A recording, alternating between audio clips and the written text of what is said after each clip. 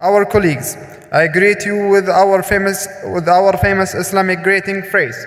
Assalamu alaikum wa rahmatullahi wa barakatuh. From the land of the pride, the kingdom of determination, the fountain of Arabism and brotherhood, with a warm heart filled with the joy and appreciation, we say welcome on IHOP conference in Riyadh, capital of pieces and incubator of the sign and inspiration to the world.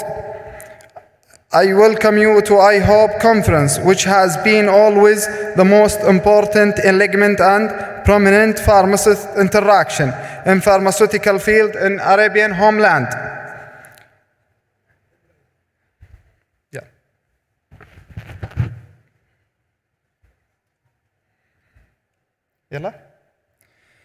Dear guests, our colleagues, I greet you with our famous Islamic greeting phrase. Assalamu alaikum wa rahmatullahi wa barakatuh. From the land of the pride, the kingdom of determination, the fountain of Arabism and brotherhood, with a warm heart and filled with the joy and appreciation, we say welcome in IHOP conference in Riyadh, the capital of pieces, the incubator of the sign, the inspiration of the world. I welcome you to IHOP conference, which has been always the most important element and prominent pharmacy interaction and pharmaceutical field in Arabian homeland, an athletical land, encouraging in culture and values, always promoting and spreads and potential. And now, let's start with our session with the Pediatric National Pharmacy with Dr. Amira Derwish. Dr. Amira Derwish is a consultant clinical pharmacist in the pediatric specialty at King Fahd Medical City since 2008. She is the chairperson of the clinical pharmacy service at the King Fahd Medical City in Riyadh and the lead clinical pharmacist service and the second health cluster and central region. She is a board certificate in the pediatric pharmacotherapy. She is a program director for the both general residency program and the pediatric specialty. And let's welcome Dr. Amira.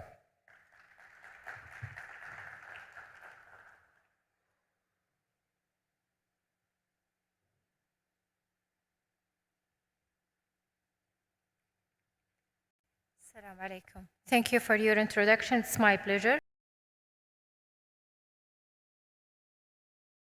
Good morning, everyone.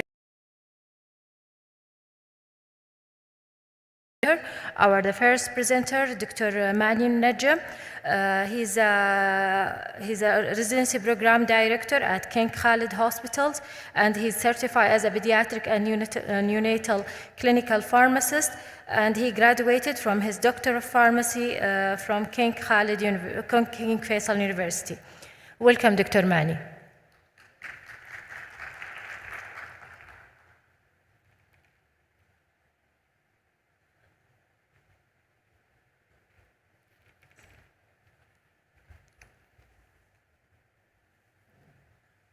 السلام عليكم ورحمة الله وبركاته. صباح الخير للجميع.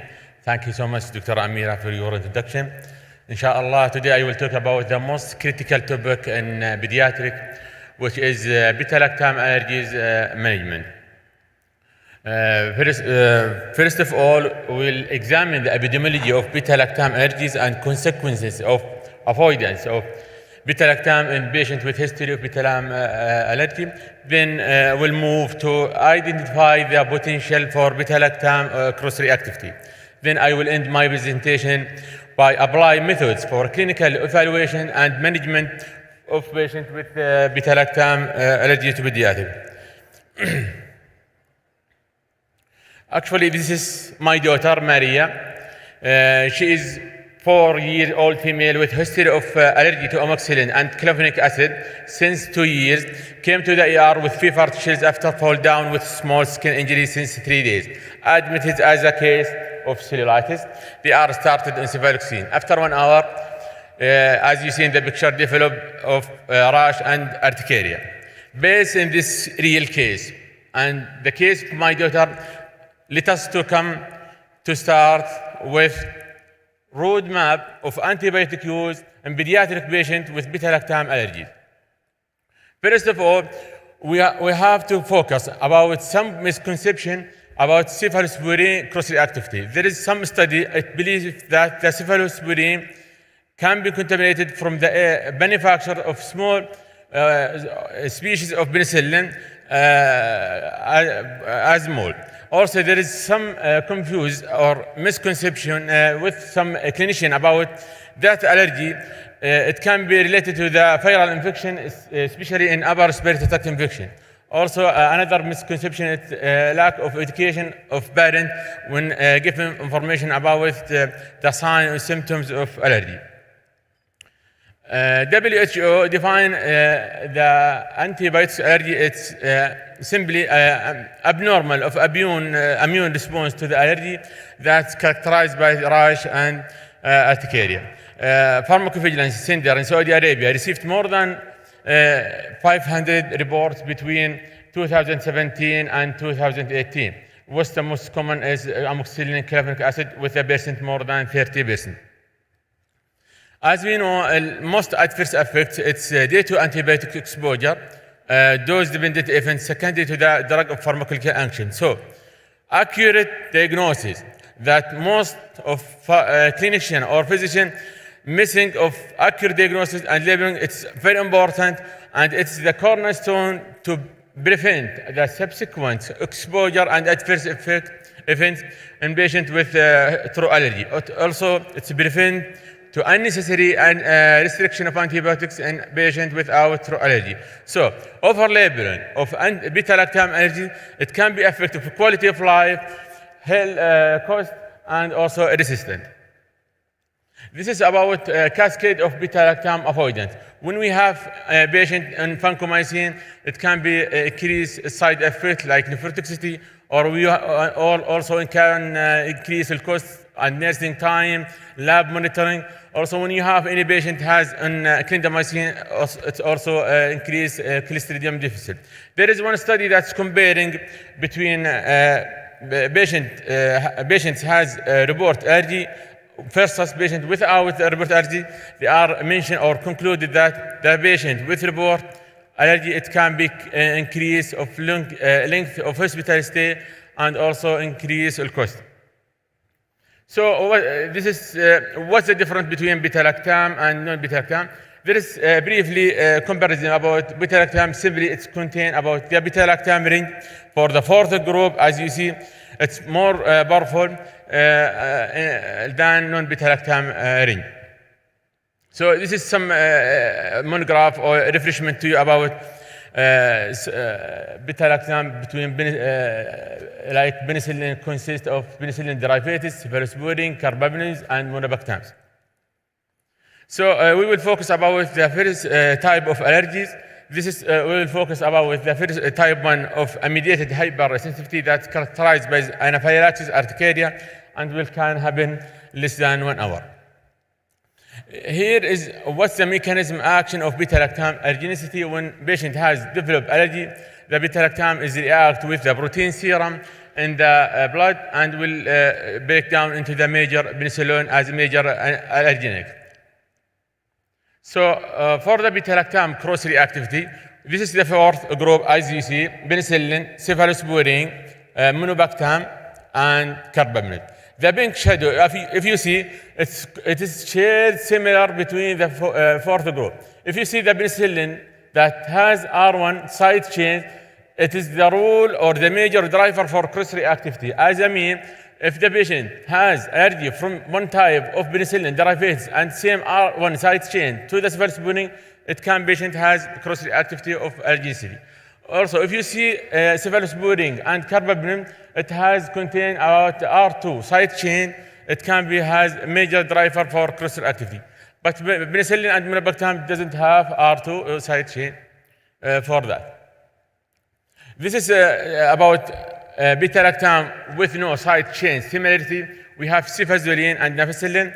Also, for the beta-lactam with shared or similar R1 side chains, we have penicillin G has similar R1 side chain with ampicillin and cefalexin. Also, cefotaxime has R1 side chain with cefabime and ceftriaxone. As we know, ceftazidime has azithromycin. For the R2 side chain with beta-lactam, cefuroxime has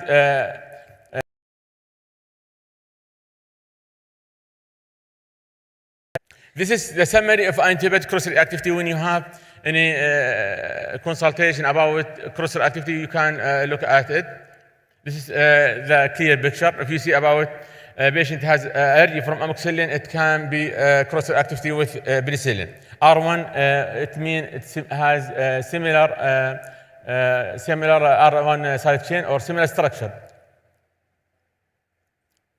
So what about if the patient has allergy from beta-lactamase inhibitor? Some patient has allergy from augmentin that consists about amoxicillin and clavulanic acid. If you see all the beta-lactamase inhibitor that consists of beta-lactam ring, as you see, but if you see the clavulanic acid, it has a structure that's totally different that consists of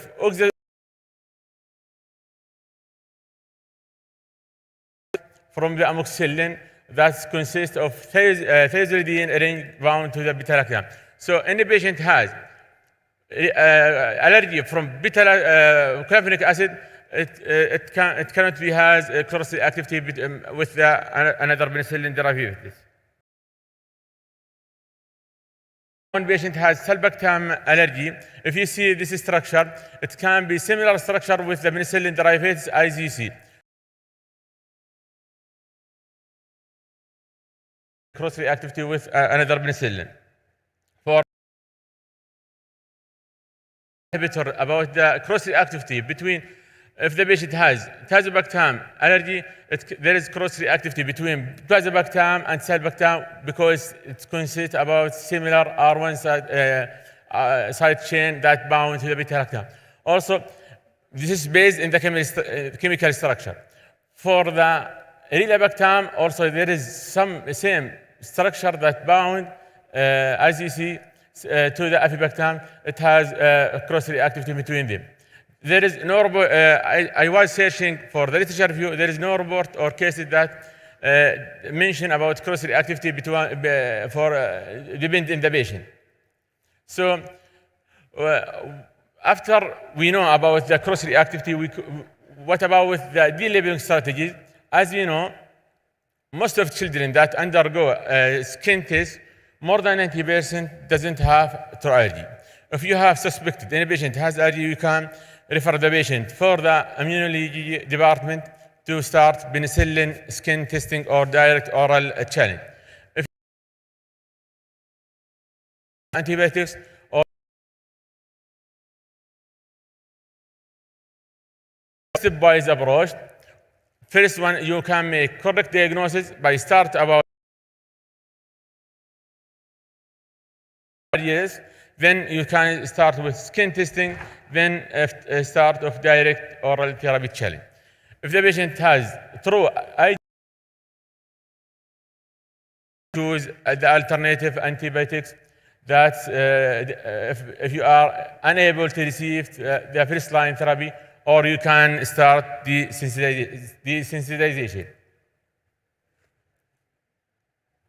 So for the allergy interview, it's the key component for the successful allergy evaluation. Allergy history can determine the candidates for penicillin skin testing. After an interview conducted, you have to review the medication profile, or you can call the outpatient pharmacy to review the antibiotic history.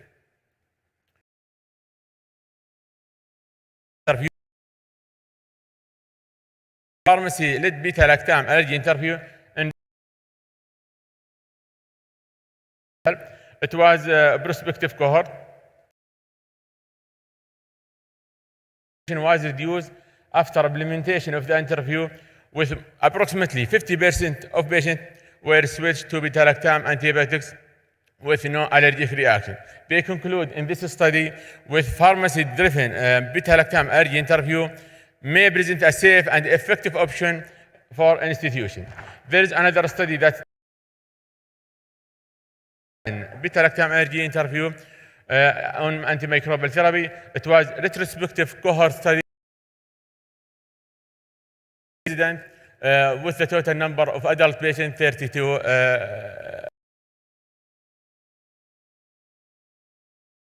Tolerated beta-lactam with more than 85% switch from non-penicillin to beta-lactam.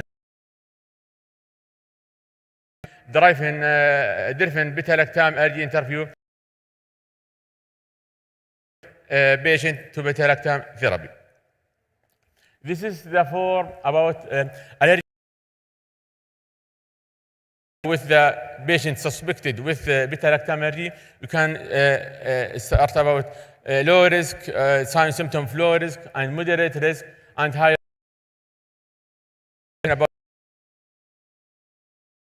reaction to determine the risk of allergy.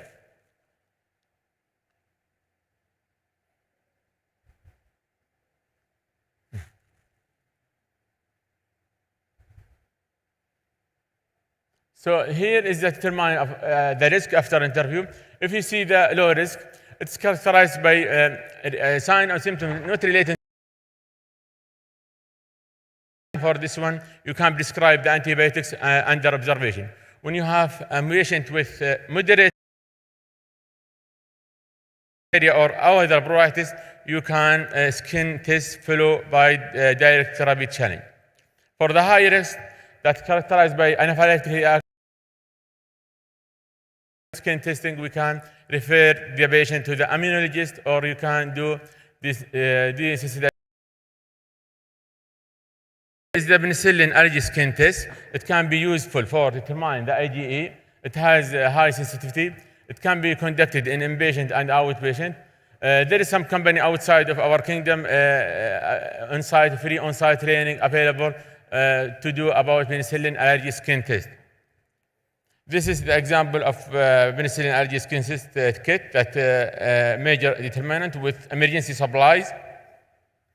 Here is the procedure about when we did, after we did skin breast test. If we found negative, we can go intradermal. If the patient developed positive, we can document allergy. If the patient document after intradermal test negative, we can document tolerance or start of as optional oral challenge. Here is the direct of oral therapy challenge. It targets a low risk and moderate risk. It can be conducted also in inpatient and outpatient. Amoxicillin tolerance, it's enable future use of all penicillin. There is no standard how to conduct, but we have two types, graded challenge and multi-day challenge. For the graded direct oral therapy challenge, we can administration the full dose or divided into 2 to 3 separate administration. Example, we can give 100 administration as a full dose, or we can give him the 10%, or after 10% by half hour, we can give the remaining of 90%. If any sign or symptom of anaphylaxis, we can stop the challenge. For the multi-direct oral therapy challenge, as we know, prolonged challenge useful to better detect the non-immediated penicillin reaction. We have one study that evaluated the safety and efficacy of 5-day amoxicillin challenge in patients less than 18 years. It was a prospective 3-phase study, consists of initial evaluation at outpatient allergy that give amoxicillin 45 milligram per kg dose in 3 steps. The second day, we can give the 4-day ambulatory course for 4 days, and the third phase, it was follow up for 2 years. They found in the result more than 97% have negative challenge at the initial visit. Also, we have more than 89% at follow-up being used of penicillin antibiotics. There are small number or small percentage present with delay of symptoms, and they conclude about 5-day direct oral therapy challenge result in 24% decrease in the future penicillin compared with the classic single dose. There is a data support penicillin and allergy test and direct oral therapy challenge. There is one study that evaluates the safety and validity of penicillin skin test in the children with allergy. It was retrospective cohort design conducted with the penicillin G and amoxicillin with a total number of more than 750 with the mean age 5 years. They found more than 90% had negative skin test. They conclude about penicillin skin test was safe and effective in evaluation in the children with history of penicillin allergy. Also, there is one study that determined the true penicillin allergy using the penicillin allergy skin test and direct oral therapy challenge. Also, they conclude about all the children categorized as low risk penicillin were found to have negative result for the true of allergy. Here we will focus on the last stepwise of approach. If we have any patient has true IgE mediated allergy diagnosis, we can safely choose the effective alternative patient, or we can do desensitization if the alternative not available. So it's desensitization. It's aimed at altering of immune response to drug, and we can be performed for IV and oral medication. Procedure can be applied to either beta-lactam antibiotics. Desensitization is only used for the patient with type 1 and type 4 reaction. It's not recommended for patients with Stephen-Johnson syndrome or hemodynamic unstable, and there is benefit and risk ratio. Here about how to deal with desensitization. For how to dislabeling a patient after clear there is no allergy, we can discuss with the patient care and healthcare professional. We can remove the penicillin allergy completely and document details in the system, or you can enter the placeholder to prevent the relabeling of the patient as penicillin allergic. This is some follow-up key series of 100 patients after the antibiotic use after removal. The penicillin allergy has most cost-effective and use of more than 50% of penicillin. As a conclusion, through IgE-mediated allergy to penicillin is rare. Cross-reactivities can be primarily driven by R1 side chain and also R2. Penicillin allergy and direct oral therapy and desensitization are important antimicrobial stewardship to avoid suboptimal and alternative treatment. So thank you so much.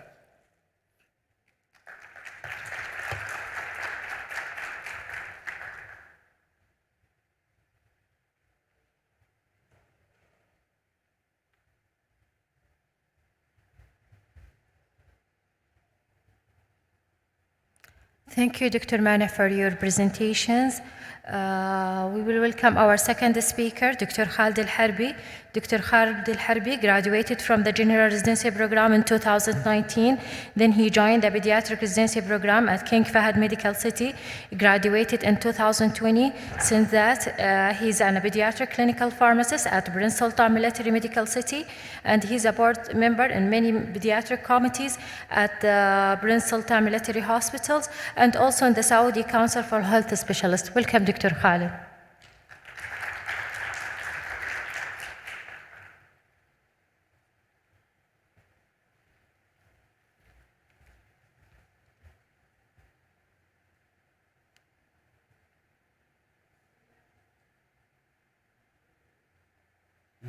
Assalamu alaikum.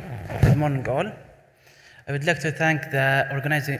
Good morning and welcome all. I would like to thank the organizing committee for inviting me in such a conference. Thank you, Dr. Amira, for introducing me. It's my pleasure to be with you here in IHOP 2020. And I hope at this end of this presentation, all of you not to be shocked with what we are sharing with you.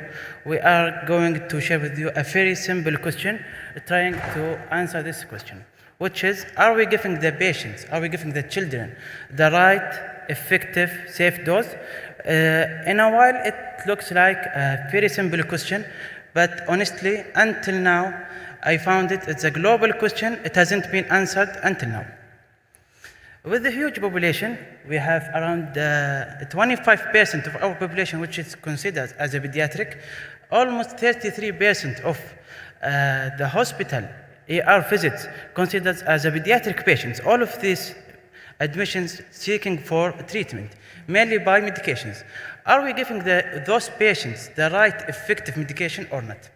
As you know, we have a difference in aging classification of pediatric. The dosing, it has been taken in consideration. These differs or not. As we have a preterm neonate, 27 weeks aging, with a weight less than 700 milligram, and on the other hand, we have other patients weighing more than 70 kilogram. Is the dosing, it has been taken into consideration these differences or not? The second question, is the dosing has taken in consideration the difference in physiological change with all of these patients, the pharmacokinetic change, the renal change, the body surface area change with all of these patients or not? Through this upcoming 20 minutes, we will see if it has been taken into consideration or not. Actually, it has an announcement from US FDA in 2017. They announced that any medication that has been approved as anti-epileptic medication in adults, it can be used directly without even single study in pediatric population, which means they didn't take in consideration all of our previous difference in pediatric population. As well as over 60% of medication hasn't been studied in pediatric population, and over than 90% of this medication, it hasn't been evaluated in the infants group, which makes that it's very difficult to choose the right and effective medication for those population. For example, we have a very old medication which is enoxaparin. For more than around 50 years, it has been manufactured and has been used. Until now, until 2022, we are using a very limited data, either in prophylaxis or in treatment. We are using a preliminary data for our pediatric patients, and this is in very common medication. What about the other medications? There was a study published in 2020. The aim of this study was evaluating all medications in lexicon. Which of these medications has pediatric evaluation? Among these medications, around 1,100 medications, only 120 medications of them in pediatric patients has renal recommendations, which is considered around 10% of this medication has a renal pediatric recommendation.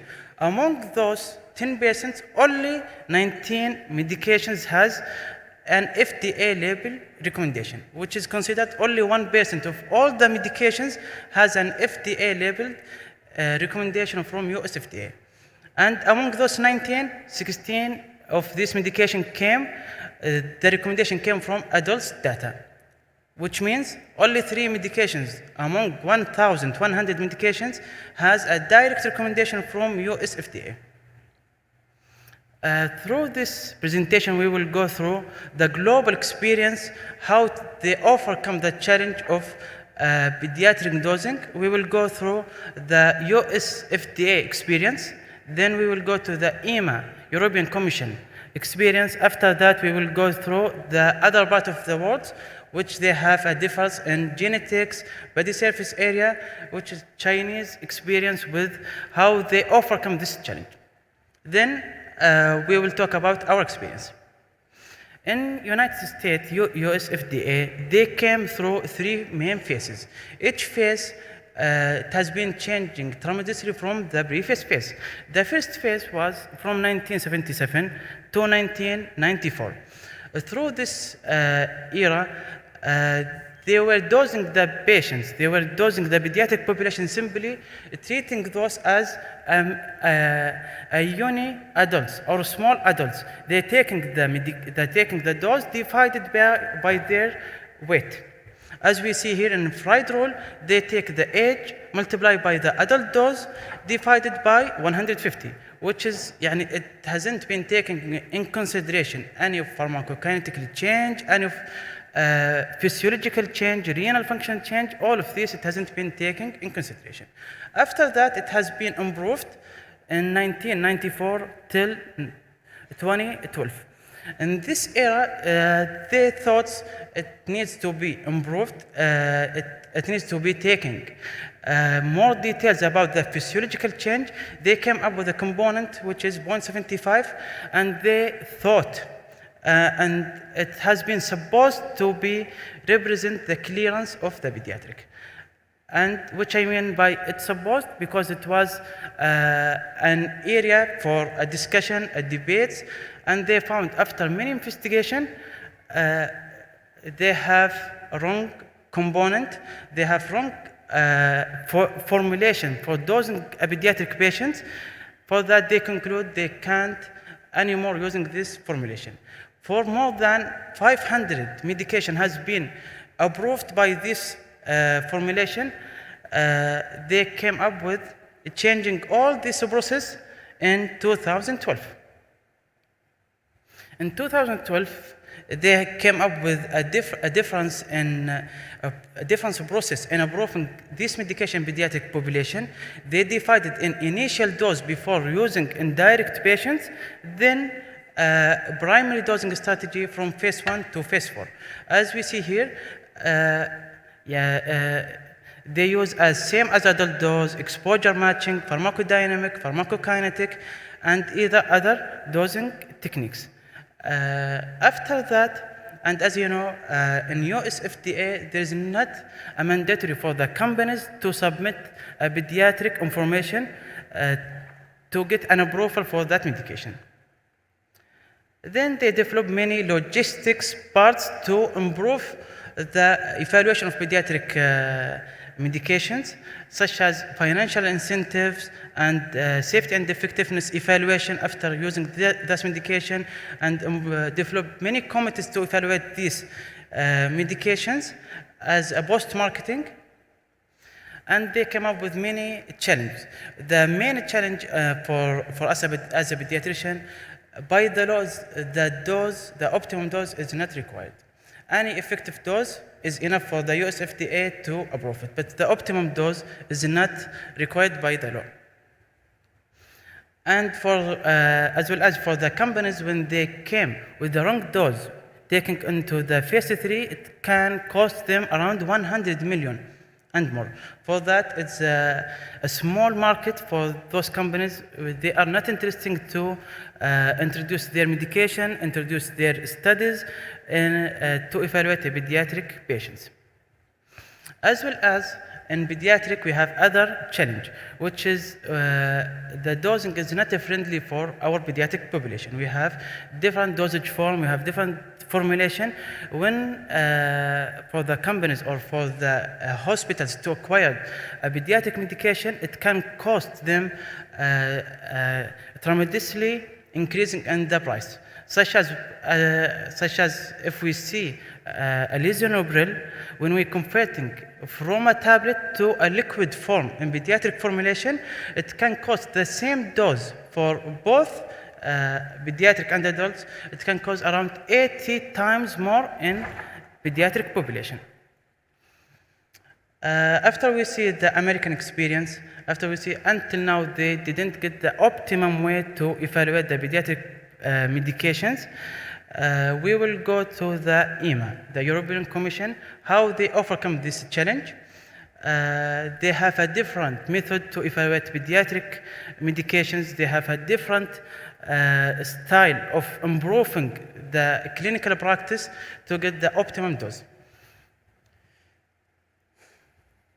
EMA, the European Medicine Agency, it has been established in 2004. We will see in the upcoming slides what they have done since 2004 till now. In 2004, it has been founded. In the first day of foundation of EMA, they developed a pediatric committee. The role of the pediatric committee to improve the usage and improve the evaluation of pediatric medication. In the next slides, we will see this small committee, what it has done since 2004 until now. In 2004, they put their agenda, they put their rules, and they come up with, in 2006, with a game changer in our practice until now, which is pediatric investigation plan. The pediatric investigation plan is mandatory for companies to submit it in each single medication to get an approval for EMA to submit their pediatric plans. This is a difference from US FDA, which was unmandatory. This part is the mandatory part. and they have other parts which to improve the profile of pediatric medication. Monthly, they have the EMA teleconference with US FDA since 2007 till now, and it's the only monthly teleconference between EMA and US FDA. The aim of this meeting is to improve the pediatric medication. After that, in 2009, the Japanese FDA joined this meeting, and in 2010, Canadian Health joined these meetings, and in 2014, Australian FDA joined these meetings. With all this uniting, and with all of these countries meeting on monthly basis with targeting to improve the pediatric dosing, that can tell us how is important of the topic, how is the important of the pediatric medication to be dosing effectively and safely. Since that, they have been meeting around 172 times, discussed more than 517 products. As well as the European Commission has put an strategy, annual strategy to improve pediatric medication. And they oversees the role of pediatric committee in EMA. And they evaluate single information how to improve on annual basis the pediatric medication.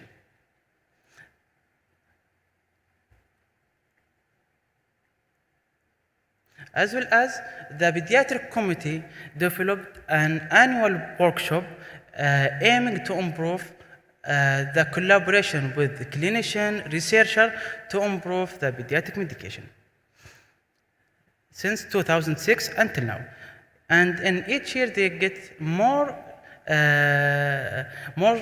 deep in advanced topics, which means in the first year they got the general rule for these workshops, and in each year they improve these workshops, which until now, since 2006 until 2019, with the monthly meetings with the FDA, with the workshops, and with others, they meet on around more than 300 meetings since that date. As well as they enhance the research network with all the clinicians, with all the researchers. The aim of this to improve the selection of pediatric medication. They enhance the research network in different specialty on pediatric population, as we see in neuropharmacotherapy, in ambulatory care, on the oncology, and different specialty, and they enhance more than, and they establish more than 85 network on research specialized in pediatric population.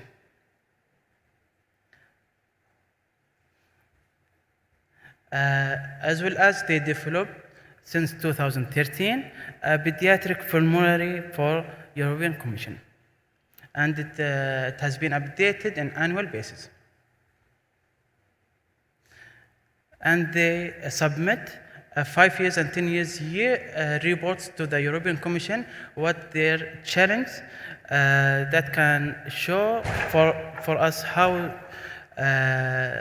it's threats us, how the issue is very important for the European Commission.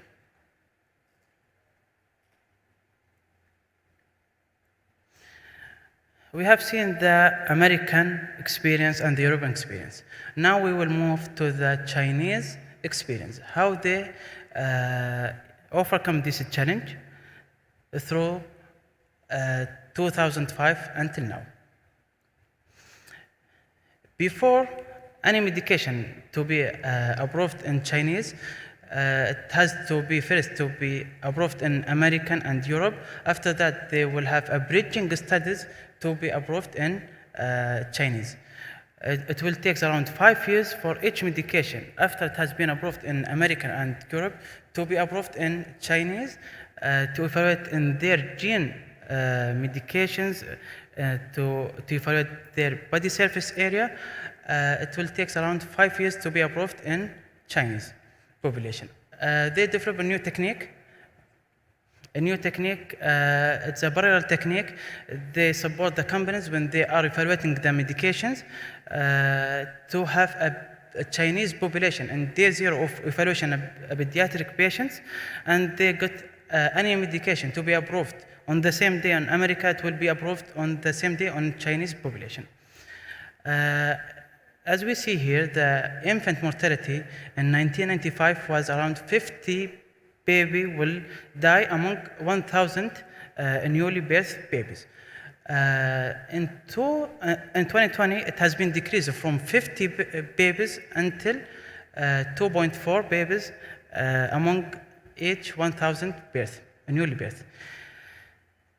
With the improvement of the healthcare system in pediatric population there, they put a strategy to overcome these challenges. They found they have many obstacles, they have many struggles in pediatric population. The main obstacles was a lack of clinical trials, lack of child-friendly drugs, and regulatory obstacles. They overcome all of these struggles. We will talk briefly about each one. They have an annual meeting since 2008 in collaboration with WHO. The title of these meetings is Make Medicine for Children. We will see what these meetings has done since 2008 until now. They put a national strategy to overcome this challenge. The national strategy after these meetings, they come up with 4 main tasks. The first one is accelerating pediatric clinical research, improving drug approval process and regulation reform, as well as better distribution for pediatric medication. And many changes has been done as a national based, such as they develop a pediatric committee to evaluate all the pediatric medication. The policy issued in 2016 by State of Council of China. They mentioned that is one of the current main tasks for China is to develop a new children's product appropriate dose, forms, and strength. The number of pediatric drugs investigation has been increased around 300 times since 2009 till 2017. And they improve the approval process. They review the current policy and reform all the approval process for the drugs. And they accept all the medication has been approved on American and European Commission directly to be approved on China. As well as they come up with better distribution for pediatric drugs. They came up with the price. It has been removed any barriers above the prices, as well as medical institutions can directly purchase any pediatric medications directly, as well as they removed any restrictions, such as in the policy, there was for the hospital, they should have 1 active ingredient on each medication. And they came up in 2011 with a national Chinese pediatric formulary. That's it. And we hope in our country to have the medication is friendly for our pediatric. Thank you very much.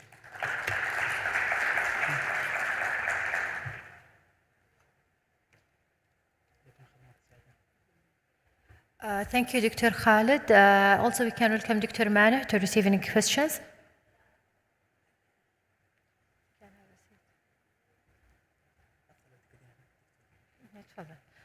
Any questions for Dr. Mani or Dr. Khalid?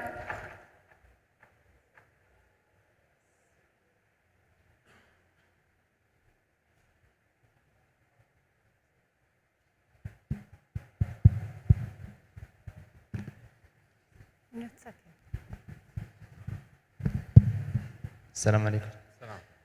Thank you very much. يعني both speakers are distinguished speakers. أنا عن نفسي ممنون جدا لكم على قبول الدعوة والpresentations الرائعة. يعني both of you presented a very sensitive topics في realms of pediatric يعني management. Perhaps my first question to Dr. Mana, desensitization pathway or roadmap اللي you displayed in your presentation. I was wondering, it's not accessible to many of our patients in the kingdom because of the testing, because of the nature of not finding an allergic مثلا physician to do this kind of testing. But if a patient is labeled in the early years of their life as a beta-lactam allergic patient, would the desensitization process be doable perhaps in the early adulthood to rule out the beta-lactam allergy? Do you mean in the practice? Yes, يعني if they did not do it in the early life.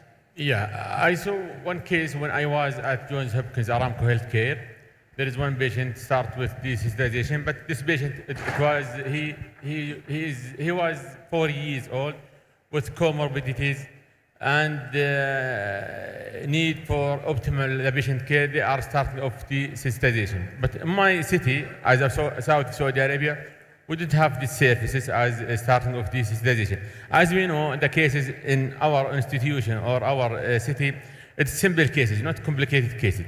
Based on the case that I present for my daughter, we don't have the knowledge about the R1 side change with our healthcare professional. So my knowledge, there is available in some institutions like Johns Hopkins Aramco Healthcare. Thank you very much. Dr. Khalid, الله يعطيك العافية. You asked a very nice question. يعني, are the children receiving a safe and appropriate medications when they need it? My question is, يعني, I have two questions to be honest. يعني, the first is, what is the clear-cut, do we have in Saudi a clear-cut definitive age when we label patients as pediatric versus adults? Because I remember when I was covering in the ICU settings, we accepted referrals from pediatric patients as early as 12 years, and they are treated as adult. In the endocrinology settings right now, outpatient settings, we do not accept patients below 14 age. So guide me, يعني, what is a clear-cut age that when we receive patients, we can label them as pediatric dosing or adult dosing?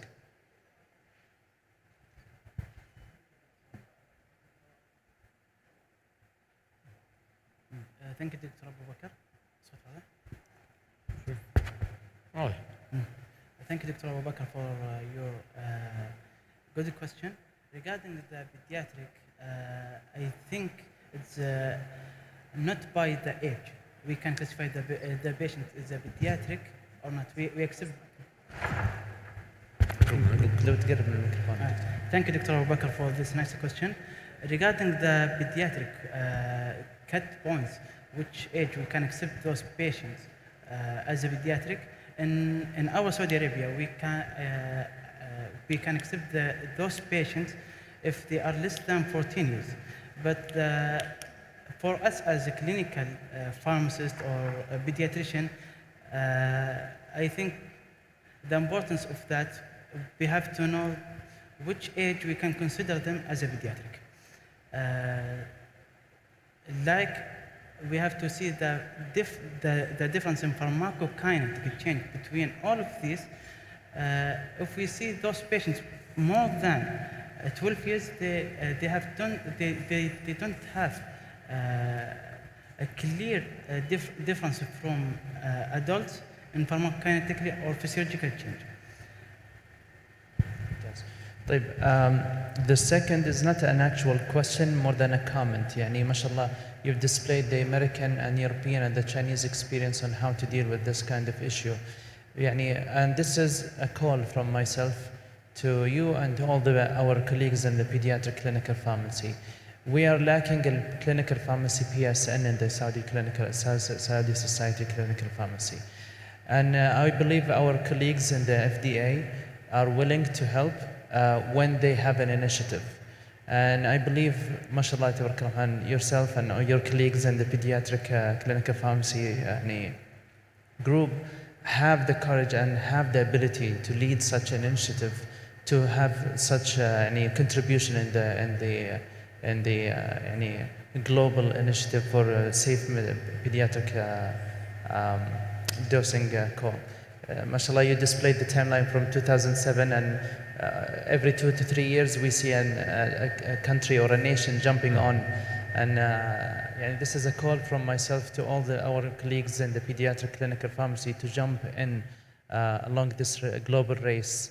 MashaAllah, Dr. Ahmed Judea yesterday highlighted how the entire group and the Ministry of Health contributed to the Saudi Evaluation Utility Study. And I'm hoping that the clinical pharmacy colleagues from the pediatric group do the same thing with the Saudi FDA. Thank you. Thank you very much. Any other questions?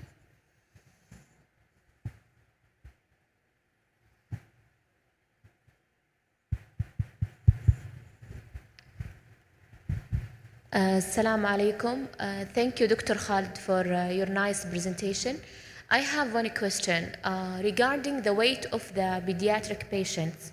Sometimes in our practice, we face children with like 50 kgs or 45 or somehow, and in otherwise any obese patients. So in this, can we adjust the dose based on only the age, or the weight also can matters?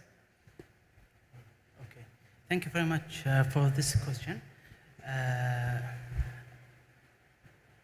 Regarding the pediatric dosing, if we have a patient or if we have a baby and weighing more than nearly to the adult level, first of all, we have to see if the medication should be dosing based on the actual body weight, or should be dosing based on the corrected body weight or not. If it has been, if there is a recommendation to dose this medication based on the corrected body weight, it's better to use that recommendation.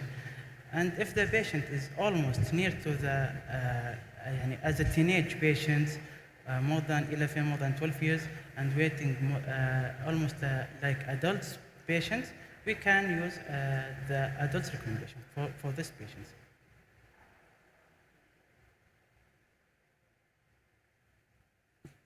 Any other question? طيب, my question for you, Dr. Mana, you mentioned about the penicillin test dosing. So do you recommend it for all patients with having an allergic history? Thank you so much for excellent question. Actually, if we have documents in the system about patient allergy to the beta-lactams, we have first to review all the antibiotic history for that patient. Then we will start with the interview with the parents of the baby before to starting to the start of penicillin skin allergy. After you start the interview with the parents, you can categorize this patient as low risk, moderate risk, high risk. Then you can review the file for that patient for the previous of 6 months or 1 year as outpatient and as inpatient. If it's banned beta-lactam, we can start a penicillin allergy test for that patient. Is this the action plan that you are already doing in your hospital? No, it's not applied really in our institution still. We didn't have subspecialty in pediatric like immunology and infectious disease in pediatric. Okay, thank you. Any other questions? By this, we will conclude our session, and thank you all for your attendance, and thank you for our speaker. Thank you so much.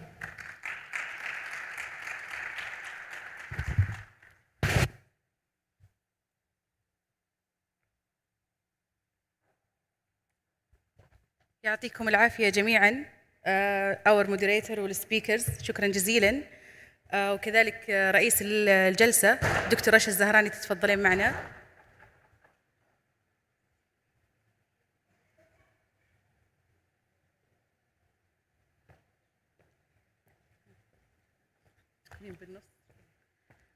بداية مع دكتور خالد الحربي.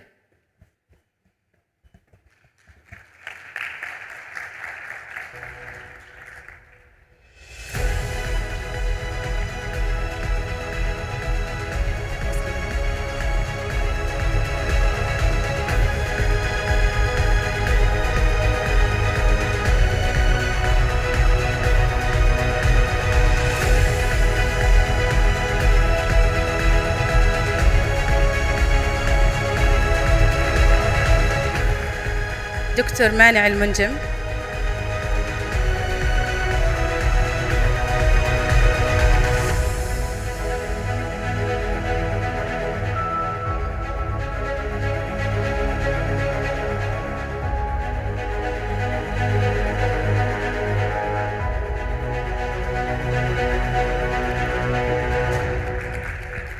كذلك مديرة جلستنا دكتورة أميرة الدرويش.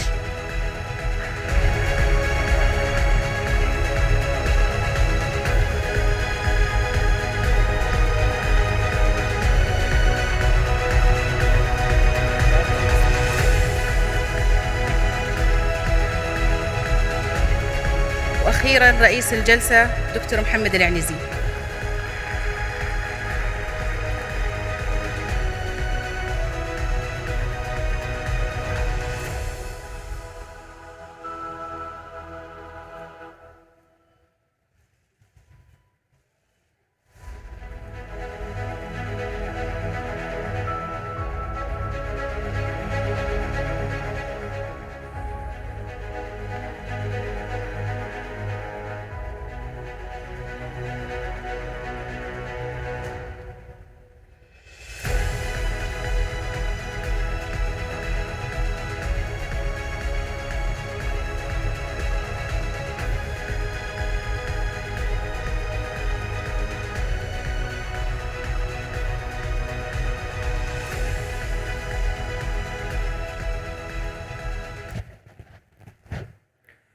I would like to thank you all for this good presentation.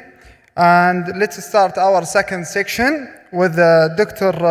Muhammad Al-Mgahwi with a mental health disorder.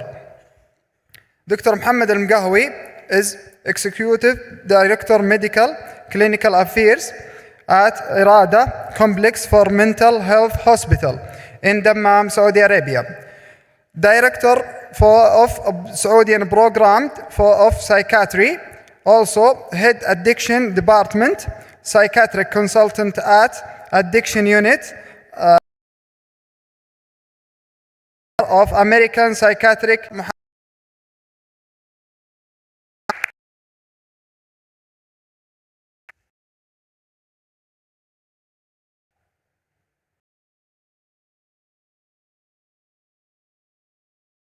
صباح الخير. السلام عليكم. صباح الخير. صحصحوا يا جماعة. احنا في الشرقية صحي من الفجر، انتم في الرياض تأخرون الظاهر شوي. طيب good morning everyone. I would like to thank organizer committee for inviting me for this conferences. I'm very pleased to be a chairman for this session. حقيقة أنا تجربتي مع مادة الفارماكولوجيا ما كانت جيدة أيام الجامعة، لكن قدر الله علي إني أجي اليوم وأقدم أحد المحاضرين في هذا التخصص الرائع. طبعا لازم أقول رائع لأن كل هنا فارماسيست. We will cover two topics about mental health disorder. We have two speakers, Dr. Hadil Al-Dagash and Dr. Majid Al-Shakhuri. Our first speaker, Dr. Hadil Al-Dagash, she is supervisor of pharmaceutical residency program, Pharmaceutical Care Department, Saudi Commission for Health Specialty and Irada Complex for Mental Health, Ada Central BIO, Assistant Curative Deputyship at Ministry of Health. Welcome to Dr. Hadir.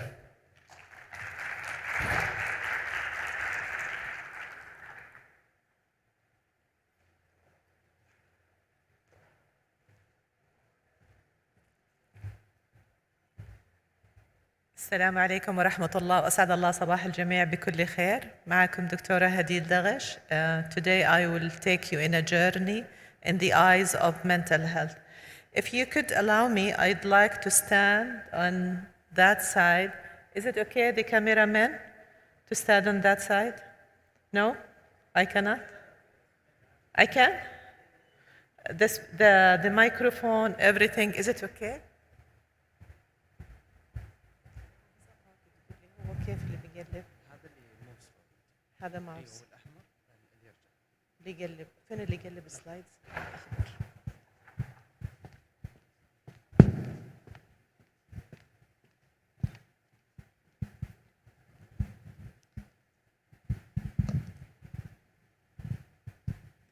نقول بسم الله and we will start our journey in the eyes of mental health. The main aim, the objective of this presentation today is to draw the attention to a group of unfortunate patients. These patients have been stigmatized. They have been felt as a shame, something we want to avoid. Them and also their families, the surrounding. And sometimes it's also extended to the people who are working in the mental health. So the main aim is to minimize the stigma and to give you a clear insight about these patients.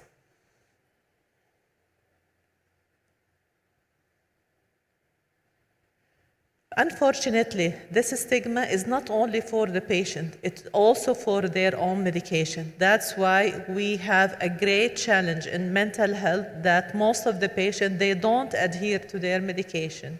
Why? Because of the stigma. What is a mental illness? Mental illness is a mental condition, mental status that happens in the brain of the patients that affect their own things. This is back.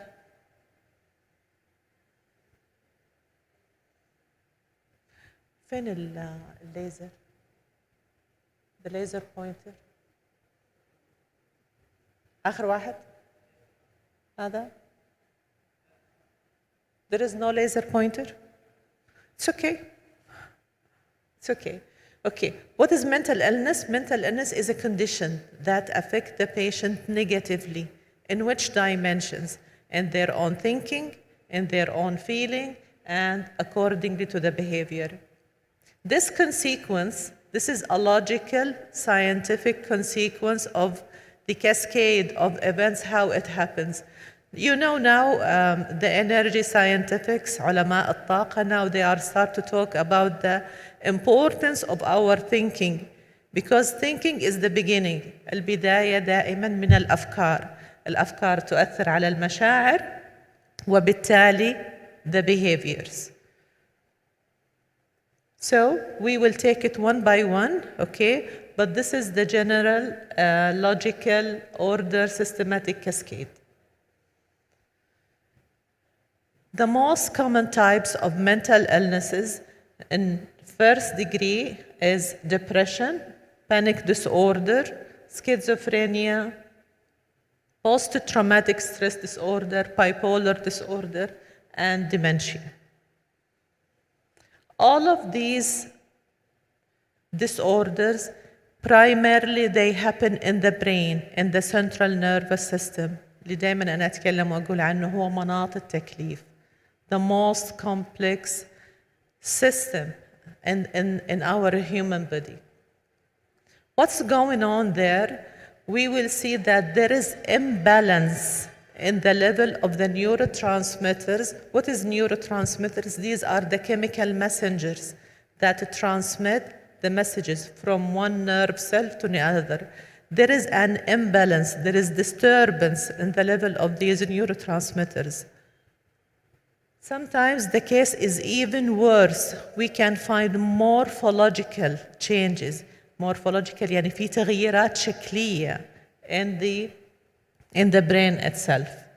Why I'm telling this? Because most of the people, they think that psychiatric or mental illnesses is just psychological symptoms.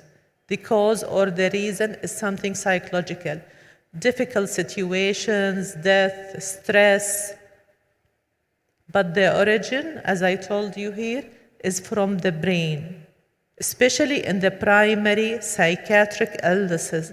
It happened and started in the brain. Let's take a look at each one individually. In depression, the thinking is down. It is derived from the depression. اكتئاب, everything is going down. There is a general suppression of the neurotransmitters. The brain go in a state called fog brain. Fog brain يعني الدماغ الضبابي. So they cannot concentrate well, they cannot think well, they forget, they are inattentive, and sometimes they will be misdiagnosed with attention deficit disorder. Just only attention deficit, not the hyperactivity ADHD. Why? Because of their suppression of the mental processes. The feelings, of course, you all know that. Depression characterized by sadness, fear, and sometimes guilt. Why guilt? Why guilt in depression? Because these patients, they saw themselves as inferior. They have low self-esteem. They don't think that they are adequate, they are not enough. That's why this will take them to the behavior which is isolation, avoidance. They don't want to take responsibilities. They don't want to change. They don't want to challenge. They just are avoiding. And we can see them. They are isolated in their own houses, even in the workspace. If they are able to go to the work, they are most of the time isolated or avoided. Nothing more. Don't give me more. I have enough. Why? Because they felt as inadequate, low self-esteem. Second is the anxiety. Anxiety, this is a broad spectrum of symptoms and disorders. We have under anxiety, there is post-traumatic stress disorder, we have generalized anxiety, we have the phobias, all of the phobias, they are all under anxiety. We have obsessive compulsive disorder. What is the characteristic in anxiety? These patients, they are preoccupied, overwhelmed by their own worries. That's why they cannot concentrate. Not like in depression. Depression, they cannot concentrate, they cannot think. Why? Because there is a foggy brain. But here, they cannot concentrate, they cannot think, because their brain is preoccupied, overwhelmed by their own worries. They always have the sense that there is something dangerous is about to happen, even if there is nothing. Sometimes they know that this is irrational, this is illogical. There is nothing, everything is okay, but I feel that there is danger. Last night I had a conversation with one of my patients. She had a severe anxiety. She told me, I know that everything is okay, but I cannot believe it. I still have a feeling that there is danger threatening me and my children. She is stable. We are here in Saudi Arabia. We are in a stable, alhamdulillah, we are in a stable country, secure country. She is an employee. She has her own job, her own home, husband. Everything is okay. But she cannot resist her own feelings of worry. This is an anxiety, gentlemen. Exacerbated, excessive feeling of worries, of danger, even if it's not there. Sometimes they know, but they cannot resist this anxiety. So what will happen? Their own feelings, jitteriness, nervous. Sometimes they cannot tolerate others. That's why they go always in conflicts, problems. It sometimes ends up they will be fired, they will be divorced because of the anxiety.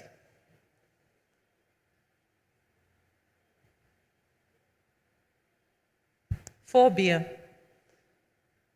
Phobia, we have also different kinds of phobia. We have specific phobias, like people who are afraid or get phobic from animals, insects. This is a little bit rational, but sometimes they have irrational fears. Like, for example, some of the phobic patients, they cannot sit in a setting like this.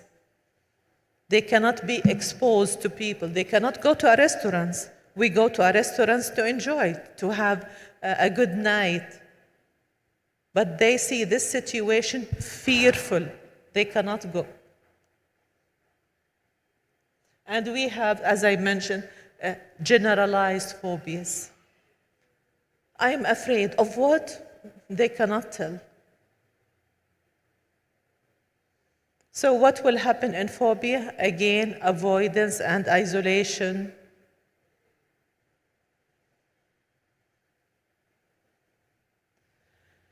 Schizophrenia. Schizophrenia, this is one of the most devastating illness for me, myself, I have ever faced in psychiatry. It is characterized by disorganization, disorganized thoughts, and it is reflected on everything else. You can deal wherever while it is organized, but this organization, it is really challenging to deal with. You don't know what to deal with. They are unpredictable. They have positive, they have negative symptoms. Positive symptoms, this means hallucination.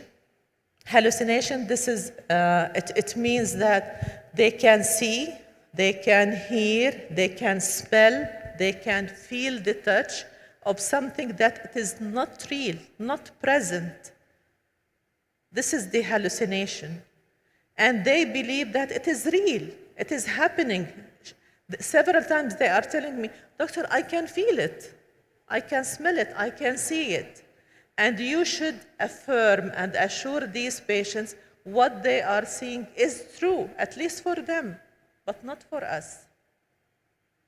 Yes, this is true. You see, you feel, you hear these hallucinations, but in reality, they are not true. Why this happens? Because they are dissociated. The brain is dissociated from the reality, and our brain is, subhanallah, created to always receive, to always take from our own environment, from our own reality.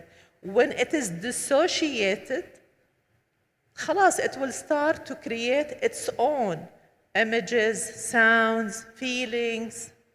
Do you understand this point? The brain is not receiving, is not taking anymore because it is dissociated. That's why it will start to create its own. Subhanallah, تعطيه الوظيفة أساسية for the brain تخليه إنه هو يبتكر، يخلق أشياء إنه هو يشوفها ويحسها ويسمع فيها. هو مهيئ للشيء هذا. So most of the time, they are not predictable. Sometimes you can see them isolated, neglecting themselves.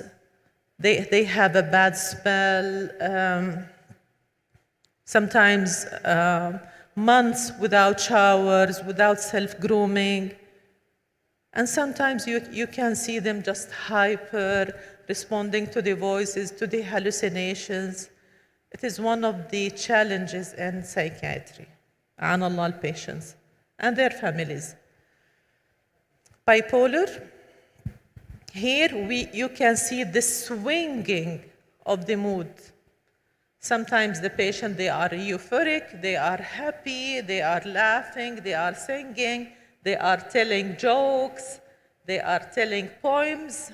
شعراء. When we are in the round, we hear a lot of songs, we hear a lot of beauty الشعر. When they are in the manic or in the euphoric state. And then they swing back to the depressive state. It is really difficult to control this. Why we do? Shall we treat depression or shall we treat mania? We treat with something called mood stabilizer. We don't want them to go into mania, and we don't want them to go back to the depression. We call something mood stabilization, something in between. ديننا دين الوسط. خير الأمور الوسط.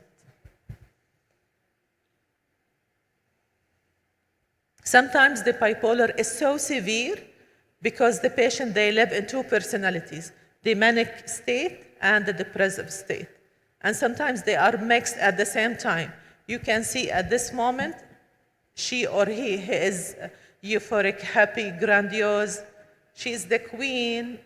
He's al-Masih al-Dajjal. He's al-Mahdi al-Muntadhar. We saw a lot of them in psychiatry. And on the other moment, you can see her a very poor, miserable lady or man. One of my patients, she used to create money. She is telling that I'm creating money. And the second moment, please, can you give me something? I want to buy a sandwich, go to buy a chocolate. You cannot understand this unless you go deep to psychiatry. Identity. When identity or identity disorders happen, when the patient dissociated from their own identity, from their own reality. Why? Because of discomfort, they don't like what they are. And now, in this age, in this era, we start to see a lot of gender identity. Sometimes it is genuine.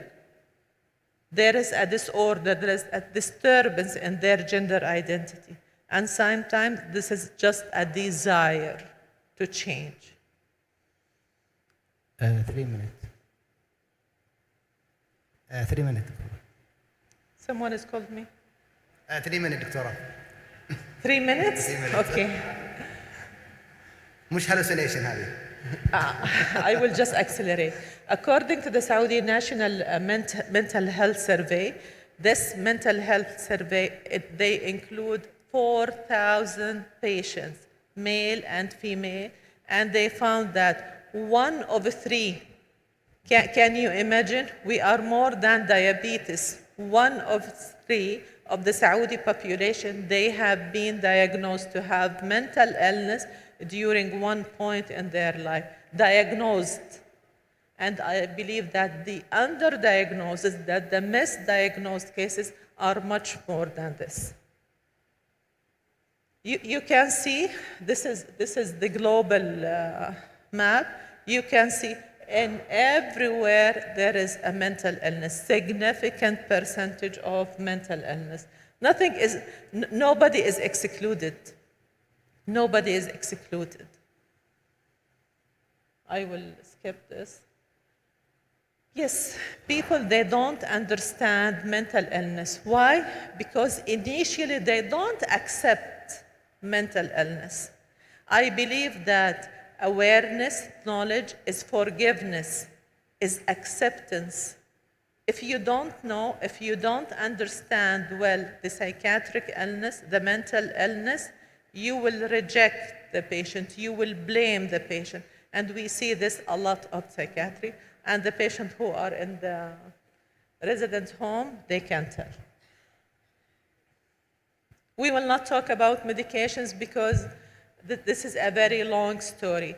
But because we are Russian time, I just want you to go to the precursors of the neurotransmitters.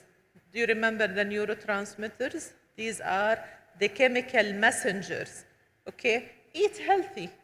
Because the healthy food, like for example oats, sha'ir, it contains the precursor, which is the tryptophan for serotonin. Serotonin, this is the pleasure, the relaxing hormone. Exercise. While you exercise, breathe, breathe. One of our major problems that we don't breathe properly. Inhale, inhale. This is one of the most graces of God, is breathing. And it is free, by the way.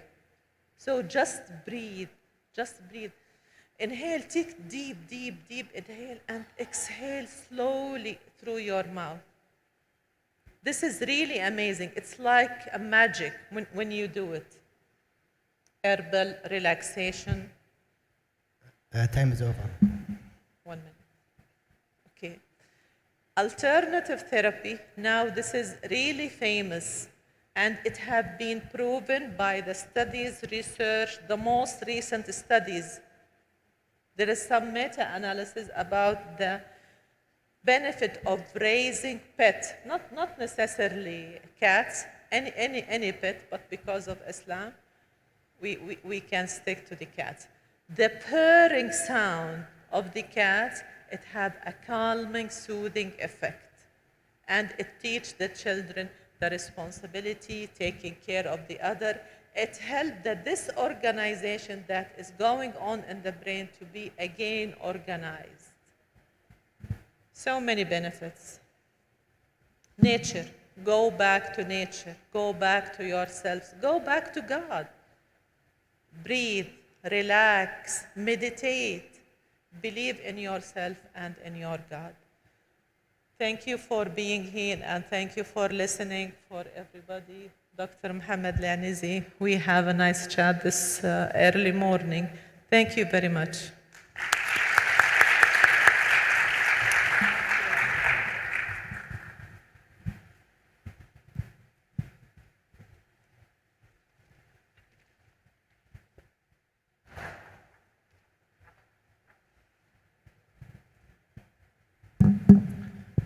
Thank you, Dr. Hadil.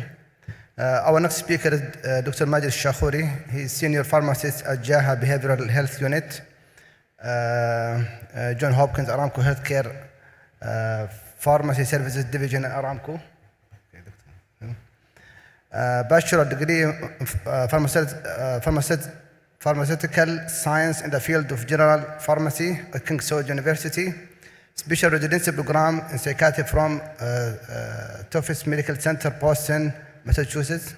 Board of Psychiatric Pharmacy from the American Board of Pharmacy. He will talk about anti-biomanic case report, psychiatric clinical pharmacy services. Welcome, Dr. Majid.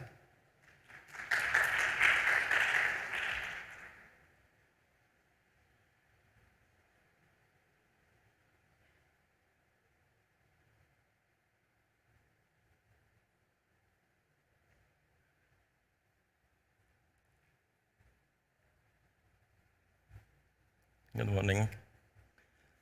Thank you for the nice introduction, organizers. Thank you for the invitation and for your hospitality. Talk today about anti-biomania. So this is some of our objectives today.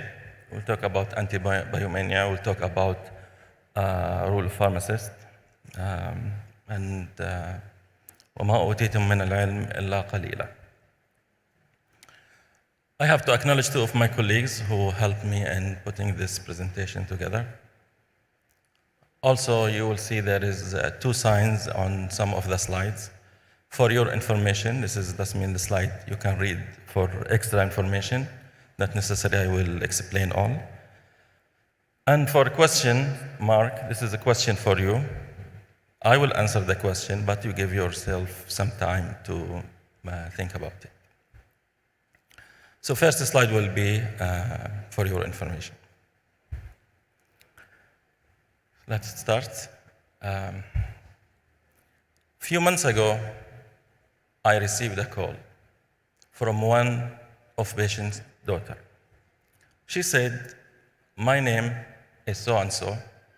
My mother is case of bipolar, following with mental health. My mother is confused, crying all the time, and not sleeping since 3 days. I told her, this is emergency. You have to go to emergency room. Maybe she needs admission. She said, in fact, we went to emergency room, and she was admitted for 3 days. And they did all the investigations, and they did not find anything, and she was discharged. I took your number from one of my colleagues, and she told me, call Majid, maybe this is related to drug interactions. I told her, fair enough. I asked about the symptoms, and still the symptoms persist. So this is the case. This is a 74-year-old female with previous medical history for Parkinson's disease, diabetes, and bipolar disorder. Her labs are not significant. It's not normal, it's abnormal, but it's not significant for her age. Her current medications, the chronic medication, is aspirin, atorvastatin, and her Parkinson's medication. Her mental medication include mirtazapine, lamotrigine, these two medications for depression, risperidone, the antipsychotic, mood stabilizer is dipakine, and zolpidem for insomnia. So now, my question to you, what do you think one of the main reasons for confusion in geriatric? There is many reasons. For example, brain injury, hyperthyroidism, stroke, pain syndrome, delirium, meningitis. All these symptoms were investigated during her admission. Meningitis usually comes with more somatic symptoms like neck stiffness and headaches, but usually it's ruled out. Usually the patient will have meningitis workup. So now if I will bet my money on one of these symptoms, I will choose delirium. So what is delirium? Delirium is a sudden disturbance in consciousness and cognition. Patient will not be oriented to place, time, or person. It comes in more than one form. Sometimes we call it hyperactive when there's agitation, and sometimes hypoactive when the patient is not active and stay confused. The reason for that patient fits in a lot of risk factor for delirium. Patient has advanced age, on GABA and on dopaminergic medication for her Parkinsonism. There is a big chance that she has UTI. UTI is one of the common factors to cause delirium in geriatric. Sometimes I receive a patient with delirium symptoms, and I ask them, did you go to any physician? They say, yes, we went to primary care. So what's the diagnosis? UTI. Did you start the antibiotic? No. This is the solution. This is the problem. The UTI need antibiotic. So I went back to the patient daughter and I asked her, is your mother oriented to place? She said, yes. Is she oriented to time? She said, yes. Does she recognize you? She said, yes. I told her, this is not delirium, and I don't know what's that. But I want your help of remembering what happened to your mother during the last 2 weeks. Anything changed? Any medication adjusted? Any new medication? Adherence issue? Anything that you can remember will help us in this case. I will go back to the case again. I will see if I missed something. That afternoon, she called again, and she said, I remembered something. My mother went to emergency a few days ago because of right upper quadrant pain for 1 week. And the reason was she had a calculus cholecystitis, underwent procedure, which is cholecystostomy, insertion and drainage happened, was well tolerated. The operation was successful. And she was discharged on antibiotics, and this is the only thing that she took and during the last 2 weeks, which is the only difference I can see in her situation.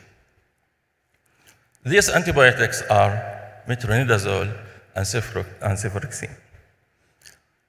I told her antibiotics are interesting because I remember an old syndrome called Huygens syndrome. Was first described in 1950 by Dr. Huygens. Dr. Huygens noticed a psychiatric reaction for patients who were administered Brucan penicillin. He described as an anxiety and hallucination. Hallucination are people who hear voices or say things that are not there. And this lasted for a few minutes, 5 to 30 minutes. After that time, we received tons of case reports related to antibiotic causing psychiatric changes. And there is more. Now, we have more medication known to cause psychiatric disorder. For example, this slide is prepared with one of my colleagues. he counted more than 70 medication, highly used medication, that have induced psychiatric problems. 30% of them are related to anti-infection. And guess what? Metronidazole is one of them. So when you check metronidazole adverse reaction, it can cause psychosis, depression, irritability, insomnia. The leaflet of the medication asks you to seek help, emergency help, if patient develop any mental or mood change, including confusion, difficulty speech, severe headaches. So I told her, I think this is the offending. We know now what is the reason. So what is antibiomania? Antibiomania is antibiotic-induced mania. So what is bipolar? Bipolar is patient cycling between the high mood and low mood. We call it cycling between the two moods. To explain that, see this graph. In the middle is what we call euthymic. That means you are not happy or sad. Like you now in the court, you are not happy or sad, hopefully. So when you have a raise in your salary, you will feel excited, you will feel energetic. This is what we call happiness. When your spouse crashes your car, you will feel sad, you feel angry. This is what we call sadness. So does that make you bipolar? The answer is no. When we talk about bipolar, the excitement and agitation and happiness exceed the maximum that your brain can handle, and that will require hospitalization. When I talk about depression, it is the darkest, deepest, and longest sadness that your brain will not handle, and you will feel that the life is not worth living. So for our patient, she was not only manic or depressed, she was both. And we call mixed state, which is something we see in patients with bipolar, but not reported before for metronidazole. So how we manage this case? The first step to stop the offending medication. So we call the surgeon to DC metronidazole and continue with the other antibiotic. The second step to call the psychiatrist to adjust the medication. In this case, the doctor advised to increase the antipsychotic, which is risperidone. But the problem is the patient has Parkinsonism, and there is severe interaction between antipsychotics and anti-Parkinson medications. So we have to do slight adjustment, but thankfully, thanks God, that was successful. Symptoms start to improve within 24 hours. Within a few days, symptoms are resolved. So what is our role in community or in our hospitals? Charts are an important tool. Give you a lot of information about the patient condition. But is it enough? The answer is no. The clinical presentation of symptoms is an important tool. I receive a lot of interns and residents who tell me that I did like 20 swab format in my previous rotation per day. I told them this is a lot. But did you see the patient? Ask me for what? Seeing the patient is important. If you have to go to the patient, identify yourself. I am the pharmacist. My name is so-and-so.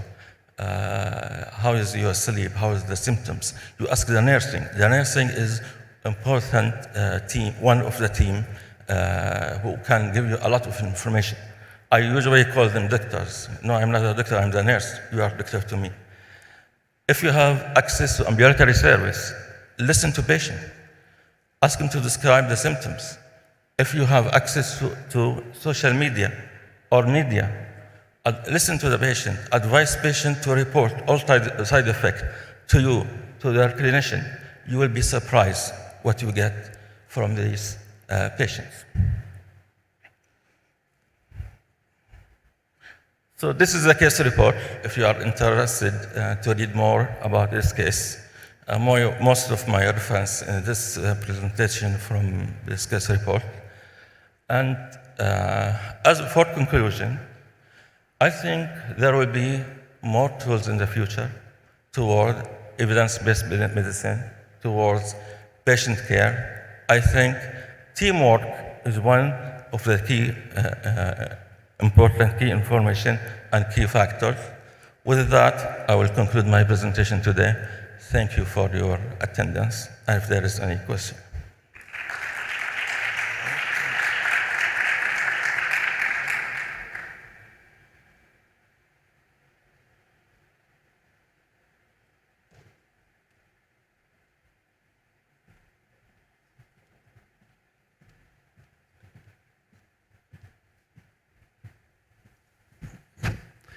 Thank you for our speaker for a very interesting topic. Now the floor is open for a question. If you have a question. تفضل. المايك.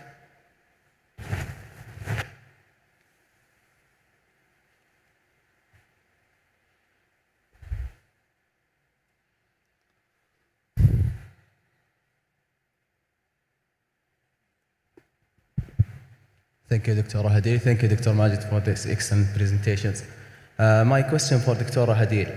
Dr., you know, for the lack of awareness and maybe the shame, we see like an epidemic for the addiction. So patients, when they feel depressed, they go to addiction like alcohol or another substances. So in this case, what's the balance to treat the patient when he's like on alcohol or any other substance and you want to start a medication? And as far as we know, there is a lot of interactions between the antipsychotic medications and alcohol. So what's the golden balance to reach it? And we know we have setbacks, like the patient start on his medication. What's the priority? Should we go to the mental disorder treatment first or for the addiction treatment first? Thank you for this excellent question. Actually, what you have mentioned is something called self-medication. The patient, they tend to medicate their own selves by going to the drugs. Unfortunately, this is a bad choice. Yes, it gives a rapid, tremendous high responses, but this is, as you have mentioned, it may lead to addiction. It will lead to addiction eventually. And on the other side, our medications, the psychiatric medication, they take long time to give the response, from 6 to 8 weeks. So that's why the patient, they prefer to go to the drugs if it is available for them. In this case, what shall we do? Number one is awareness that yes, this is a kind of self-medicate, but this is not the appropriate choice. This choice can lead to addiction and it is not available and it is so costly other than the illegalities of these self-medications. Our medications, yeah, they will need time, but they are effective. They will last lifelong. They are affordable. You can go with your own dignity and take them from the pharmacies, unlike what is happening with the street drugs. So, elaboration, awareness, giving the full picture, good and bad, what's going on here, and what you will lose if you go with the self-medicate and the addiction. Regarding the interactions, thank God that we are here in a pharmacy society and we are expert in handling how to choose the best tailored medication for each patient to avoid the drug interactions. I don't want to go to the details of this, but there is medications that are not that active in drug interaction. So we can choose something appropriate and safe and away from drug interaction. But we need some patience, we need knowledge, we need to be open more. Thank you for your question. Thank you so much, Doctor.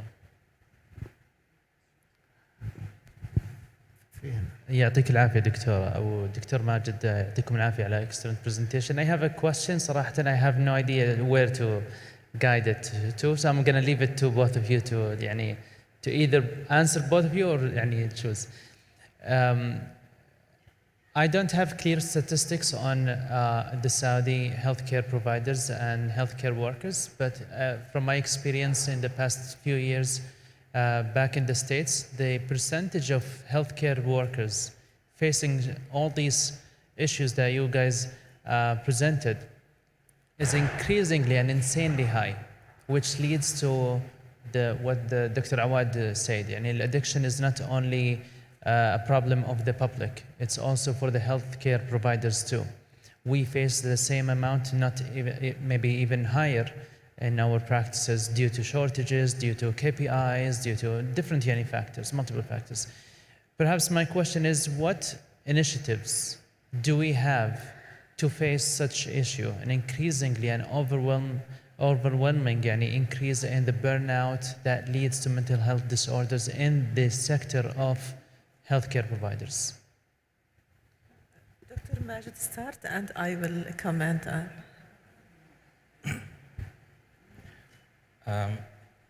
Like you said, there is a huge demand,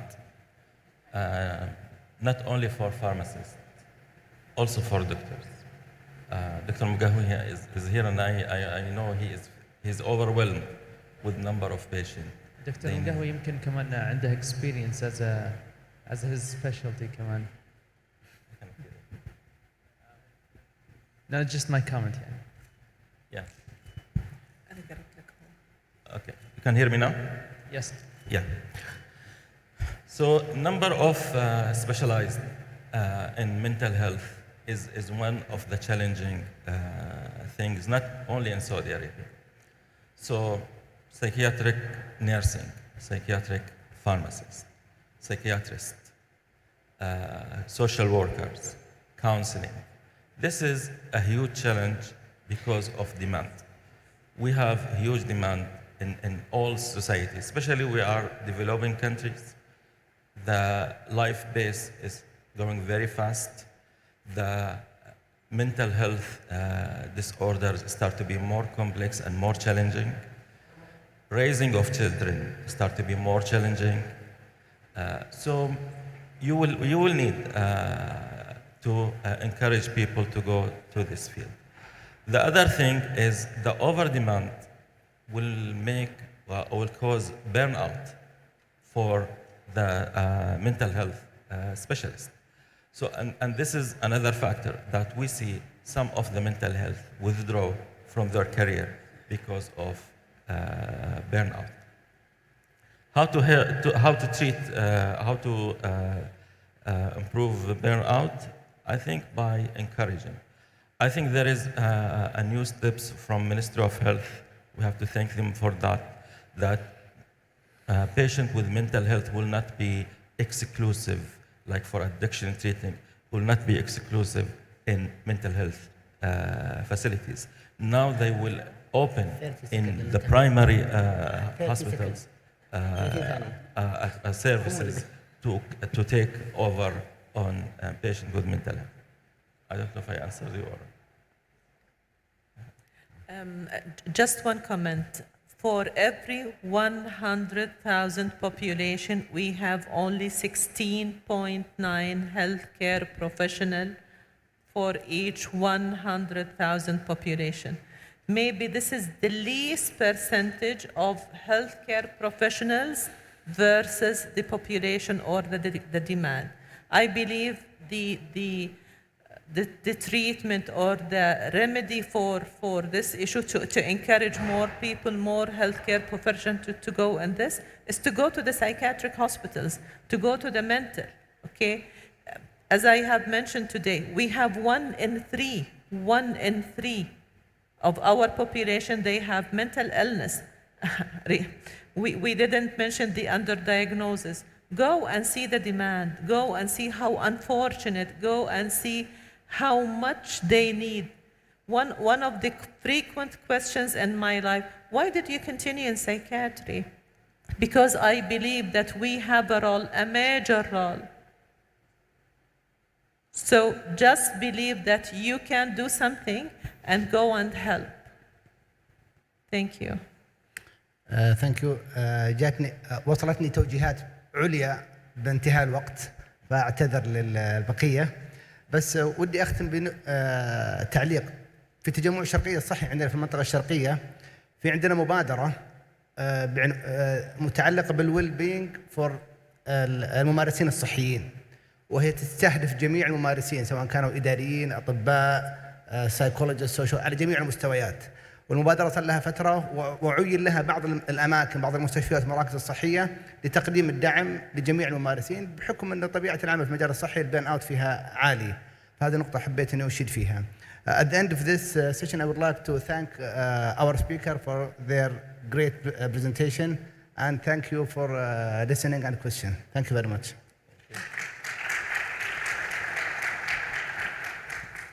نشكر جميع السبيكر ونطلب من الدكتورة فاطمة الدليقان حضور لتكريم السبيكر.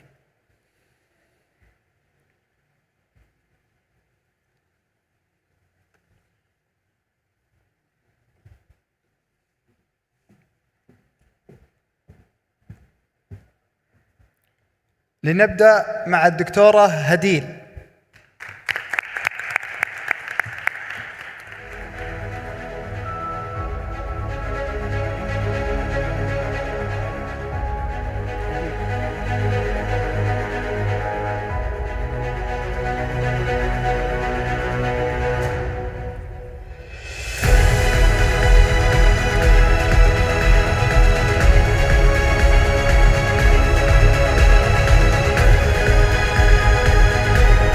الدكتور ماجد.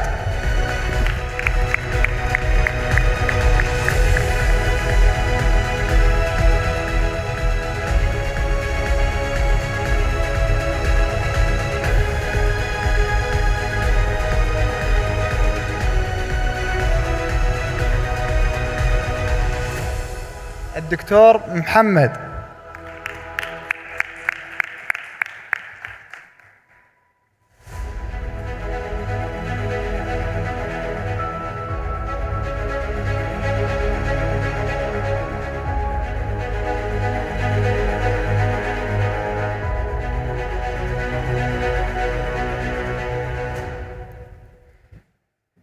Our third session for public health and disease prevention.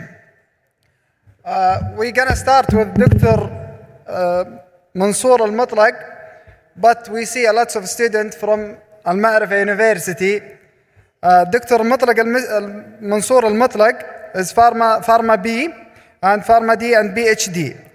Dr. Mansour Al-Mutlaq is Assistant Professor of Pharmacoepidemiology and Medication Safety. He is currently the Dean the Pharmacy College of the Al-Ma'rifa University. He is also Assistant Editor in Saudi Pharmaceutical Journal. Doctor, welcome to Dr. Mansour Al-Mutlaq.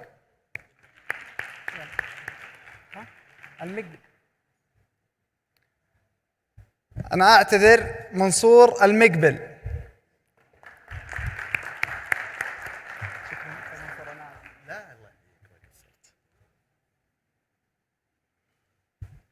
السلام عليكم ورحمة الله وبركاته. Good morning everyone. شكرا محمد for introducing me. المقبل والمطلق متشابهة there is no worry. So it's my pleasure to moderate this session. At the beginning I would like to thank the organizing and scientific committee for inviting me and to introduce this important topic. The impact of pharmacists in public health is recognized nowadays, and even pharmacy schools start to add the course of public health in their curricula. Also, the Saudi pharmacist licensure examination have a question regarding the public health, which is give you an idea how the public health is very important. So, as I told you before, it's my pleasure to moderate this session. We have two brilliant speakers who will talk about the public health. First speaker is Dr. Mohammed Al-Harbi. Dr. Mohammed Al-Harbi is an assistant professor of Health Management and Policy in Department of Public Health at Faculty of Health Science, Saudi Electrical University. He held his bachelor degree in health science from University of Sydney, and he got his master of healthcare management from Queensland University of Technology. Also, he held the PhD from Mini Center of Health Policy School of Public Health from University of Sydney. Besides that, he is working as an assistant professor and also he is a supervisor of health college, College of Health Science in Riyadh branch. He is also supervising master degree research student in University of Sydney and Saudi Electrical University. Dr. Mohammed Al-Harbi published many scientific papers regarding health-related topic. For the next 20 minutes, Dr. Al-Harbi will talk about the opportunistic intervention for preventive care. Dr. Mohammed, the floor is yours.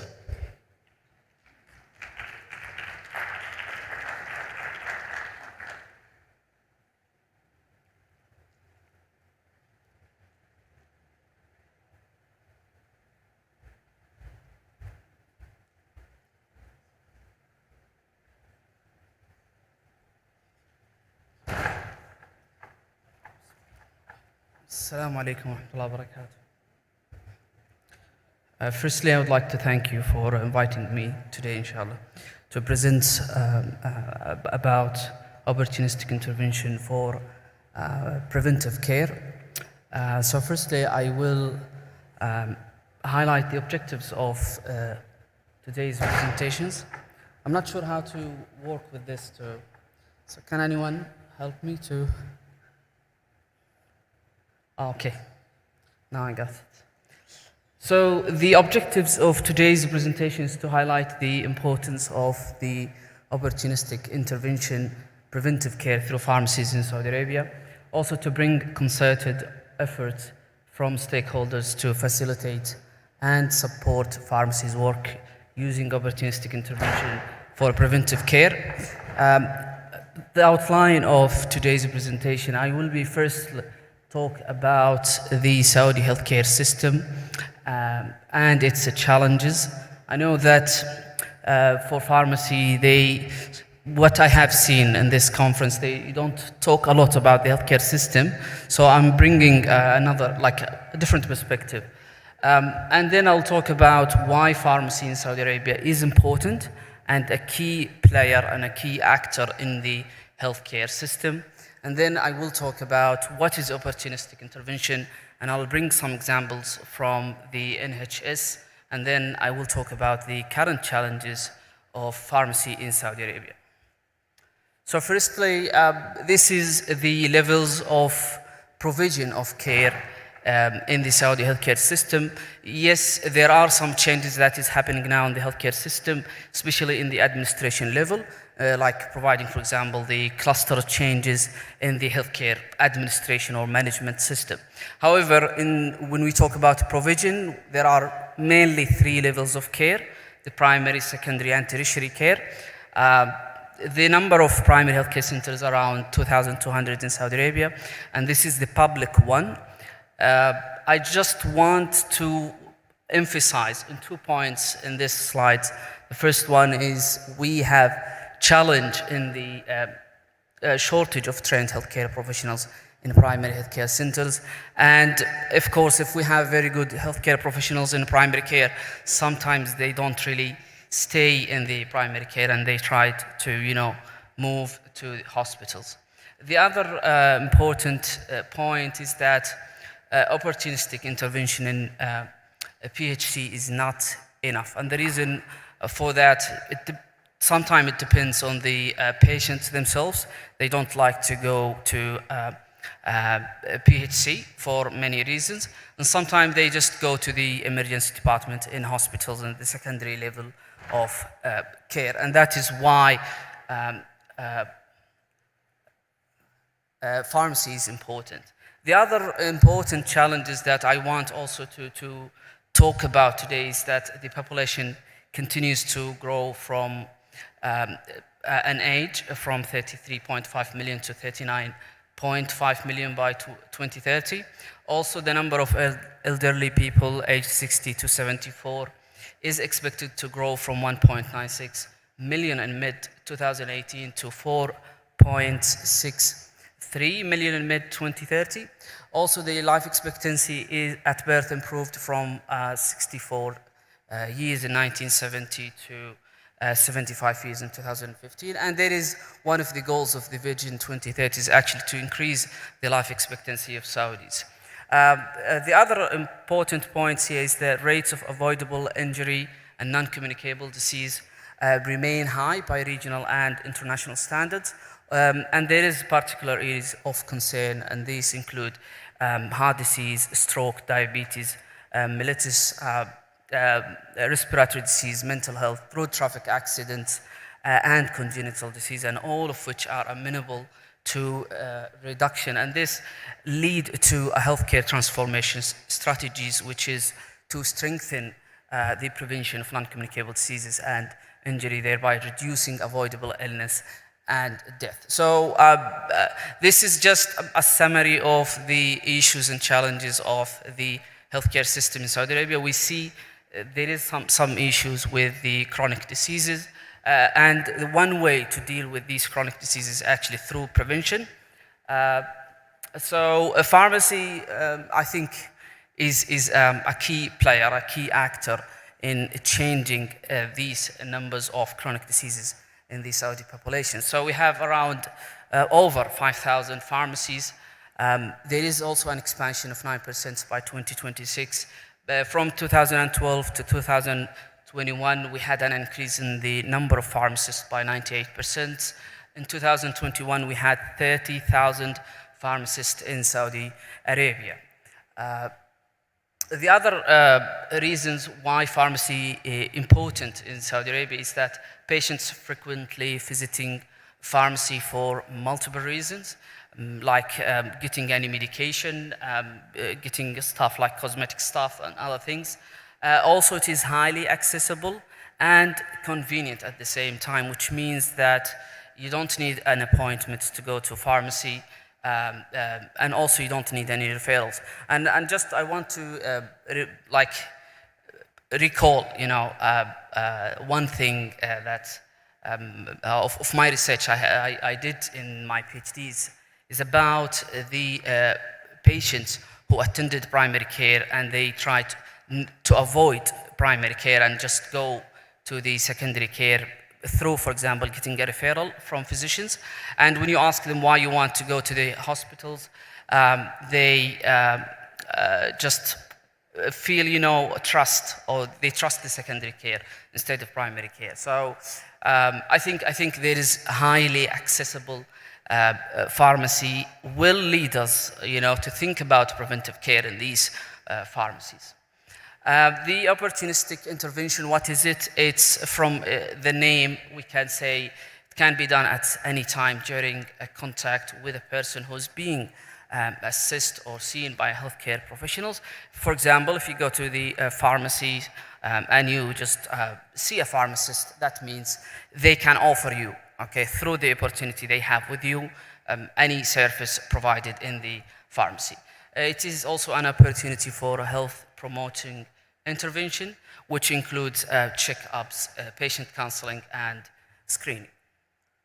So, example from the NHS, there is a system or a program in the National Health System Service, which is the NHS Health Check. It's a checkup for adults aged 40 to 74 in England, designed to spot early signs of heart disease, stroke, kidney disease, type 2 diabetes, or dementia. The role of pharmacists in these programs is to direct eligible people for a check if the service is not available on site, also providing lifestyle interventions to people who have had a check or those with moderate to high blood pressure. Also, directing people to local behavior change support services if they do not provide these services themselves. Also, they may identify people with undiagnosed high blood pressure by offering opportunistic blood pressure and pulse rhythm testing.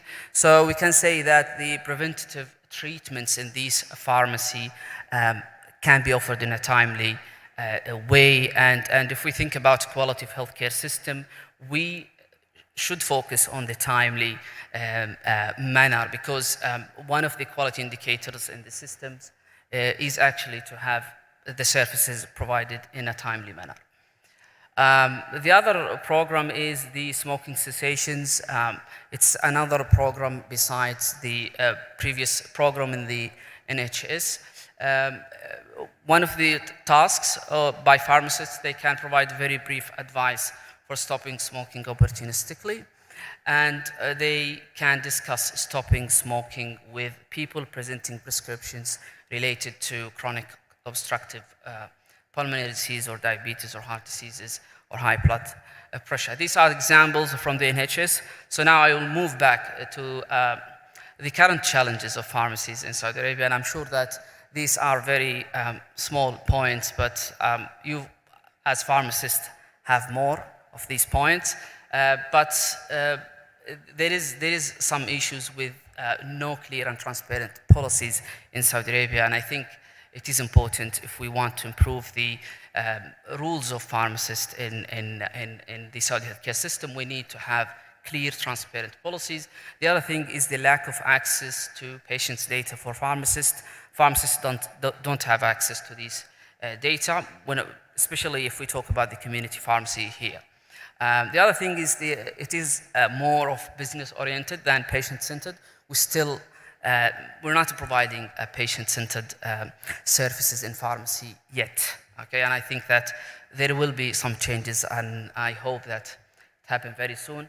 The other thing is the public view of pharmacy practice. If you ask anyone what is the task of pharmacy, especially sometimes they just joke about it. They say you just give medication and that's it. And that this is one of the issues with the public view. And I think for pharmacists, they need to make programs to make people aware about their rules. And also they have to be involved more and more in the healthcare system so the public can know a lot about them. To summarize, to conclude, there is a need of a holistic approach. Policymakers, including the Ministry of Health, professional bodies like Saudi Food and Drug Authority, the Saudi Patient Safety Center, the Saudi Pharmaceutical Society, community pharmacy owners and CEOs, and pharmacy colleges, and research, of course, research institutions. They need to have approach to facilitate pharmacy work in providing preventive care, as this is one of the Vision 2030 goals in boosting public prevention and disease prevention. So I'd like to thank you again. If you have any questions, I'm very happy to answer. And yeah, thanks a lot.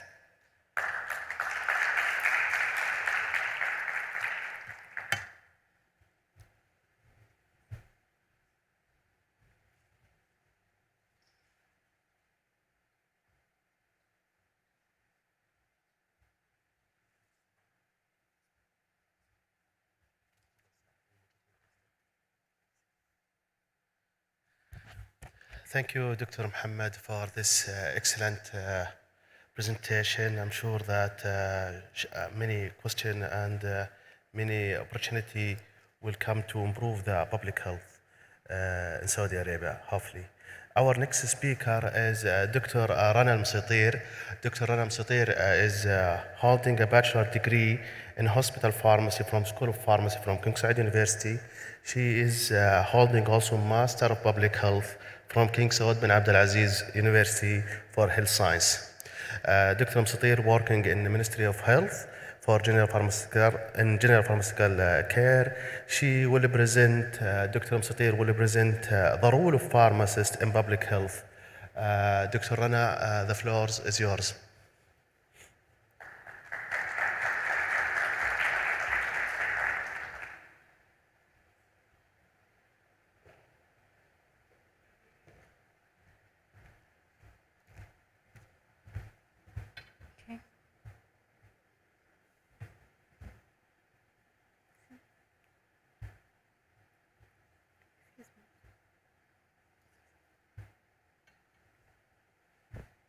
السلام عليكم.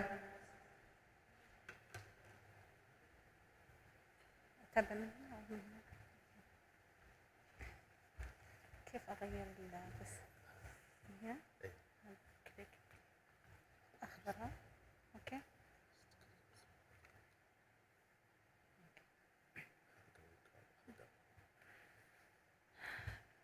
السلام عليكم ورحمة الله.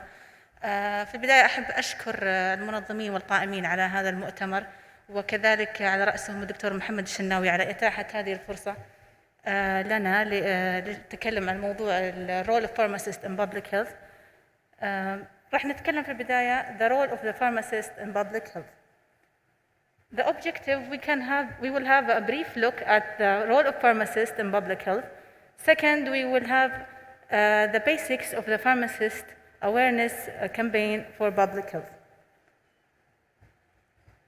Pharmaceutical public health has been described as the application of pharmaceutical knowledge, skills, and resources to the science and art of preventing disease, prolonging life, promoting, protecting, and improving health for all through organized effort of society.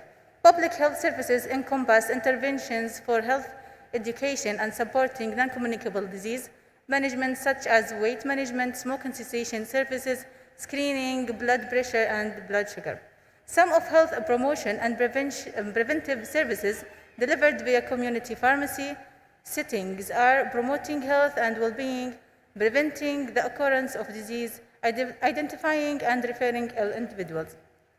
Pharmacists in community pharmacy act as an information resource on lifestyle changes and directly influence healthy outcomes and to improve the quality life, promote healthy behavior, and monitor population health of his entire population.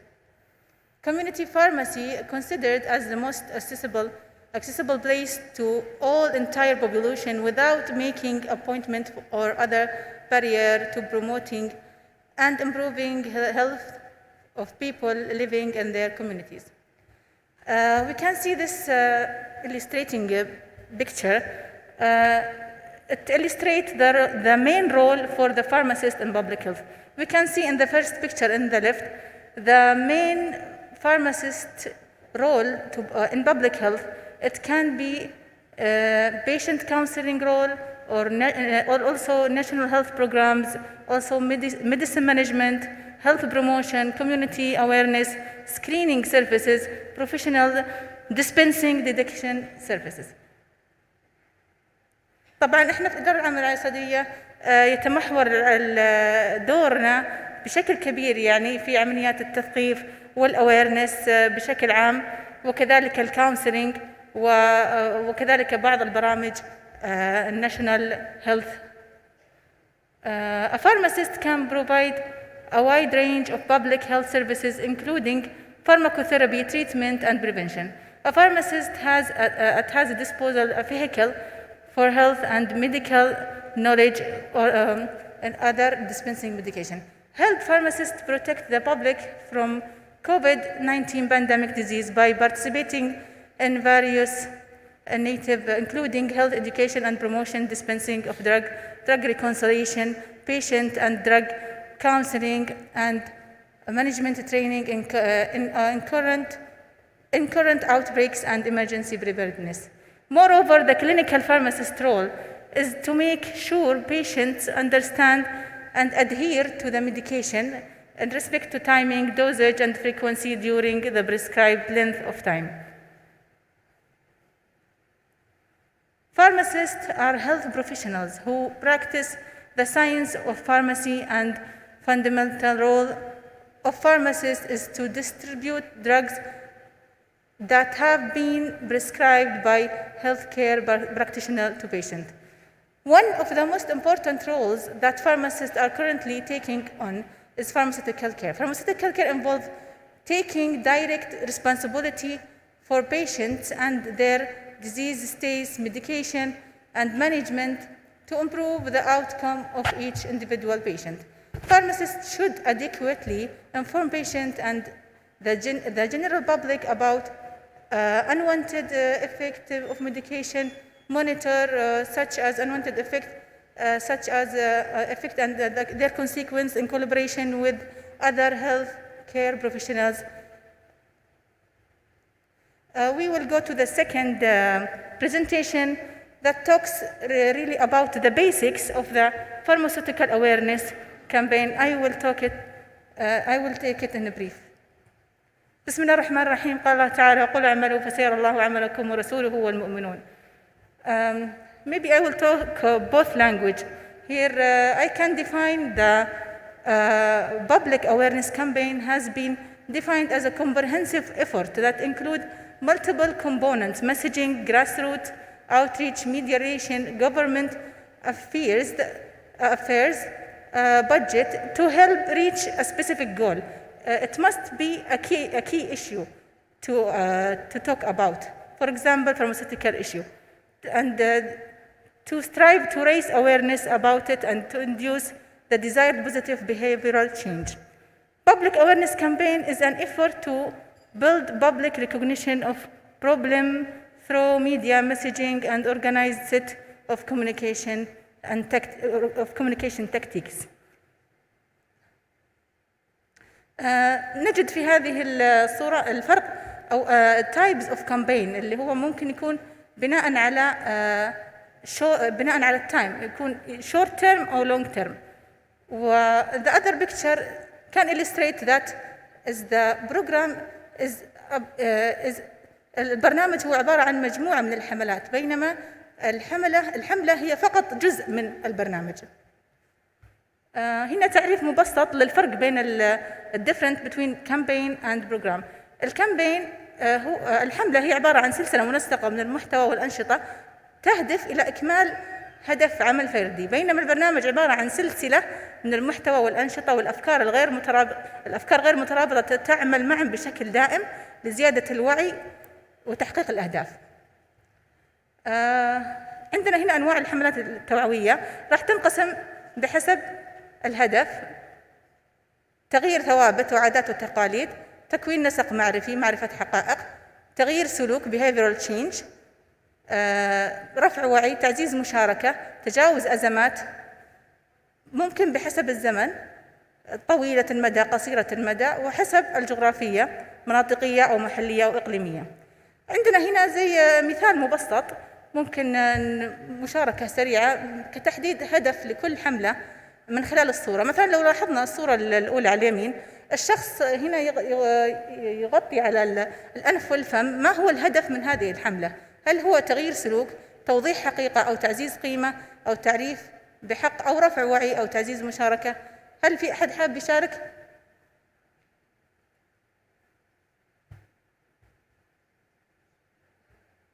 رفع وعي؟ في إجابة أخرى؟ تغيير سلوك، صحيح. تغيير سلوك إن أنت بتقنع الشخص اللي قدامك إنه كيف يغير سلوك أثناء العطاس، وهذا الشيء فادنا كثير يعني، والكل يعرف في أثناء الأزمة أو الجائحة. فالصورة الأولى هي عبارة عن تغيير، هدف الحملة فيها تغيير سلوك، بينما الصورة في الأسفل حمض الفوليك للحامل عن ماذا يعبر؟ رفع وعي، صحيح. والصورتين الأخيرتين إعادة صرف الدواء وخدمة وصفتي، صحيح، تعريف بخدمة. إذن يتضح لنا الآن أنه الحملات هي لا تؤخذ اعتباطا، وإنما لكل حملة هدف معين تسير من خلاله إلى الهدف المنشود.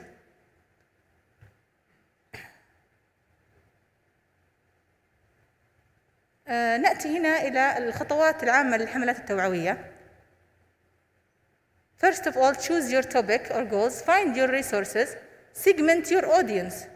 الجمهور يعني، حدد الفئة المستهدفة. Create schedule of event, plans, program. Create action plan. Find partners، أوجد شريك. Implement action plan. Evaluate اللي هي أهم خطوة واللي يمكن الأغلب يعني يمكن ينساها أو يفتقد أو يعد لا يذكرها، اللي هو تقييم الكامبين. وفي النهاية continue ongoing awareness.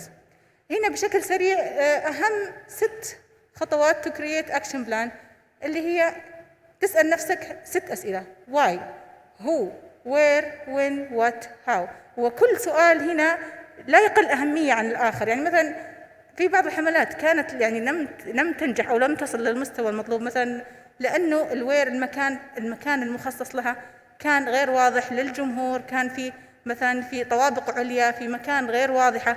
فمهم جدا أن كل فقرة من هذه الفقرات وكل سؤال يجد إجابة واضحة وصريحة، أو أن الحملة قد تفشل. طبعا هنا الجولز اللي هي أهم شيء، يمكن it's the first step in making any public awareness campaign is to define your goals. And when you define your goals, you should follow the SMART technique. It's a learning technique. How can you choose your right goals? SMART طبعا هي اختصار لكلمة تعبر عن specific, measurable, attainable and realistic, time bound. ما معنى هذا كله؟ يعني SMART هي مثلا لو ناخذ الاكزامبل اللي على اليمين هناك أو على اليمين، أنه يكون سبيسيفيك محدد بحيث أنه يكون هدف محدد، وراح نطرح مثال على ذلك. ثانيا يكون مجربر يعني قابل للقياس، وليس أنه يكون هناك يعني حملة ولكن لست قادر على قياسها، مثلا غير محددة بقياس. وكذلك أن يكون attainable يعني أن يكون سهل للوصول له، ورياليستيك واقعي، وتايم مربوط بزمن. مثلا هناك بعض الأخطاء في الحملات المذكورة، أنه بعض الأشخاص يذكر أنه سوف يتم مثلا، خلينا نقول مثلا كإكزامبل مثال، سوف يتم عمل حملة أو سوف يتم دراسة مادة معينة بدون ذكر وقت وبدون ذكر تحديد وقت لها أو تايم باوند. هنا يعتبر خطأ، وهذا نقيس عليه كذلك في الحملات. كذلك التولز الثانية التي لا تقل أهمية عن التولز السابقة اللي هي SWOT analysis, which is also a learning technique that help to guide the success of the campaign. طبعا الSWOT طبعا تساعدنا في تحديد هل الحملة هذه ممكن تنجح أو لا، لابد أن احنا يعني نغير الخطة. طبعا السوات اللي هي اختصار كلمة strength, weakness, opportunity, threats. القوة، نقاط القوة، نقاط الضعف، التحديات والفرص. مثلا لو ضربنا مثال فقط يعني على أنه هناك حملة ستقام مثلا عن الأدوية، عن السكر مثلا، ولكن هناك فيه خطر أنه هناك في منافسين، في فرص، في ناس بتهدد نجاح حملتك. يعني نقاط القوة أنه أنت عندك فريق مدرب، عندك داتابيس، عندك بيانات. نقاط مثلا الفرص أنه برضو عندك فاينانس، عندك دعم. وطبعا الفرص والمخاطر تكون خارجية، بينما نقاط القوة والضعف تكون داخلية من داخل المنظومة نفسها. هنا نجد خطة العمل وتقسيم الفريق، برضو من الأشياء المهمة جدا بشكل سريع. وهنا أمثلة على الوسائل التعليمية. What is the barriers to successful campaign implementation؟ بالعادة ما هو العائق أو لنجاح أي حملة؟ نجد أنه يتلخص في 5 أمور: time, saturation, thickness, finance, culture. ما معنى ذلك؟ يعني التايم أنه قد يكون الوقت أضيق من الفكرة المدروسة نفسها أو الحملة نفسها.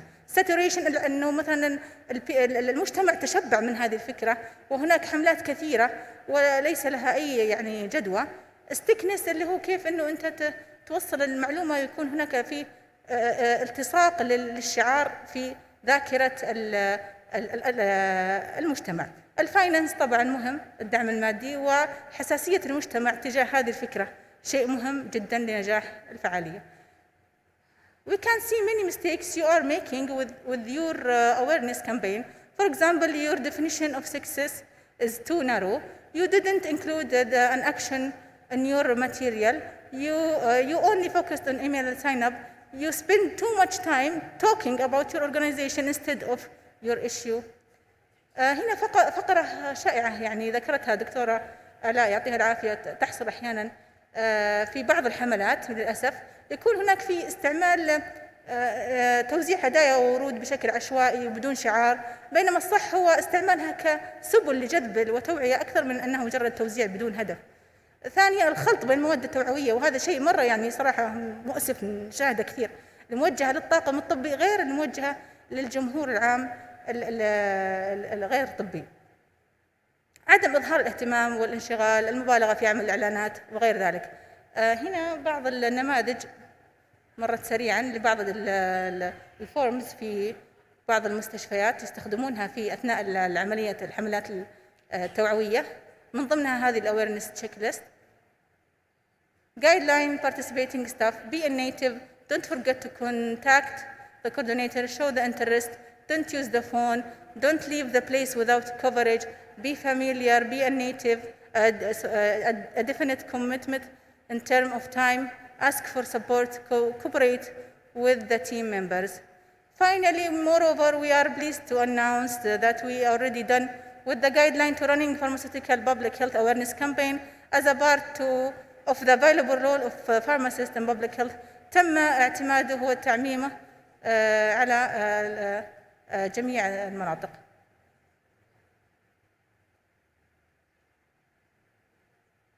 ختاما، العملية التوعوية هي ليست تشايلد بلاي، وإنما هي عملية تعاونية مشتركة. لابد من التعاون من جميع فريق العمل وروح الفريق، ويعني لابد أن يكون هناك روح فريق لكي تتم بنجاح بإذن الله. شكرا جزيلا والمعذرة على القصور.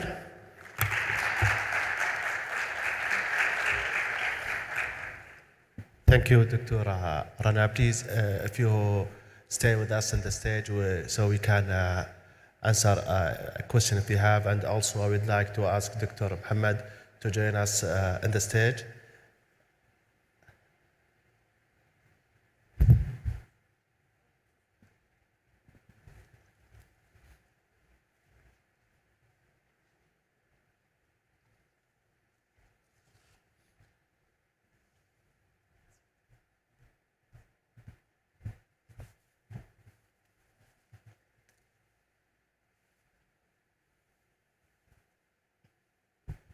So while we are waiting for Dr. Muhammad, if there is any question for Dr. Rana, please go ahead.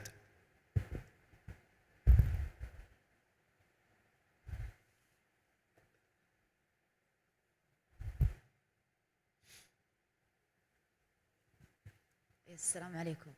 Thank you دكتورة رنا for your presentation. دكتورة رنا، زي ما تشوفين عندنا في الإدارة مهما حاولنا نسوي حملات او نمشي على الجايد لاين اللي تعممت عندنا او اعتمدت عندنا في الاداره، ستيل في كثير جابز ما نقدر نوصلها. منها واحده منها، وانت قلتي شيء اساسي، تو ميجر الاوت كم اللي حاصل عندنا من الكامبين. احيانا يكون في عندنا ديفيكولتيز في تحديد الجول، بيكون سمارت جول. احيانا ممكن احنا نكتب ماده توعويه عن ميديكيشن، المقصد فيه توعوي، بعدين يجينا كومنت انه بالتوعيه هذه ممكن احنا نسوي العكس، ممكن احنا نخوف المريض من هذا الشيء، او يعني يكون فيها تترتب عليها اشياء ثانيه. سؤالي، هل تتوقعين ان الببليك هيلث از ماستر ديجري فور ذا فارماسيست از فيري امبورتنت على اساس نقدر نوصل للماكسيمم بنفيت فروم اور كامبينز؟ هل تتوقعين ان احنا وي نيد تو ستارت يعني ثينكينج اباوت هاي اديوكيشن فور بابليك هيلث؟ جدا بصراحة، يعني يمكن هو يعني الفاصل هو في المنظور العام يبدو ان الجهد يمكن يكون قليل، لكن فعليا في الواقع التفاصيل الموجودة في الببليك هيلث من حيث تنظيم العمل، ومن حيث وضع السمارت جولز، من حيث وضع بعض التفاصيل والديتيلز التي ذكرناها في البرزنتيشن، فهي تسهل وتنظم العمل. فليش لا؟ بالعكس يعني بالعكس أنا أيد جدا يعني بصراحة. Thank you. دكتور محمد تفضل. السلام عليكم، يعطيكم العافية. شكرا جزيلا المحاضرتين الرائعتين. I have two questions. تفضل دكتور معي. أول question للدكتور محمد. بالرغم من في حملات كثيرة جدا على المضادات الحيوية مثلا، أو حملات كثيرة على أشياء كثيرة يعني، في كثير من الأطباء إلى الآن يصر أنه الصيدلي فقط مهمته هو الصرف. حضرتك ذكرت عدم وجود المعلومات الكافية، مثلا البيشنت ويت والهايت واللاب ريزلتس والميديكيشن هيستوري أو الدايجنوزس هيستوري بالنسبة للصيدلي. وجود هذه الأشياء إن شاء الله في المستقبل راح تخلي الصيدلي يتواصل مع الطبيب بشكل أكبر. في أطباء كثيرين جدا بيسووا ريزيستنت كبيرة جدا لهذا الموضوع. يجي يقول للصيدلي والله أنا كتبت كذا اصرفه زي ما هو. إيش ممكن حضرتك تعطينا على هذا الموضوع؟ دكتورة رنا، في حملات كثيرة جدا ومن كل الجهات أعتقد في الجهات الصحية في الدولة على المضادات الحيوية. يا مرضى مو أي التهاب عندكم موجهة للبابليك يجب أن تأخذ عليه مضاد حيوي، يجب أن تأخذ عليه مضاد حيوي. وبالرغم من كل هذه الحملات، المريض اللي أول ما يروح لطبيب في البي اتش سي في مراكز الرعاية الأولية، لو الطبيب ما كتب له مضاد حيوي هذا الطبيب ما مستواه تعبان، هذا ما ريحني، هذا ما يعني ويتصل على 937 وممكن يسوي شكوى في الطبيب. فكل الحملات اللي تمت أنا أعتبرها نجحت نجاح بسيط جدا. إيش تقترحي للمستقبل إنه ممكن يتم في هذا الشأن؟ شكرا جزيلا لك. يعطيك العافية دكتور. مما لا شك في انه في حملات فعلا تكون يعني اصعب من حملات، من ضمنها تغيير العادات وتغيير السلوك. وانا اعتبر صراحه الحملات اللي تخص المضادات الحيويه يعني فيها كثير تغيير للعادات، وهي ترى من اصعب انواع الحملات، انه تغيير الافكار المجتمعيه. يعني هي من اصعب الحملات، يعني انا اعترف بهذا الشيء انه هي فعلا يعني هاي تشالنج انك انت تغير فكر مجتمع، يعني خصوصا المضادات الحيويه يعني بشكل فظيع. لكن الجهود يعني اذا في حال انه تضافرت الجهود ويعني زادت الحملات بشكل مدروس اكثر، ممكن يعني يكون هناك فريق عمل يعني متكامل، يعني يكون هناك في خطة محددة الأهداف، بحيث أنه يكون في يعني تحديد لنقاط الضعف والعمل عليها يعني بشكل. وهذا الشيء ترى ما هو سهل، يعني ما هو سهل، خاصة زي أي حملة فيها تغيير عادات أو سلوك مجتمع، هي من أصعب الحملات. لكن أنا معك دكتور، هي فعلا تشالنجينج، يعني تشالنجينج فعلا يعني حاجة صعبة. لكن ممكن عن طريق زيادة الحملات، أو ممكن يكون في رولز يعني توضع هو اوريدي في رولز انعملت على صرف المضادات الحيوية، لكن فعلا تفكير المجتمع نفسه هو الإشكالية في تفكير المجتمع. فأنا وجهة نظري هو زيادة وتكثيف الحملات، بس تكون بطريقة مدروسة أكثر. إن شاء الله يعني يكون في تحسن يعني.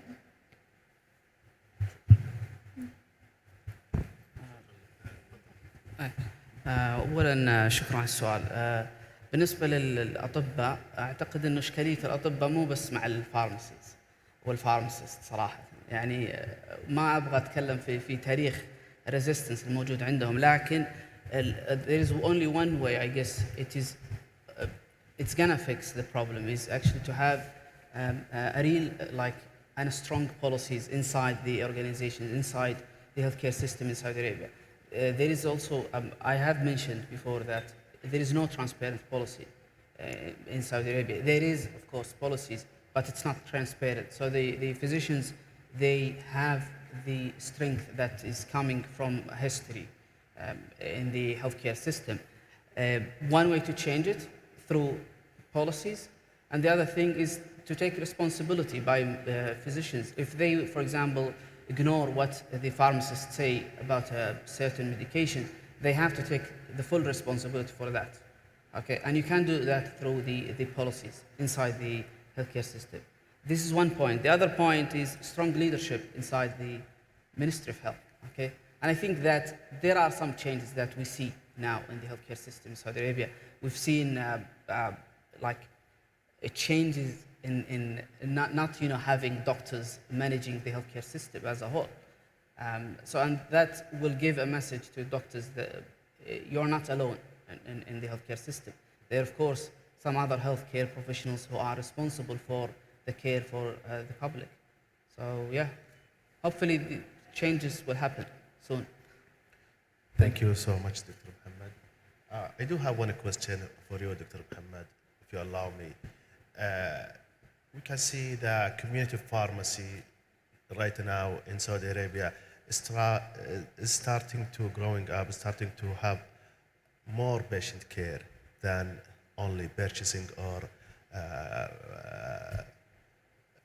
selling medication, let's say it like this. What can we do to improve the environment of the community pharmacy to make it more patient care, to improve public health in Saudi Arabia?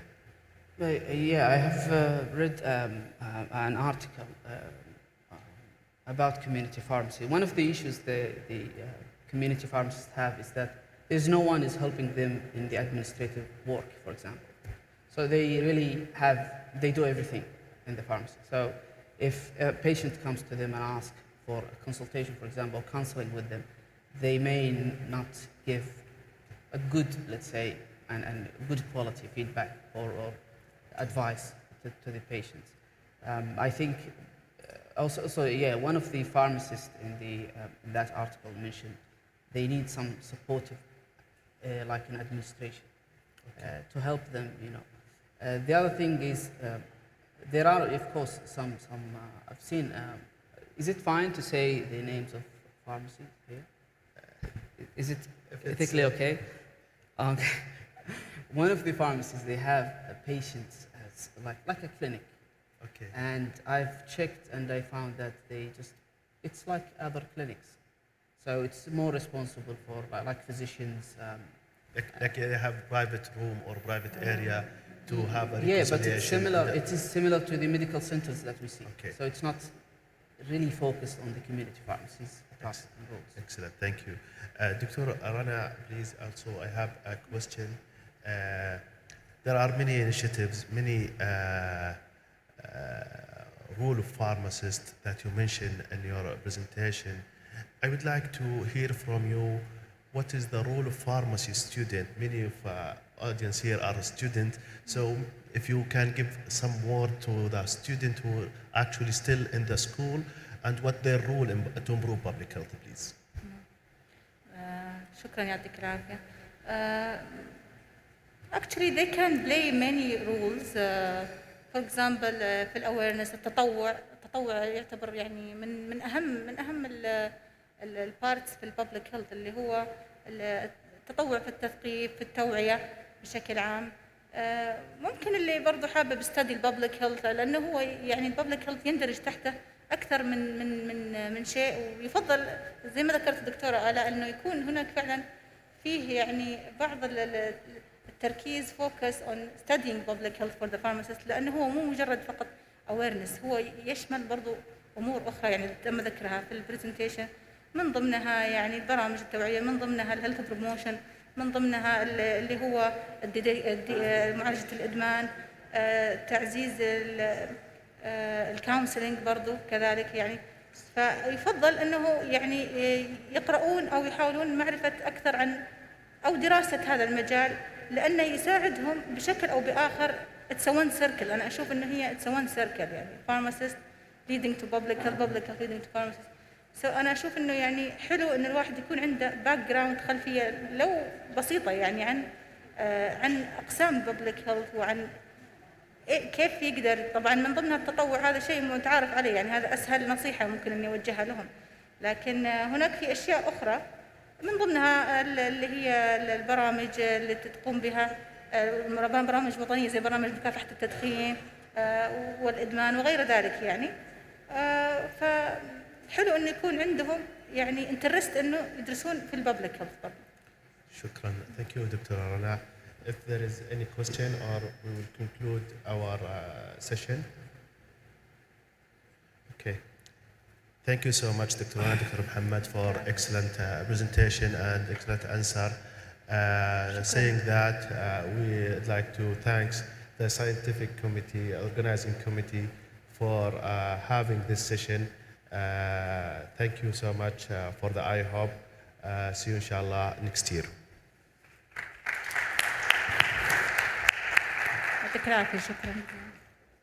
I would like to thank you all and ونطلب من الدكتورة ملاك الحارثي تقدم المسرح للتكريم.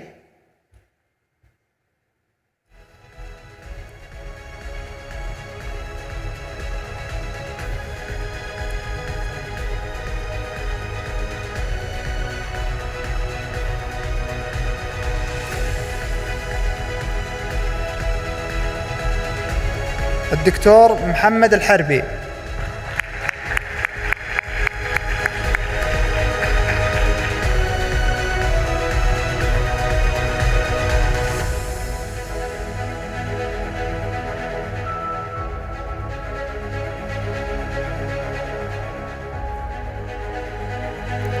الدكتورة رنا المستنير.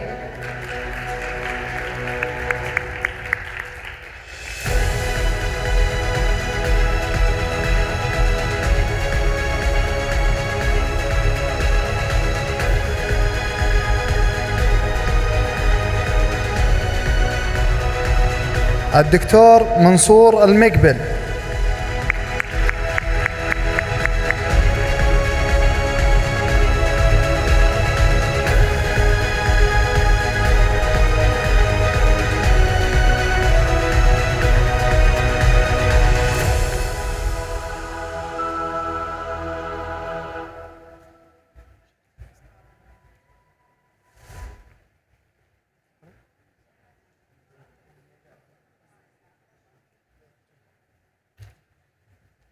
بنخليك معنا شوي دكتورة ملاك. عندنا الآن الهدية للجمهور، ولأننا بالسيشن الأول ما أعطينا أي هدية فحاليا راح نعطي هديتين بإذن الله. وراح نبدأ مع أول وحدة. كاميرامان الموضوع عندك. طبعا الهدية هذه عبارة عن اختيار عشوائي من الحضور اللي موجودين معانا من ضمن المسرح. فالهدية الأولى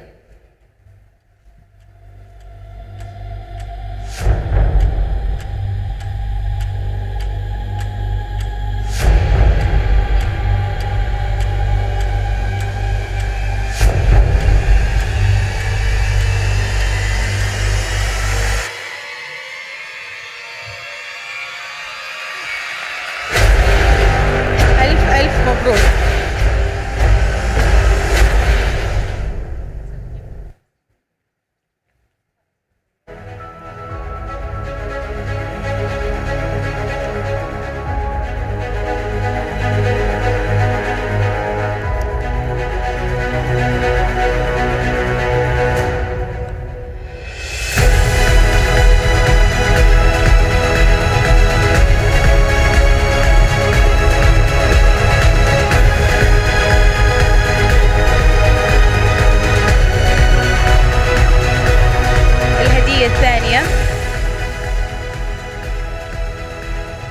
لسه باقي عندنا هدية ثانية.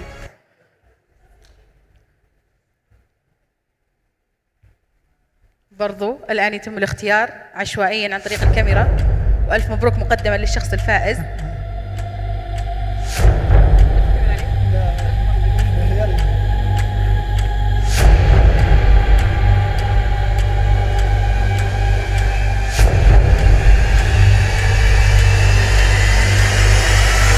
ألف مبروك.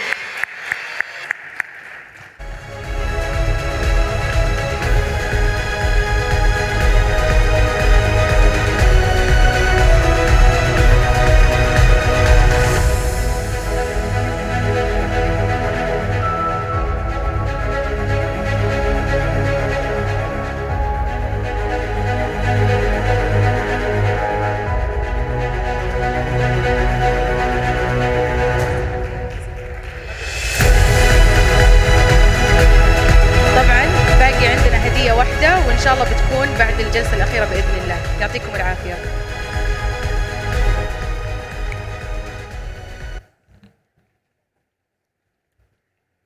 Thank you all. Our last session on medication safety and quality with Dr. Saleh Al-Anizi. Dr. Saleh Al-Anizi is a manager quality pharmaceutical and care service in King Abdulaziz Medical City in Riyadh.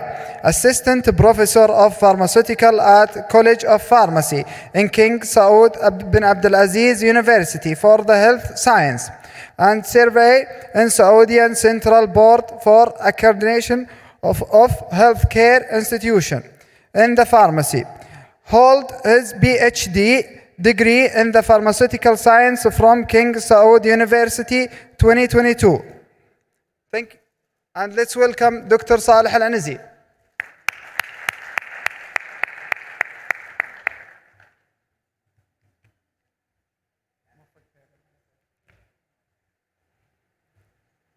السلام عليكم، صباح الخير. أنا أبي أبدأ في حاجة بسيطة. أنا أهني صراحة ما شاء الله تبارك الله الدكتور محمد الشناوي على نجاح مؤتمر IHOP. مش مجاملة، المؤتمر ما شاء الله تبارك الله من يعني الأوتكم ميجرز حقته، الاتندنس، الاكتيفيتيز، السبيكرز نيمز، الأشياء دي كلها تدل على نجاح أي كونفرنس. وصراحة أنا أهنيك يا دكتور محمد، وأشكر جميع اللجان المنظمة، اللجان الساينتفك كوميتي، الفولنتير، الشباب والبنات الفولنتير من الانتين والستودنت. يعني صراحة يعطيكم العافية. أتمنى إن شاء الله في IHOP القادم يكون أفضل وأفضل، ويعطيكم العافية.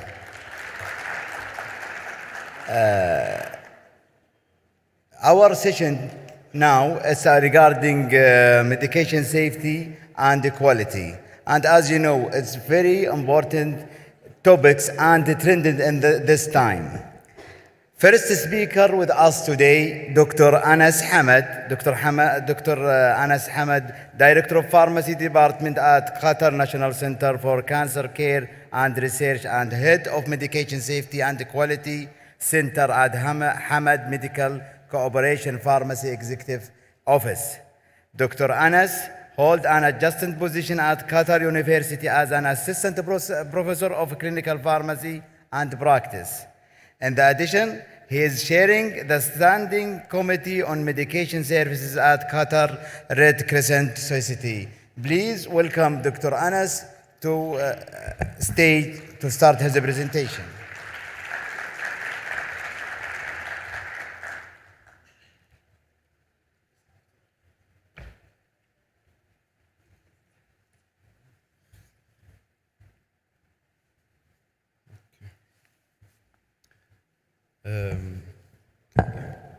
Okay, Assalamu alaikum everyone, good morning. It's still morning, yeah. And thank you very much for Dr. Muhammad Shinawi, Dr. Abu Bakr for their kind invitation to this great conference. It's a real pleasure to be here. And thanks for Dr. Saleh for the kind introduction. معلش صار misalignment when I sent the email by the lecture by email. So I'll be speaking today about the role of human factors engineering and system design thinking in improving medication safety. I have nothing to disclose. Okay, so medication errors. Of course, we all, I'm sure we all, whether we know it or not, did a medication error sometime in our practice. This is a human nature. No matter what we do, we will make errors. Doesn't mean that we want to make errors, but it will happen. This is the human nature, and this is why we always say that the system is the cause of these errors, because it doesn't prevent it from happening, or doesn't, like let's say, absorb it from reaching to patient harm. Lucian Leap, which is considered like the godfather of patient safety in general, not only medication safety. He's a physician by background.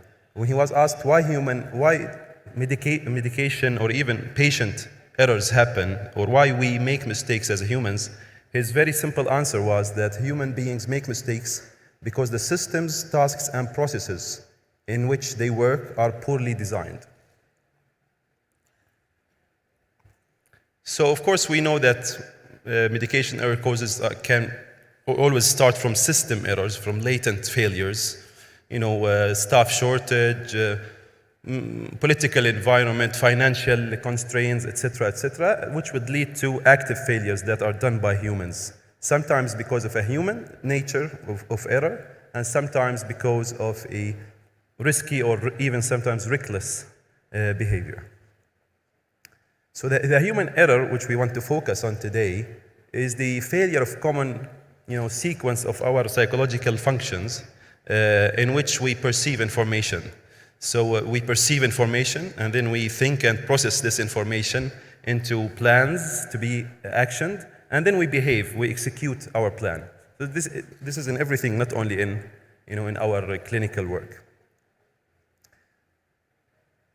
Of course, we all know Reason's Swiss cheese model. It's very nice in this picture. It's just the Swiss cheese with the holes in it. In real world, Swiss cheese, of course, model is very complicated. There's lots and lots of differences, but unfortunately, lots and lots of holes in which our errors sometimes pass through and reach to the patient. These can be on the institutional level, like incomplete procedures, for example, or missing policies. On the organizational level. Sometimes there is, mixed messages or production procedures that are missing. On the professional level, there is sometimes incompetency or missed, planning or shifting. On the team level, sometimes there's also a problem on the communication, like poor communication between the team members. And on the individual level, sometimes it can be knowledge or overload, tiredness, fatigue, etc. And then, of course, the failures will reach to the patient. So Swiss cheese is a nice model, and it's very, very complex, and many layers needs to be addressed in it. Okay, so of course, the old model of patient safety we all know was focusing always on the healthcare worker. So always errors happens because of bad people. And then bad things only happen when we make mistakes. So blame and punishment are always making people scary, and so they will focus in their work and they will not make errors. And of course, this was proven to be not true.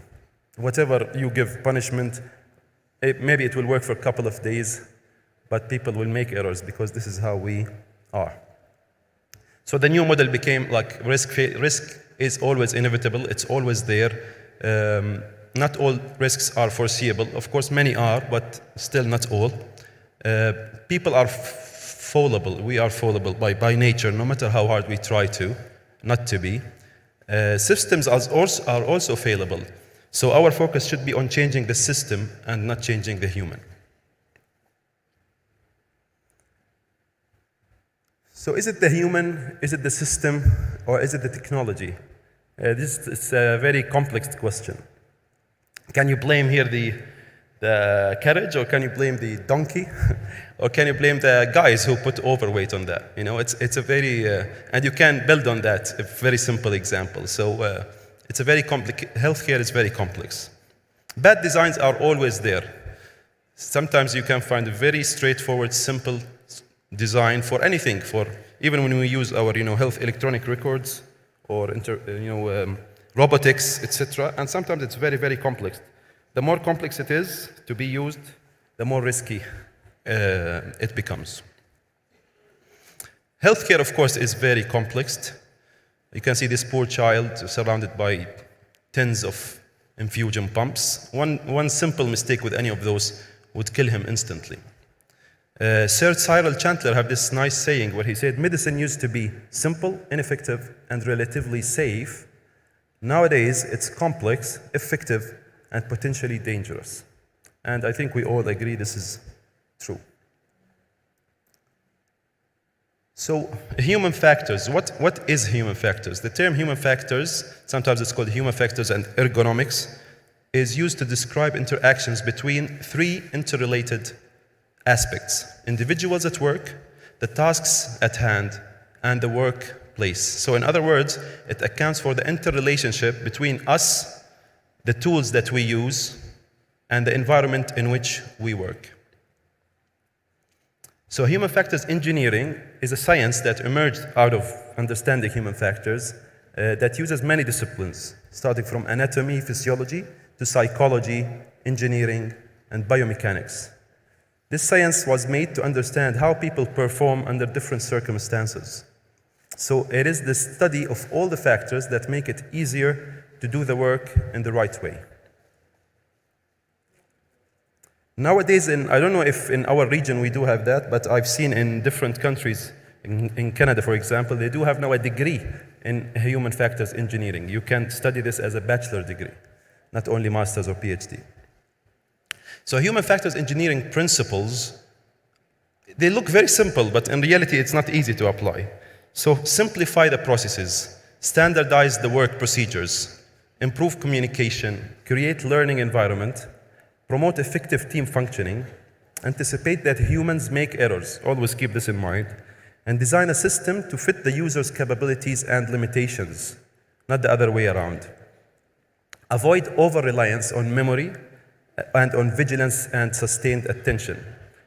Because we always will get tired, will get distracted, etc. So we cannot keep focusing 100% of the time. So we shouldn't just rely on that. Of course, it's important, but it's not enough. We should use affordances and natural mapping to understand how we behave or how our staff behave, and use also forcing functions and constraints, which is now, of course, automation is helping a lot in that. So the guiding principle of human factors engineering, fit the task or tool to the human, not the other way around. Confirmation bias, we always do that. So everything that we look for and everything that we perceive has a way of proving whatever we believe. So if you're doing a study or a lecture like this one and you want to find a point about supporting your argument, you will look for articles that support your argument. If you find a study that shows the other way around, you will not put it in your slides. So you see what you want to see in somehow, and this is a human nature. But however, confirmation bias sometimes would lead to errors, and most probably substitution errors. It might not be a big problem if we confuse, like you do, two different types of food or cereals, but if we confuse two different medications, like the ones here on the left-hand side, like hydroxyzine and hydralazine, two totally different. But if you find one of those drugs in the box of the other by mistake, you will never catch it.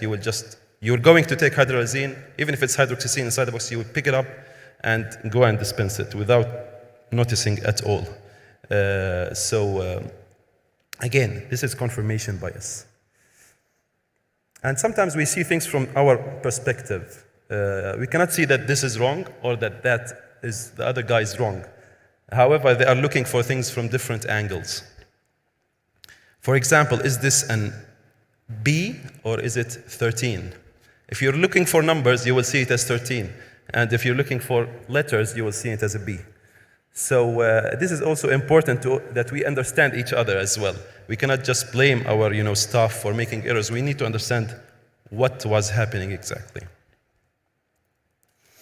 In this paragraph, from words that are counting with 4 letters or more, no single word is correct. They're all wrong. But the first letter is correct and the last letter is correct. And you can read it all very easily. Why? Because we know the word. We know the word and it's clear with the beginning and the end, so we can counting. So it's important also to see that we have a strong mind but again, confirmation bias is there. Again, colors. Colors are, with color and text, it's very hard to interpret this one, while, for example, it's much easier to interpret this one. So, and you can count on this in our daily practice as well. So how can we apply human factors in designing our tools, products, systems, in order to make it more safe and effective in terms of human performance as well as patient safety? Of course, we know that the most powerful, reduction strategy is always forcing system, let's say, oriented functions, like our forcing functions, constraints, like hard stops, etc., using technology, automation, etc. But also standardization, having redundancy plans, and checklists are very powerful tools as well. That even if you make the error, it will catch it before reaching to the patient. So checklists are a very powerful tool. It's very simple, but when it was started in surgery, first of all, it made like a revolution in patient safety. And it controlled so much of the fatal patient safety errors that were happening. like the goal of the checklists are just very simple. Just make it as simple and concise as possible, including all the necessary information in a very straightforward and sequential way, so everyone can look at it and make sure that it was all achieved. Another example is double checks, independent double checks for patients, for medications, for doses, etc. It's not about competence. Even the most excellent pharmacists would do medication errors, but the idea is that because of our nature, we might miss something. So we acknowledge that these errors are possible, and we can prevent it by double checks. Some other examples, standardized layout design. So you will always find, for example, the lot number in this certain place, and the barcode in this specific place of the label of the, on your screen, in the medication record, electronic health record, etc. Every time it's in the same place, so you won't miss it, or it will not be confusing with other things. Always make information, within the visual field of the user, so it's clear, it's in the middle, it's in a visual place. Minimize the text as much as possible. Like those two screens up and down are exactly the same information, but the one below is like 50% less text, straight bullet points, and achieving the same goal. It's much easier to read and interpret. Simplify options. So these are all the butamine orders for continuous infusion, but sometimes you might select the wrong one. It's better to make it one, and then you go for the dosing in another screen, for example, or another option. So rather than choosing the wrong one here. So simplify options. Place information where needed. So if you're making an order, for example, for this one is for morphine patient-controlled analgesia, always put the guidelines or the, the calculator, whatever, in the same page. There would be a link for that. So, and this apply again to everything like that. Have a centralized location. So, like for example, a pharmacy link that have all the pharmacy resources, guidelines, etc. So, if anyone doesn't know the certain information, they can easily go to this one and find the needed guide. Reduce memory overload. We cannot remember everything, especially with all the complexities that we have today. Distractions and interruptions. It was nice to find this data that shows that pharmacists are interrupted once every 2 minutes, and compared to 5 to 10 minutes with physicians, for example. And it shows that the risk of medication errors increase with every interruption. It can be doubled when we are interrupted 4 times, and tripled when we are interrupted 6 times, the risk of harmful medication errors. So interruptions are very risky as well, and it's very common in pharmacy. Nurses are calling you, patients are coming to the window. How can we control that? It's not easy, of course. But at least in the end, maybe inside, away from patients, we can do some sort of, do not disturb, or no interruption zone, or some, having all the supplies, for example, supplies of whatever, medications consumed in a certain place, so people don't need to keep asking or can check it online, etc. Using some specific breaks where it is allowed to interrupt. There's different ideas, but it also reduce invalid alerts. We all know about the alert fatigue that happens with electronic prescribing, etc. So human factors and system design. How can we use system design thinking to improve medication safety? So this can be used for things that are hard to remember, like our car fuel options, things that don't work the way we expect them to work, and things that have too many options. So I have, I think, 8 strategies. I'll try to go quickly, a few seconds on each. So simplify and standardize. So use commercially mixed products where possible, of course. Use evidence-based standard order sets, like chemotherapy protocols, for example. Standardize concentrations as much as possible. And do not use this open access, like, for example, matrix ADC drawers. So simplify and standardize. Limit access where needed, centralize and externalize if possible. So sequester neuromuscular blocking agents, prepare chemotherapy in a central location, restrict concentrated oral liquid opioids on the ward, And like, for example, select certain drugs that can be stocked in as floor stock, etc. The other one is differentiate, especially with look-alike, sound-alike, and affix warnings for high alert medications, for opioids. You can use Tolman lettering, of course, and use different colors, like hazardous drugs can have a yellow label, high alert, like a red label, etc. So it can be differentiated. The fourth one is proactive risk assessment before use. So when you buy a new product, a new machine, you do user testing before buying it, and you also do failure mode and effects analysis to anticipate the possible risks of that and prevent it from happening before starting. So the other one is barrier forcing functions, as we say it. So having a hard stops for a maximum dose, for example, or a maximum rate in the infusion pumps. Using needless system for preparation, like closed system transfer device, etc. PPE for chemotherapy, etc. So using infusion pumps, which are very simple, but rather than just hanging it, because sometimes you don't want an overflow or a free flow of this preparation.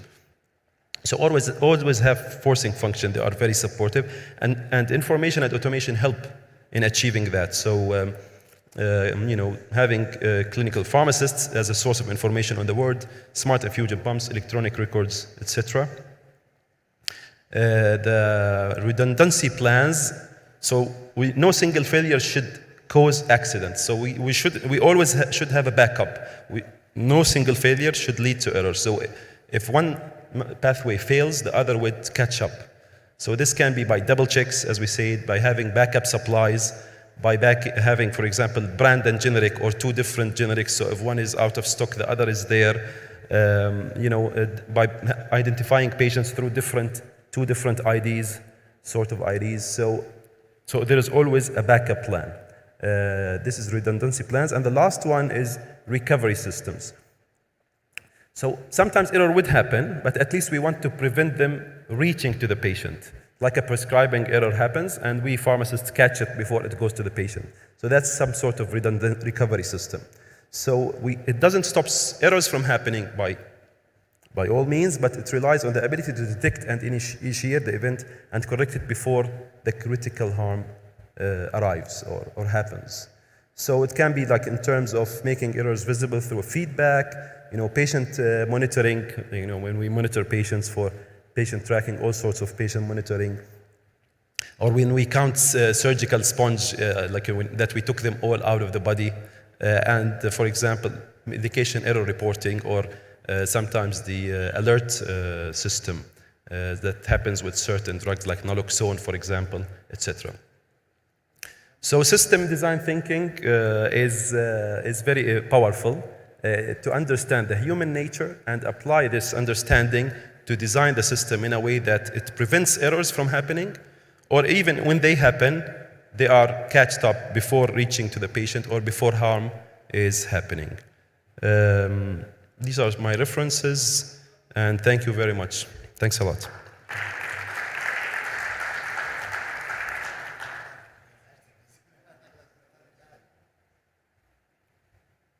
Thank you, Dr. Anas, for this presentation, informative presentation.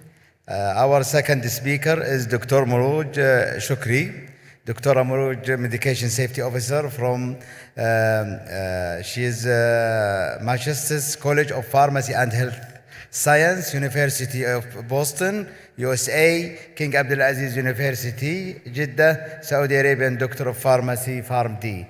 Please welcome Dr. Muruj with me.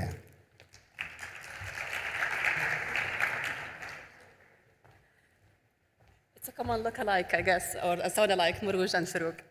Assalamu alaikum jami'an, and welcome to the last lecture for today. Amazing and inspiring talks over the past 3 days. As always, IHOP very much is inspiring with more hopes. So hopefully we'll get more also from today's lecture. I have nothing to disclose today, but I want to make sure that you're getting out of today with 3 main objectives. I wanted to identify the top 3 areas been identified with medication errors that caused harm to our patients. based on the recent data. Also, I want to magnify the message shared by the World Health Organization for the strategic framework. How can we work all together in the same actions that have been identified so we can have an impactful impact on the patient and patient safety? Just unfortunate fact I want to remind you, like based on recent data, the World Health Organization captured actually a very shocking data that 50% of medical errors that cause patient harm are due to medications. And medication errors been the top reason for those harms reaching the patient because of medications. And to translate those data financially, it's cost on annual basis $42 billion. This is how much impact medication errors has been leading to mitigate and manage patients who've been harmed from medication errors. And before I build my talk, I want to share the message in 2022 from the World Health Organization about medication without harm. World Patient Safety Day is celebrated globally every year on the 17th of September. The theme of this year's campaign is Medication Safety, under the slogan, Medication Without Harm, with the call to action, know, check, ask. Globally, one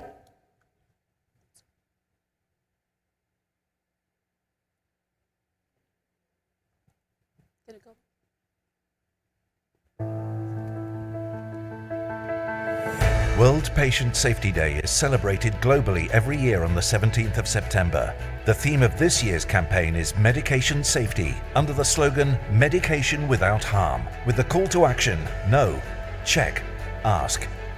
Globally, 1 in 10 patients is harmed while receiving hospital care. Every year, in low and middle income countries, an estimated 134 million adverse events occur in hospitals, leading to 2.6 million deaths. Medication errors cost the world $42 billion a year. In the Eastern Mediterranean region, up to 18% of the adverse events are caused by medication errors.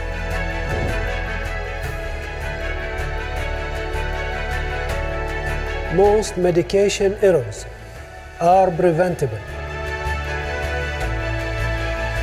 WHO, in response to the heavy burden of unsafe care, has developed patient safety tools, frameworks, and interventions to address the unsafe medication practices. The recently developed Global Action on Patient Safety can guide countries in achieving progress to reduce unsafe medication practices. The COVID-19 pandemic has exposed gaps in patient safety globally and in the region, as it has led to an increased risk of medication errors and unsafe medication practices. WHO's third Global Patient Safety Challenge, Medication Without Harm, aims to reduce severe avoidable medication-related error by 50% globally over the next 5 years. Regional patient safety tools and frameworks have been adapted to include specific interventions that address unsafe medication in 3 main areas: polypharmacy, care transitions, and high-risk situations. So those are the 3 areas that we need to focus on all together. We need that collaborative effort toward those 3 main areas. And the WHO, or the World Health Organization, put it all in this infographic so we can focus all the time on those 3 key action areas, focusing on 4 main domains and their subdomains for each of those domains.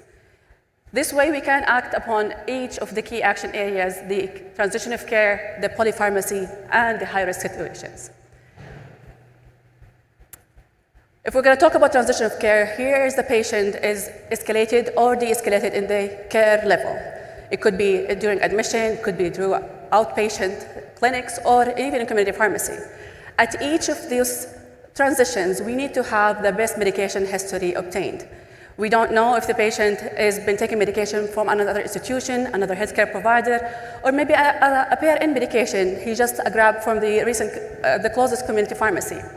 which one need to be held, modified in dose, or presumed if it's patient gonna be discharged. Sometimes the reason for the patient admission is the medication, so we need to make sure the patient is discontinuing those medications. So proper medication reconciliation at all of those transitions need to be done, and it's not only by one healthcare providers, but definitely pharmacy are the strongest in being part of that service. The other key action area that the World Health Organization identified as a harmful source for medication errors is the polypharmacy. Patients taking multiple medications with different brands from multiple providers or institutions, and all of this is causing the same dilemma if there's no proper medication reconciliation been done. Again, pharmacy are the experts in identifying those. Even if the medication is duplicated by brand, it could be even a combination, but the patient is not aware that he's taking the same medication from different sources. Or if it's a drug-drug interaction, augmenting each other and causing more side effects happening to the patient. And then high-risk situations. We've been inspired over the past 3 days about a lot of ideas and initiatives that we can take back to our workplace. Focus on those 4 main ones as possible. We talked even with the vision of 2030 and how is it impactful to address whenever there's life expectancy for our patients.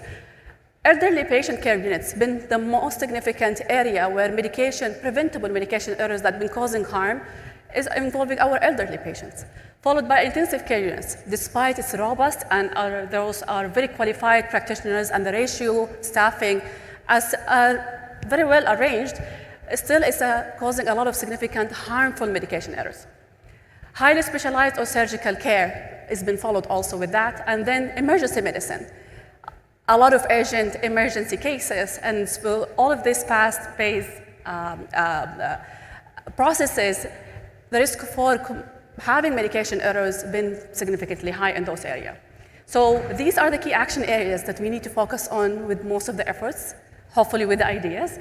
And now we're gonna move to the 4 domains and the subdomains with action items that I can, inshallah, share with you tonight or this afternoon so you can take to your institution or even to magnify it if possible. Let's start with the healthcare professional domain.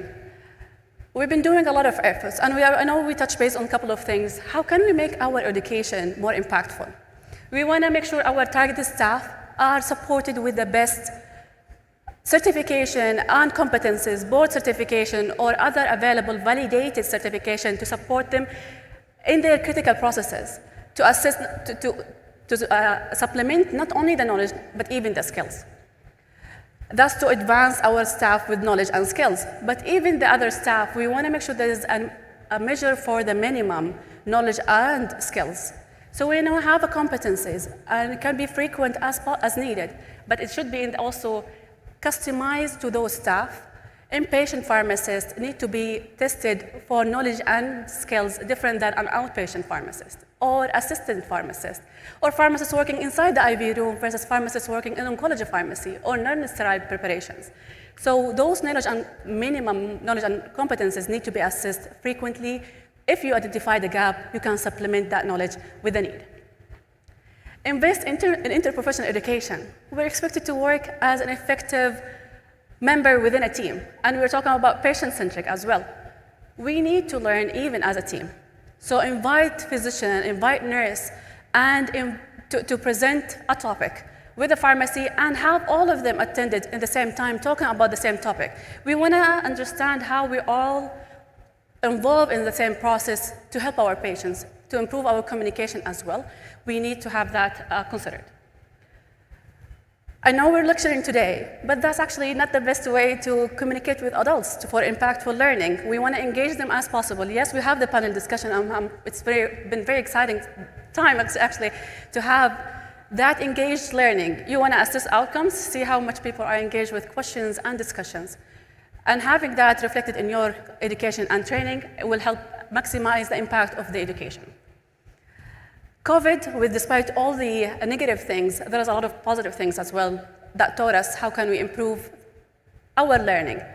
We invested a lot in optimizing our virtual communication and learning opportunities. When possible, make it available virtually for the theoretical part the learner can attend on their own pace at their own convenient time that theoretical part, but to make it more impactful, supplement that with a hands-on training afterward to ensure that the online learning been perceived appropriately. Have it frequent and short in the same time. Yes, we're doing it in the exact life expectancy for adults to learn. It's 20 minutes. It's very well studied, mashallah, our scientific committee, to present a certain topic in a very concise way. So make it frequent and short to be able to maximize the impact from those learning. Invest in making the environment as safe as possible. When we say safe, you want to empower your staff to speak about safety issues and to feel safe about speaking about it. And there's multiple actionable items that you can invest in bringing to your institution, if not yet. For example, you can have the Great Catch program. So you want to recognize the hardest to be identified near misses and the staff who took the time to report them. And if you also involved the leadership and management in recognizing those staff, it's a strong message for the whole institution that they've been supported by leadership to communicate and speak about safety issues. And then you can take this information not only as a learning opportunity and an excellent message for the whole institution, you can also use those opportunities to improve your system further. Communicate it frequently in your huddles on a daily basis, or even more if you are having it per shift. Make it a routine for the staff to speak up about safety issues and to communicate about it without feeling pointed out or objectified about it. You can make it anonymous as possible. You want to definitely help prevent the second victim impact. We are not here to point fingers who did the mistake. We are learning from these stories. How can we prevent them more? And it could be actually an excellent idea as our recommendations can be a source for improvement. Train your investigators when they handle medication errors. They should be the role model for staff, supporting them to speak up about safety issues and to promote them to speak up more about the root causes behind it. But we don't want to go for RCA alone. We want to go for RCA square, root cause analysis and action. It's not enough to identify the causes or the root causes. We want to act upon those root causes with appropriate targeted action. For each root cause, is what you're going to do about it. What are the actions? And Dr. Anas already gave us a lot of ideas. How can you identify high leverage medication error reduction strategies? And if you don't have the time to do it for all, at least categorize which patient you're going to or errors or safety concerns you want to focus on more. You want to give a priority for reaching the patients, or if a harm been involved. As well, if there's a very critical step or a critical medication and you don't want to see this error happening again, la samah Allah, reaching the patient. Utilize the just culture algorithm and feel comfortable using it and the staff to be aware about it. Yes, as Dr. Anas mentioned, most of the errors been already identified as system related, but still a very small segment, 0.001 I would say, because we have the oath that and we chose this profession to prevent errors or harm reaching our patients. But with routine practice, at-risk behavior might be identified as well as reckless behavior if, despite all the measures been set in place, the same error been happening from the same person and no one else from their peers. Have those data available and accessible and frequently shared with people. It's a positive indicator if you looked how many of your staff within the institution are speaking up about medication errors. When we talk about near misses or reaching the patient, it doesn't matter. We just want to encourage people to report. Can we benchmark? No, we cannot. We can benchmark ourselves. You want to see that line trending up all the time. But we don't want to compare ourselves to other institutions. It doesn't matter. We just want to keep improving and empowering staff to speak about medication safety error. And it would be even better if you can link it to your number of patients that is currently in the hospital and their length of hospital stay. And there's multiple studies also supporting such data to be shared.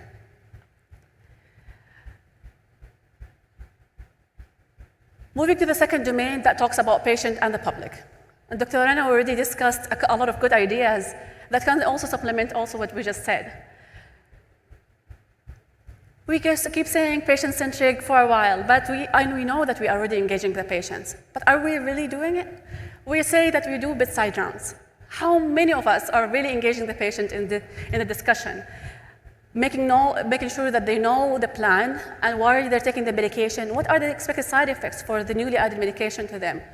How many channels are offered for the patient to speak up during their admission or afterward about any issues that they're facing so we can learn from it? Are you using satisfaction surveys? If you're doing, excellent, but utilize those data. How can it be driven you to think about maybe an intervention being done, but it was not as impactful, and why not? And we keep looking at improvements. Optimize the medication, or participate in awareness events and campaign, just to acknowledge Dr. Rana's message today. Optimizing medication counseling. Yes, we're counseling our patients, and we know this is a cliche for us as a pharmacist, but it's not enough one time, and it's not enough by one provider, and it's not enough to deliver it by one message or one delivery methods. Consider multiple ways, handwritten, with verbal, and utilize demos, if possible, or videos. It's been shown in our Saudi culture, the average person spending time on the social media, viewing videos, average of 4 hours a day. Just imagine if we utilize this efficiently to deliver our medications or important information through this way. Include them as members in the committees or performance improvement project. Get their voice and engagement to customize it to the best that impact the patient. With the third domain that talks about medicine, the most important things that the WHO is promoting for is to have an identified community or entity within the institution, like Medication Safety Committee, and it's leveraged by another Patient Safety Committee or Pharmacy and Therapeutic Committee, and to have support for those identified issues and recommendation to have an impact within the system. And to have, there's a comprehensive process also for the product evaluation, and that it's reported to Saudi FDA. This has been a lot of issues, it seems, worldwide also to be involved, and we need to have actions about them and feedback. Lookalike, sound-alike medication, Dr. Anas already talked about it thoroughly. The WHO is talking about the same issues that's been causing a lot of harmful medication errors. Limit the storage outside pharmacy or outside the automatic dispensing cabinet to reduce dispensing errors. Limit the override and keep reviewing it if it's really worth to skip pharmacy verification in such process or not. Supply management and the out-of-stock medication, especially life-saving ones, it should be always managed appropriately. Proper medication disposal process inside the hospital and outside the hospital, also an area for improvement. We need to give it a focus. Accessible medication need to be available in the most ready-to-administer format as possible. Inside the automatic dispensing cabinet, utilizing the unit dose or the cups for the liquid formulation to reduce the chance for calculation errors and dosing. And make sure that you have a monitoring process. Key performance indicator, for example, are we really giving those medication within the appropriate timing, or are we going beyond and causing delay and harm to patients? The last domain talks about system and practice of medicines. Here, we talk about Medication Safety Committee or equivalent, and supported by another entity within the institution, and having leadership support, another action that can be implemented. If there is a leadership executive rounds, for example, in your institution, and that direct interaction between frontliners and leadership definitely will help identify more safety issues, and the staff will perceive that safety culture better to speak up about safety concerns. And quality rounds, if you are involved as a leader or as a practitioner in your areas, a clinical pharmacist in your area, and you assist deviation from the standards, from the policies, from the safe practice, you can easily utilize that to an area of improvement and go from there. Yes, we're pharmacists, and yes, we are responsible for medication and all the medication management cycles, and we are the most impactful one. We talk about, the terminology are not there, but starting from procurement, storage of medication, ordering of medication, preparing and dispensing it, administering it, monitoring it. All of this medication management cycle should be within our radar. We don't focus on an area versus another, and we should give it enough attention to have it improve with proper actions. And we have to do it. Why? Because already accreditation is requiring it. Sibahi standard is requiring such annual medication management review plan, we need to look at all the stages, what are the risks identified in those stages, and how can we prioritize them and put an appropriate risk reduction or medication error reduction strategy with a high leverage as possible, and go from there to, on annual basis, coming to 2023, make sure that you have this ready and involve multidisciplinary group in it. You don't want to do it only pharmacy, and we should never expect pharmacy to be the sole responsible for this plan to be implemented. You want to bring it to all the groups and communicate it to all the group early in the year and at the end of the year about the implemented changes and how we are moving to improve the system. And just to echo what Dr. Anas mentioned, when your goal with the strategies, you want to prevent errors. You want to make error more visible if it happens so it can be intercepted timely and to mitigate the harm. We know the allergy will happen to the patient and we cannot really prevent it, but we will have an anaphylactic kit available in all automatic dispensing cabinets accessible to the patient when medication will be administered. The same what Dr. Alice was saying, go with a high leverage, less reliance on human, but more reliance on the system, and to make it more robust, more supporting human not to commit errors or fall on those traps. And all of this recommendation and information are referenced from the World Health Organization as well as the Institute for Safe Medication Practices. With that, I want to thank you so much for your attention and your attendance today, and looking forward to the winners' recognition. Thank you, Dr. Amroj. It's very nice presentation. Please, Dr. Anas, come with us for the question, please. Now the question is open.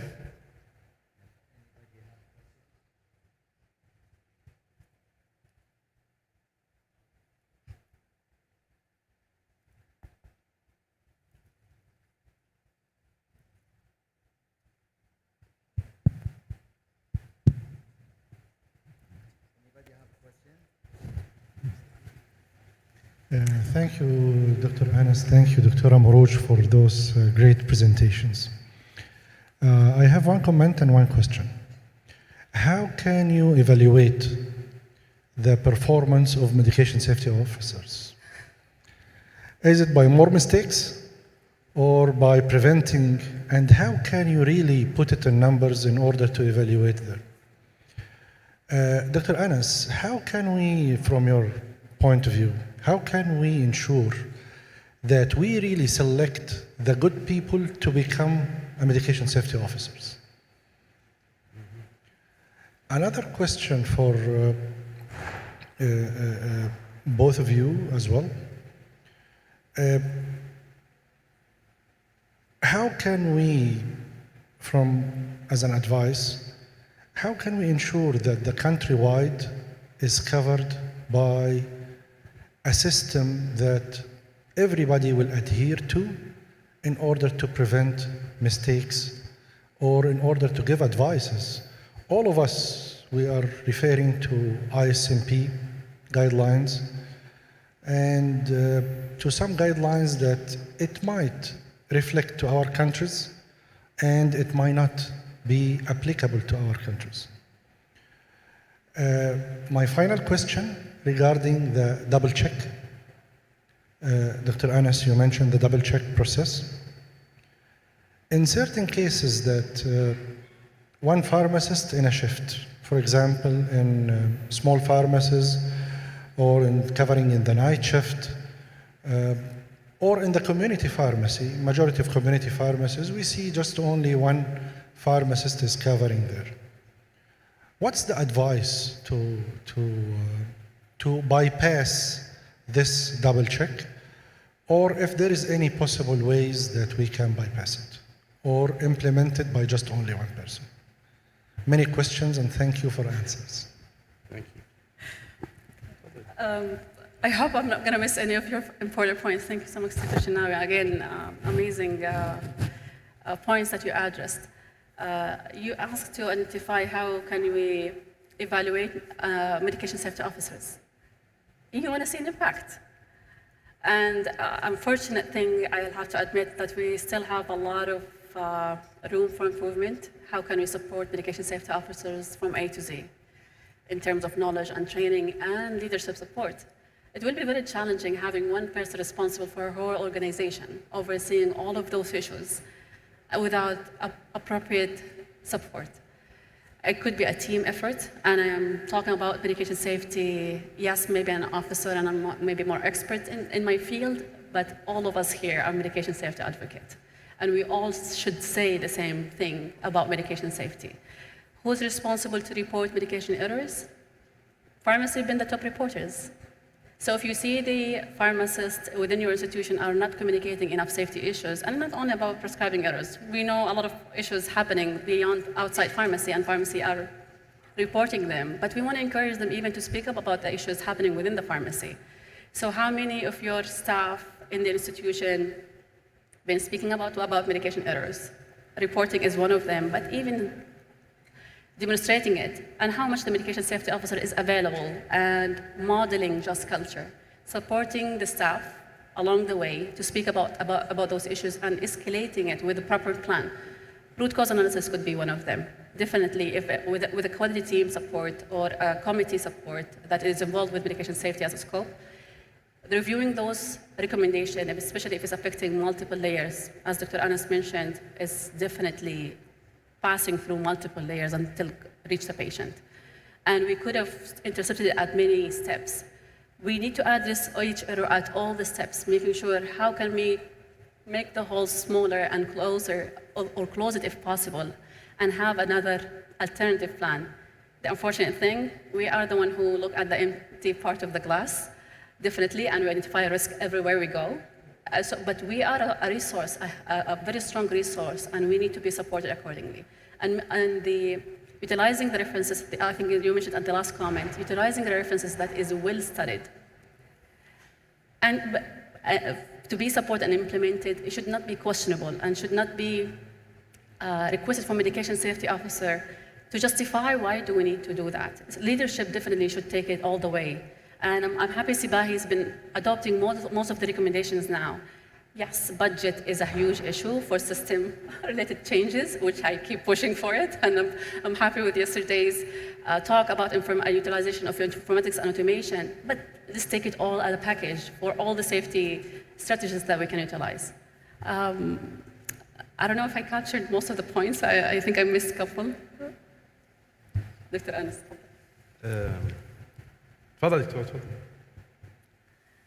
Regarding the double check. Oh yes, so just before that, if I may, regarding you talked also about how can we make a national, like kind of standards. So yes, as you said, we follow mainly ISMP guidelines, which are very, very effective and very great. And I think in the GCC we mainly use like the American model of pharmacy, so it fits us in a big deal. But however, there's still sometimes US specific things that don't cover our areas. So maybe in Qatar, because it's a smaller country, like when we do on Hamad Medical Corporation level, that's somehow covering like 60–70% of the healthcare system. But in big countries like Saudi Arabia, I would think that ideally, and Qatar now is next year is also going for national insurance system, so private care will probably flourish more and more. So there should be a national, like KPIs at least, national medication safety standards or KPIs. And I've seen that in bigger countries like Canada, for example. They have national medication safety standards that they are developing through ISMP Canada, but it's with other partners. So I'm currently, for example, working with them as an external expert to develop what they call ROPs, Required Organizational Practices, on a national Canada level for medication safety. And it's just having these standards, they're developing 8 standards, for example. We don't need to, they have exactly the same, but the idea. So you involve everyone, you involve community pharmacy expertise, hospital pharmacy experts, regulators, et cetera, and you make like a kind of committee. And then you ask some external experts as well to develop your own. I think this will be the ideal thing to have forward. But for now, at least following ISMP and adjusted to our context, is okay until we can reach to the next level. For the double check, I once read an article that double checks can be actually half a check. So you rely that someone will check it after me, so you don't do it properly, and the next one will rely that someone did it before me. So it's called like double check is actually half a check. So it's not the solution, of course. It is an extra step. Sometimes, as you said, in the night shift, we don't. I have one pharmacist in the night shift in my hospital, for example. So we rely on technology here as much as possible. So if there is a barcode scanning, or sometimes we can train our technicians to check, after us. They will not check maybe clinically, but at least they can make sure that the quantity is correct, the drug is correct, the patient is correct, etc. But the idea, with the availability of technology and medication barcode scanning is pretty cheap technology. It's not very expensive. It would somehow, help to cover this gap. Thank you. Can you allow me to also comment? Because the double check also and I think the ideal word you want to use, independent double check. Yes, it has the hint bias when you think there's someone always will cover your back. Physicians do it all the time, especially with the clinical pharmacists, I think, in the team. And they, very blunt when saying it, we have a clinical pharmacist. If there's anything that they will catch it. But that's not it shouldn't be a default, definitely. And utilizing the system, as Dr. Anas mentioned, always a key. But for the staff to understand exactly how independent double check need to be done by 2 or 1 person. So if I have to interrupt myself, after I complete this process, I will put it aside, do something else, and come back and follow the same step from the beginning till the end, and then compare if everything was done appropriately, it will help. But that, it's again, you're relying on human doing the thing. Utilizing the technology definitely will be supporting. Something also I think it will be worth to be mentioned for medication safety officers and leadership to ask for, you can promote more for issues and impactful things to be done, the data that you have in your institution. Not only the reported medication errors. There is intervention data done by the pharmacist or clinical pharmacist. You want to look at the quality rounds audits or from the accreditation identified issues or gaps. Self-assessment, ISMP, one of them, but there's a lot of self-assessment available, evidence-based. AHRQ, it has multiple also resources, utilizing FMEA whenever you introduce something new. How many of those been done by medication safety or medication safety supporting also such initiatives to be done for impactful stewardship programs? We talked about it even throughout the days. All of those data need to be utilized and assessed. How can we further implement actions that is targeting the pain point on a national level? We need to customize. We don't. Yes, there's target medication best practice, for example, for hospitals. Maybe not all of them is impacting us much, but we know our data showing us more pressing and critical issues that we need to target. And here we should be focusing our efforts, including the 4 areas that the World Health Organization, I think, is highlighting. Thank you, Dr. Murud. Any question? Go ahead. More questions, more impact, inshallah. Really, it was a heavy presentation.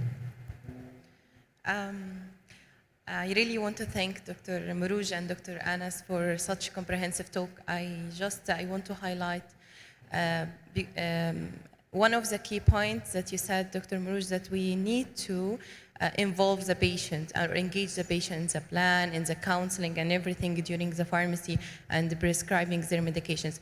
But one of the issues that we have in the refill pharmacy sometimes, the patient is not coming. Actually, the caregivers or the son or the daughter who come to take their medication instead of the exact patient. So how we can reach their experience if the patient is not coming to the pharmacy, and or we have in some elderly patients, especially they are taking multiple medications, so we need to know the adherence, what their experience with the medications that's prescribed.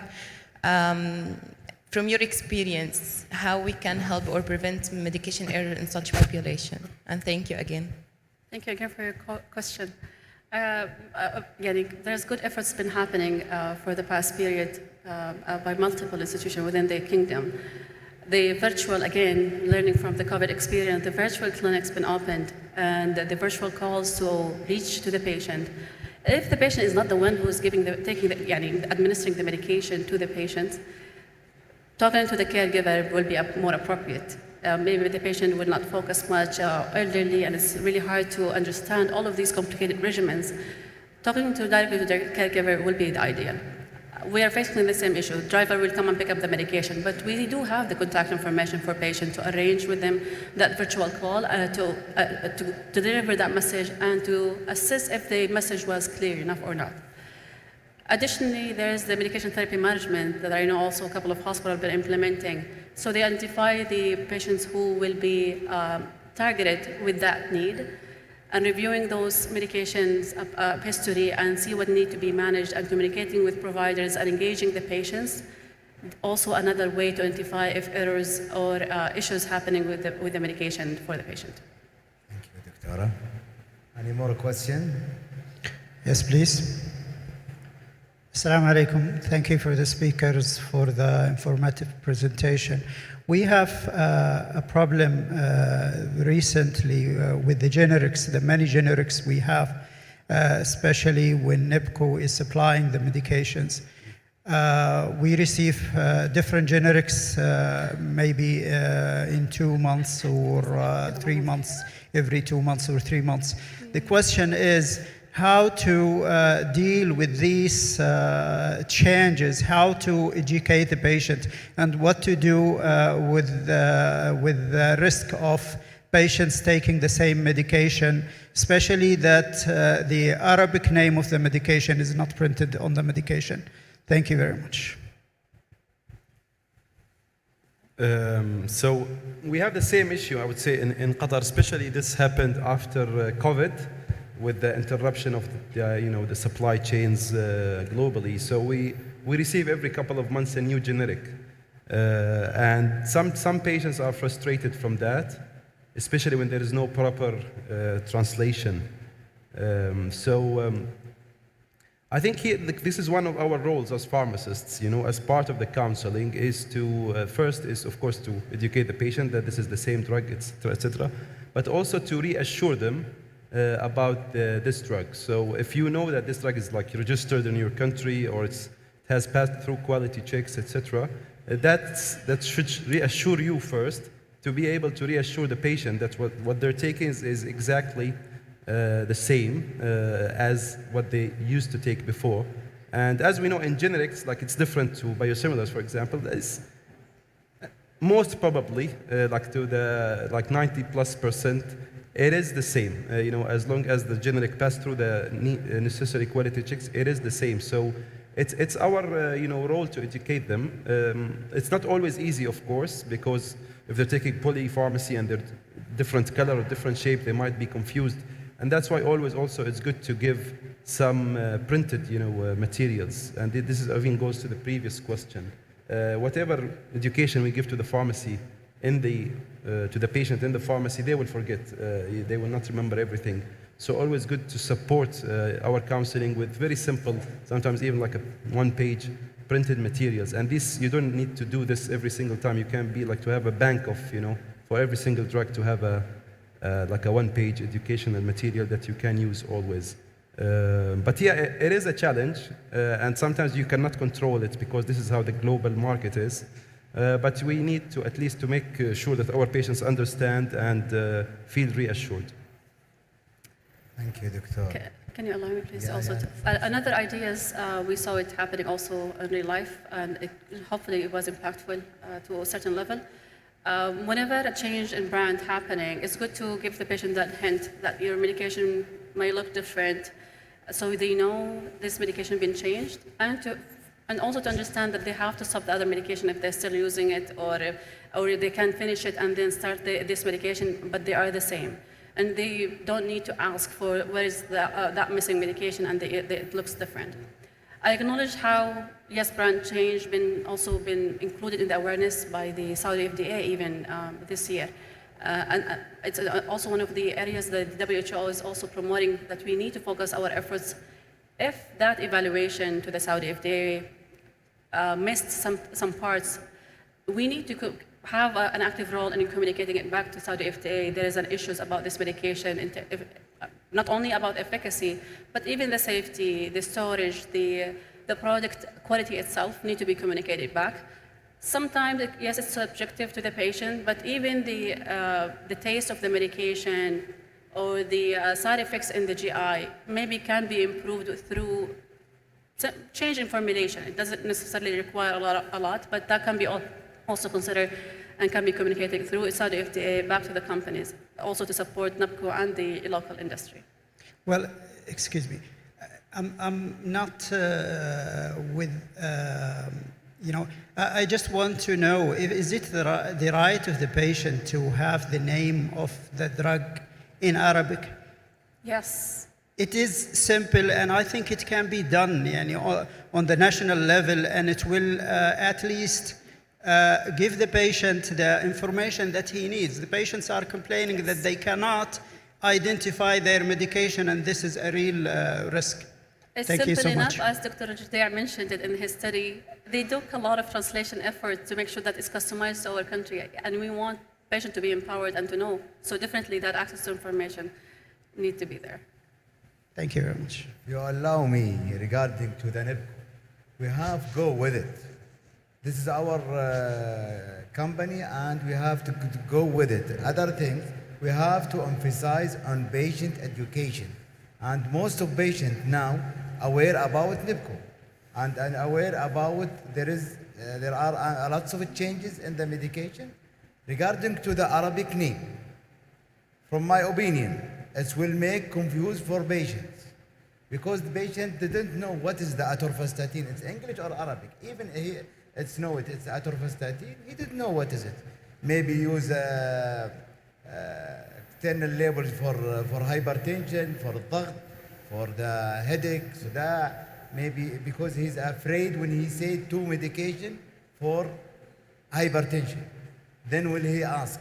But we have to emphasize for our patient to education them. We have to know, they know there is company and there is a lots of medication will change all the time. I think now no more time. Thank you for Dr. Mourouj. Thank you for Dr. Anas. Really, it was a great presentation, great discussion. Inshallah, see you inshallah with the next conference. Thank you, Dr. Muhammad. Thank you for all the scientific committee and organization committee for our invitation. Thank you for the engagement.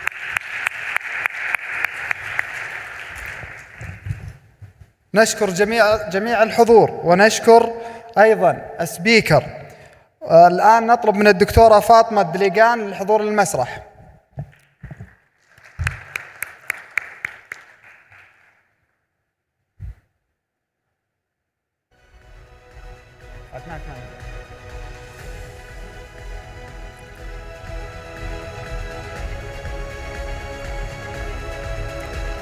الدكتور أنس حمد.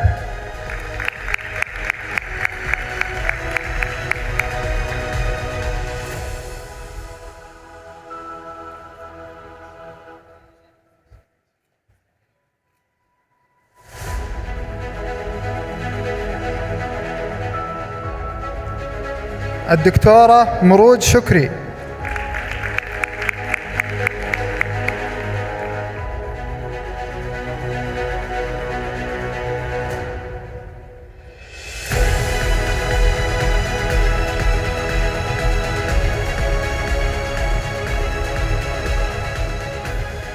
الدكتور صالح العنزي.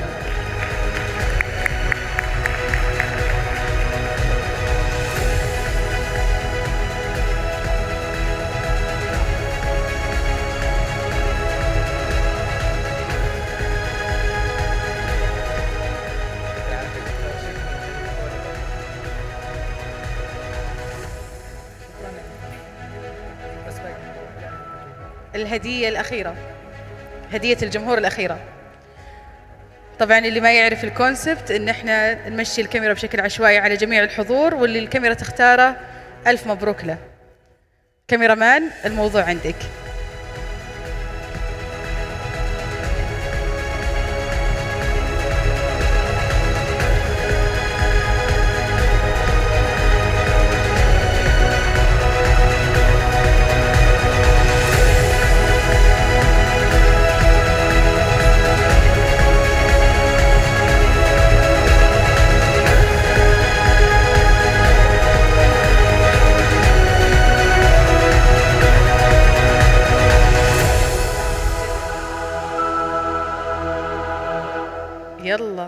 نبي واحد اللي يجي. كاميرا مان ترى هنا في عندنا. اوه الف الف مبروك.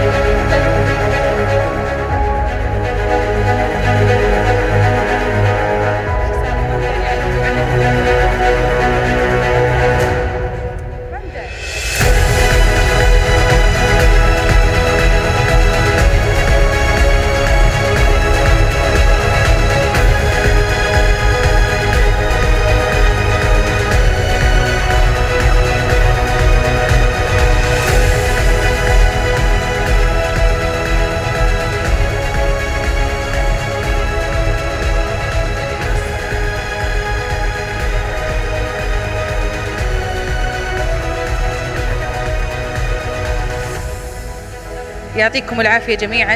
الآن عندنا وقت البريك بإذن الله، وبعدها راح نبدأ المسابقات اللي بتكون على المسرح، سواء مسابقة التثقيف الدوائي، مسابقة صيدلة المستشفيات، وبعد كذا بيكون عندنا اللي هو الإعلان عن الفائز بالأبحاث والفائز بمسابقة التثقيف الدوائي، وكذلك أفضل بوث من الأندية الصيدلة.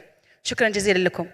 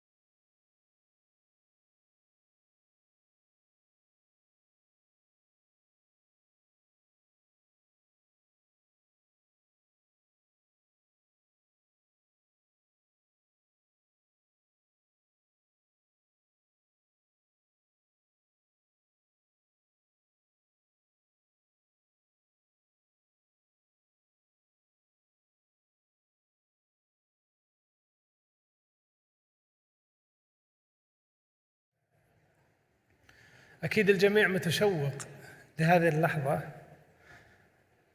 لحظة المسابقات، المسابقة الخليجية للتثقيف الدوائي، وأكيد تبون تعرفون من الفائز. بس الحمد لله معنا ساعة كاملة نشد أعصابكم لحد ما نصل لمرحلة ونحدد فيها الجامعة الفائزة بإذن الله أو الفائزين.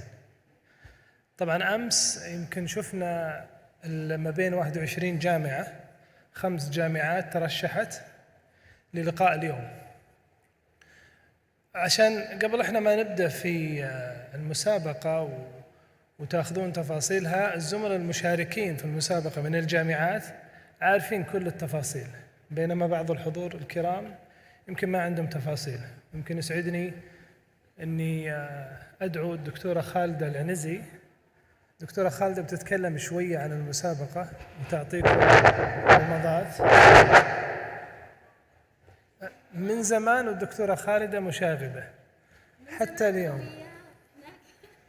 فدكتورة خالدة أعطينا كذا عن المسابقة، خلي الناس تعرف عن المسابقة. مسابقتنا كانت اليوم، يعني أنا سعيدة أني كنت في النسخة الخامسة من مؤتمر IHOP، المسابقة الخليجية للتثقيف الدوائي. سعيدة أنها ضمت 21 جامعة من مختلف مناطق المملكة الخليج. كان عندنا 5 جامعات متأهلة، بعد طبعا جولات استمرت على مدة يومين، 7 كانت في كل يوم. كان فيها 6 محكمين من مختلف القطاعات طبعا الصحية. طبعا اللجنة هذه كان في وراءها جنود مجهولين من اللجنة التنظيمية، الدكتورة حنين الجهني، الدكتورة الهنوف القحطاني، الدكتورة خلود العصيمي. كان في لجنة علمية بقيادة الدكتور أحمد العنزي، الدكتورة رشا الزهراني وحضرتنا. أما بالنسبة للجنة التحكيمية طبعا كان معنا الدكتور علي التبيناوي، الدكتورة عايشة فلاتة، الدكتورة طيبة أبو تاكي، الدكتور عبد الرحمن الشيباني، والدكتورة رشا الزهراني، بالإضافة برضو كنت موجودة من اللجنة المحكمة. اليوم راح تكون عندنا ضيف جديد معانا في اللجنة المحكمة خارج قطاع الصحة.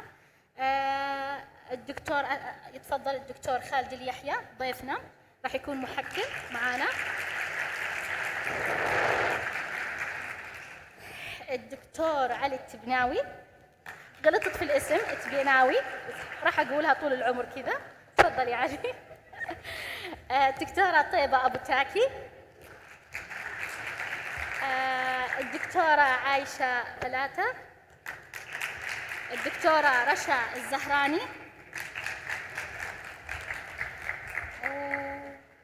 حاليا هذول، وأنا معاهم برضو راح أحكم. لكن مفاجأة الموضوع راح أدخل شوية شوية نعمل المتسابق حركات جديدة، مفاجآت جديدة راح يكون العامل فيها هو أنا. طبعا الجميع عارفني وعارف شخصيتي وحافظني اني استحاله الموضوع يعني ترابل ميكر اول شيء، بس طيوبه. حركتي كثيره، فبالتالي نبغى نستغل هذه الامور، واحب اشوش على الخلايق، يعني ما احب احد يتكلم الا لازم اسولف واقاطع واعمل مدري اكشن. فقلنا نستفيد اخر لحظات التقييم، اجانا الفكره انه فعلا ليش ما نستفيد من هذا العنصر وحطوه. فأنا الحين راح تكتشفوا مواهبي، المفروض تصير IHOP أيضا. دكتورة قربي المايك عشان يسمعونك. ما قربتوا؟ مو صوتي واضح؟ أعيد كل الكلام؟ لا مو كله، يعني نص. ممتاز. دكتورة خالدة طبعا راح تدير هذه المسابقة، ونرحب مرة أخرى بالمحكمين الكرام، الدكتور خالد اليحيى والدكتورة رشا الزهراني والدكتور علي التبناوي والدكتور عبد الرحمن الشيبان، دكتورة طيبة أبو تاكي ودكتورة عايشة فلاتة. كلهم كويسين وحبيبين، بس ما عدا دكتور علي ودكتورة رشا، الله يعينكم عليهم، هذولي صعبين شوي، لكن إن شاء الله ربي ييسرهم لكم. واقروا يعني على الأقل أدعيتكم وأذكاركم عشان تقدرون تمشون معهم. طيب الآن الجامعات، نبدأ بأي جامعة؟ من الجامعة الجاهزة؟ احنا عندنا 5 جامعات صحيح؟ جامعة طبعا احنا ما نعرف كمان كمحكمين من الجامعة اللي راح تكون معنا على الستيج. هذا أحسن شيء. عندنا جامعة شقرة وجامعة الإمام عبد الرحمن بن فيصل وكلية ابن سينا وجامعة الطائف وجامعة تبوك. خلونا نروح الشمال ونبدأ مع جامعة تبوك. مرشحين جامعة تبوك نرجو القدوم هنا في الستيج. ما في بياز ترى يا شباب. جامعة شقرة، طيب اعذرونا جامعة تبوك في تحيز لجامعة شقرة، فنبدأ بجامعة شقرة. معليش اصبروا شوي علينا يا تبوك. أنت متحمس من الأمس، فإن شاء الله حماسك يزداد بإذن الله. الله يوفقك يا رب.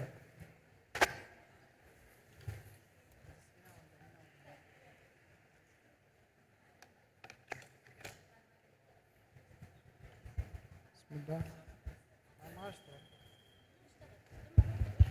الو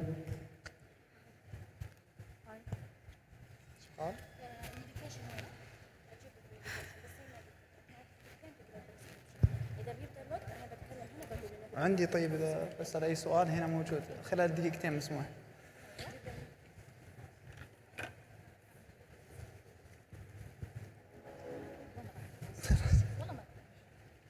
هذه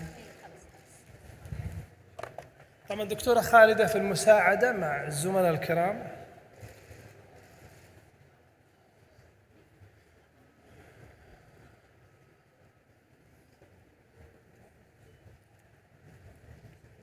الديوريشن هنا كان مكتوب 12/3، وش معناها 12/3؟ 3 شهور 12 ما ادري. 12 وش هي ترجمتها؟ 12 شهر. الصوت ما هو واضح. معليش بس انا ما ادري والله. هنا 12 شهر. طيب بس نبغى الصوت إذا تستخدم المايك. قرب المايك.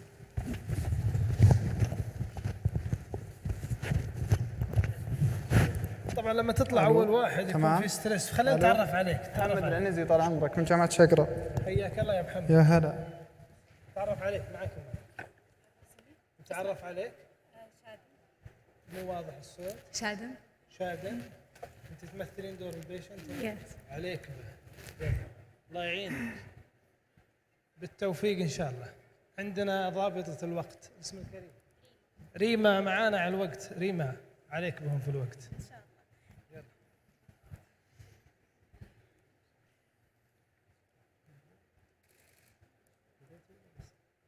ترى الوقت بدأ يحسب من الآن، لا من قبل الآن، يعني من شوي. باقي لك دقيقتين تقرا البريسكريبشن. اذا بدا وقت الكونسلنج راح يطلع العداد على الشاشه. يلا استعن بالله وبالتوفيق ان شاء الله.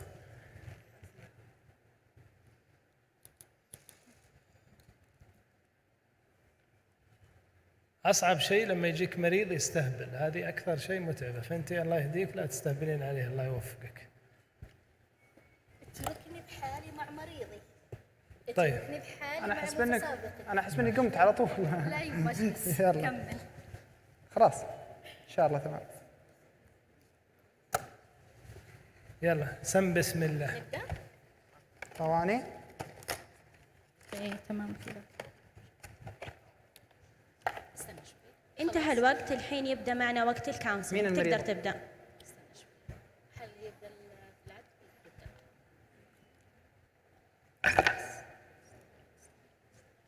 فين العد؟ فين التايمر؟ اوكي ابدا. السلام عليكم، كيف حالك طال عمرك؟ مين المريض بس؟ هذه شايفني فيني قل صحة؟ لا لا بالعكس طال عمرك. طيب بس بعد اذنك، الاسم سارة ناصر الأحمد صحيح؟ صحيح. الله يطول لي بعمرك. انت جاي امها؟ لا من يمها لسه صغيرة. ما شاء الله تبارك الرحمن عليها. طيب طال عمرك. معك الصيدلاني محمد العنزي. انا بس بعلمك كيف تاخذين طريقة اخذ الدواء. بس بسألك عندي كم سؤال وكم استفسار طال عمرك. الاسم سارة ناصر صحيح؟ صحيح. العمر 35. صحيح. طيب قال لك الدكتور ليش تاخذين الدواء هذا صحيح؟ ايوه انا عندي سكر. طيب ما تشوفين شر، الله يطول لي بعمرك. طيب عندك اي امراض مزمنه اخرى؟ لا الحمد لله. ما عندك. اللهم لك الحمد، هذا شيء كويس. اللهم لك الحمد. طيب تاخذين اي ادويه اخرى؟ الدكتور صرف لي ادويه سكر قبل فتره. ما عندها. وصرف لي هذا الانسولين. بس انسولين وهذا؟ لا ولا بس هذا الانسولين هذا هذا مو انسولين يا امي، هذا شيء ثاني بعلمك اياه بعد شوي بس الله يسعدك. بس قالوا لي انه ابشري من عيون الثنتين، انا بعلمك اصلا بس لا وش انا قالوا ابغى لي احمل من عيون الثنتين. ابشري بس قالوا لي انه ما اقدر احمل اذا أبشري، اخذته أبشري. ويسبب ضرر. هذا حق المشاهير. انا بس اوضح لك اياه الله يسعدك. الا والله هذا انا حق بوضح لك اياه الله يسعدك، المشاهير. خليكي معي ركزي معي بس. اخر رقم ملفك 5-1 صحيح؟ صحيح. تمام، الحين ببدا انت معك انت والمشاهير كلهم، بعلمكم اياه عشان انت تعلمين المشاهير بكره. طيب ما عندك اي حساسيه من اي دواء؟ لا الحمد لله. الحمد لله، هذا شيء كويس ترى جدا. بس هنا كان مكتوب عندي NKA.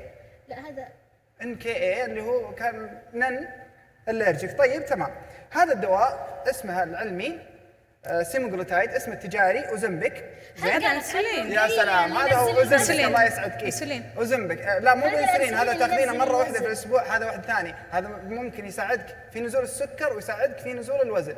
فبس بعلمك طال عمرك. قالوا لي اول شيء ابشري طال عمرك، هذا الدواء يؤخذ مره واحده في الاسبوع. ابشري 0.25 مره واحده في الاسبوع تحت الجلد. انا بعلمك الحين كيف تاخذينه، تمام؟ طيب بس بسألك، لو نسيتي الجرعة طول الله عمرك تاخذينها خلال يومين. تعدت الجرعة يومين ما تاخذينها، واضح إن شاء الله؟ أهم شيء اسمعي، أهم شيء طول الله عمرك 12 كل 12 شهر تجين مرتين تاخذينه، مصروف لك هنا الديوريشن حقه 12 شهر اللي هو المدة تحت الجلد مثل ما قلت لك. أول شيء هذا طول الله عمرك تجيبينه من الثلاجة، أنت الحين طلعتيه من الثلاجة، ينحط في الثلاجة وينحط في درجة حرارة الغرفة. طلعتيه من الثلاجة وانت جاية، اوه والله السائل نظيف مو مكسور، تمام. حطيته انا، رحت غسلت يديني عشان وش يتأقلم مع درجة حرارة الغرفة. غسلت يديني، وش اللي يكون جاهز عندي؟ طول الله عمرك المسحة الطبية ورؤوس الأقلام كلها جاهزة. اجيب القلم ذا، اجيب المسحة الطبية، امسح من هنا بشكل خفيف، وبعدين اركب الراس. احط جرعتي اللي هو 0.25 اللي هو مرة في الاسبوع، صحيح؟ متى ناخذها مرة في الاسبوع صح؟ لا طيب لا تمام، ما في لا مشكلة. لا خليكي معي. قالت لي رقيه خليك والله حطت انا بعلمك اياها، انا بعلمك اياها، انا بعلمك انت ورقيه. ابشري من عيون الثنتين، بعلمك انت ورقيه. مثل ما وضحت لك وانت جايه، اهم شيء ما يطيح ولا ينكسر، واضح؟ تمام؟ طيب الله يسعدك، انا الان جبته وخليته بدرجه حراره الغرفه، واضح كل شيء تمام. ركبت الراس، انا عندي مسحه طبيه اجيبها، اقدر اضرب الابره في 3 اماكن. واحد اللي هو هذا يعتبر واحد، 2 جنب السره ب3 أصابع، و3 هنا. واضح كل شيء ان شاء الله؟ طيب لازم تستخدمينه طول الله عمرك في مكان مختلف كل مره، كل اسبوع في مكان مختلف. طيب طول الله عمرك، انا الحين حطيته، مسحت في المسحه الطبيه مثلا جنب السره، جيت مره ثانيه الله يسعدك ركزي معي، مسحت في المسحه الطبيه هنا خلاص زين. ما تتذكر تحت ايش؟ ابشري الحين بعلمك كيف ان شاء الله كيف ما تنسى، تحطين منبه. طيب طول الله عمرك، سحبت بالمسحه، قول لي مسحت أنا 25 ملي جرام، اجيبها تسمعين كذا صوت تك تك تك تك تك تك تك. وش صار عندي؟ صار عندي 0. اهم شيء خليك حذره، تحطينها طول الله عمرك، تمسحين بشكل خفيف. بعدين جيت انا الان غطيتها، فكيت الراس، حطها بمكان مخصص لها، تمام؟ واضح ان شاء الله؟ اسكر الابره، تقدرين تحفظينها في درجه حراره الغرفه في مده 28 يوم او في الثلاجه. في الثلاجه عادي، بس اهم شيء مو في الفريزر. واضح ان شاء الله. طيب مثل ما علمتك كيف تستخدمينه، تغسلين يدينك بعد ما استخدمتيه وترجعينه يا في الثلاجه يا في الغرفه. واضح ان شاء الله؟ طيب في بعض الاعراض الجانبيه كل نهايه اسبوع واخذ منك. اسمعي ساره، في بعض الاعراض الجانبيه اللي لازم اوضح لك اياها ولازم تكونين سلسه معي. وشو؟ دوخه، غثيان، رقيه قالتها رقيه، انا ارسل لك الفيديو والله لا ارسل لك اياه. ما عليك منها ان شاء الله، لكن الرقيه بتعلمك وانا بعلمك تخلين تعلمين الرقيه. واضح؟ طيب مثل ما قلت لك دوخه، خذي واحد يصير فيه حساسيه، دوخه، تطريش، الام في المعده، يصير في حساسيه. اذا زادت عن حدها تكلمين الدكتور. طول الله عمرك ما استجاب معك الدكتور تكلمين الصيدليه. لقيت ما في رد من الاثنين او ما في لقيت صعب الوصول اليهم تواصلين مع مركز الطوارئ في وزاره الصحه اللي هم 937 وهم يفيدونك، هم توجهين مركز صحي او تجي سمي. انا ابغى اجيب البنت ما تجيب، ما في مشكله، تدقين عليهم وهم يجونك. طيب طول الله عمرك، طريقه حفظ الجواب مثل ما علمتك. تجيب عيال تحمل، بس متى تاخذينه؟ تبغى تحمل يا شيخ؟ انا بعلمها مره واحده. طيب الحمل طول الله عمرك، انا الحين انت متى تبين تحملين؟ يعني فتره مفكره قريب ولا بعيد؟ قريب. فما عندي تروحين تكلمين الدكتور والله رقية انها تجين شاطرة. تقولين يا دكتور والله انا بحمل، انا اخذ العلاج هذا 15 اي شيء ثانية. زي كذا صار معك لا سمح الله شيء، انا لازم انصحك نصيحه: التزام 10 في الدواء، ثواني. التزام في الاكل الصحي، التزام في الرياضه، هذا شيء مهم جدا. 5 ثواني. اي سؤال، اي استفسار، انا تحت امرك. انا اخذه. ما لنا قرنت زياده. يعطيك العافيه يا محمد، يعطيك العافيه يا محمد، شكرا لك. اعطينا المايك. شكرا لك. بس برضو رقية ازين. الله يعطيك رقية العافية، عندها شكرا حق جزيلا. أزين. ها؟ رقية المشهورة ما تشوفها بالتيك توك. لا اله الا الله، لا ما عندك سالفة يا دكتور. ما اعرف واحدة اسمها رقية. شكرا لكلية معانا دقيقتين يا لجامعة شباب شبرا. نبدأ نقيم. والآن فريق التقييم.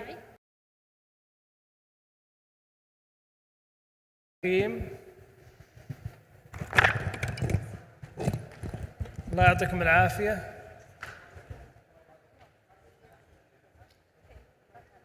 وفي مشاورات مع فريق التحكيم، واضح أنهم بيعطون درجات متباينة،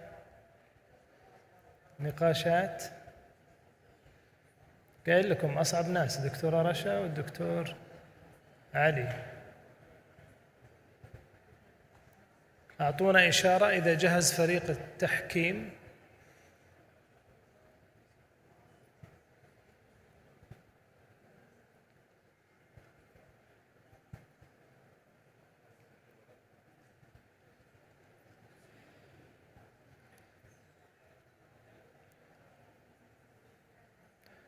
لا تزال المناقشات مع فريق التحكيم.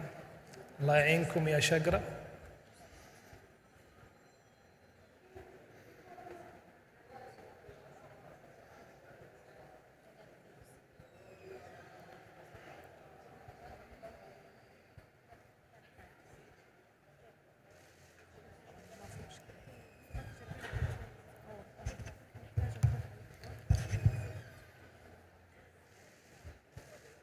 نعطيهم دقيقتين زيادة، وبعدين زي ما ضغطوا زملائنا في شقرة نضغطهم إحنا.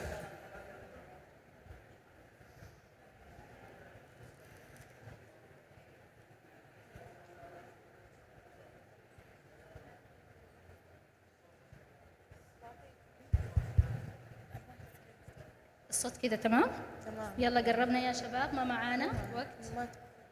يا محكمينا الكرام. تكلم.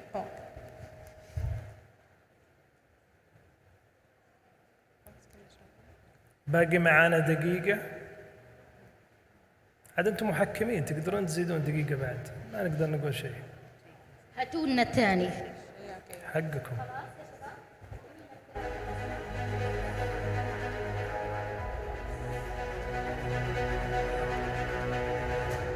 الصوت واطي كذا تمام. خلاص يلا محكمينا الكرام، يلا اكتملوا. ايوه جيبوا لنا الجامعة الجديدة. الجامعة أنا حسيت حالي ريا التالية. مسكينة. أنا ريا مسكينة. اوكي ريا مسكينة. ريا مسكينة. ريا هاتوه. مسكينة. اوكي. هاتوه. الجامعة التالية جامعة ابن سينا، فليتفضلون مشكورين.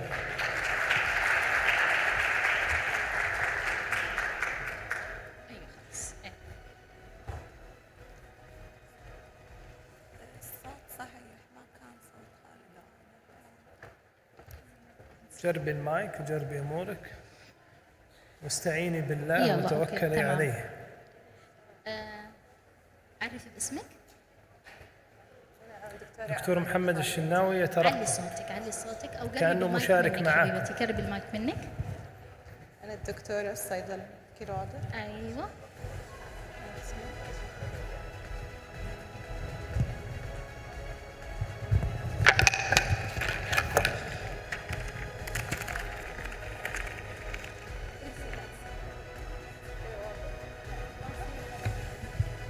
واضح؟ ايه أماني. كده واضح صوتي؟ أيوة تمام. نعم دكتور أماني. لا ما يشتغل. لا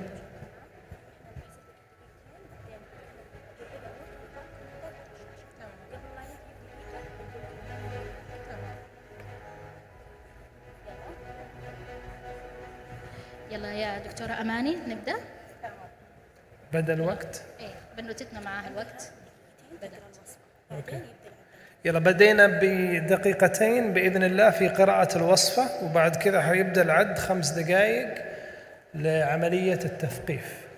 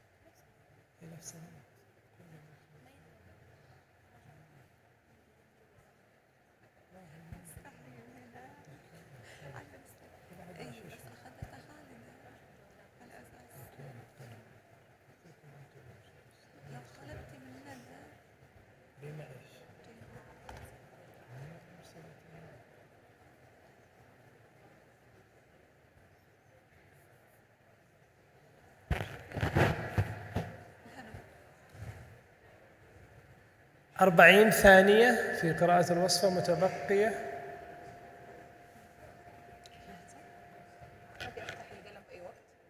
أفتح القلم أقدر.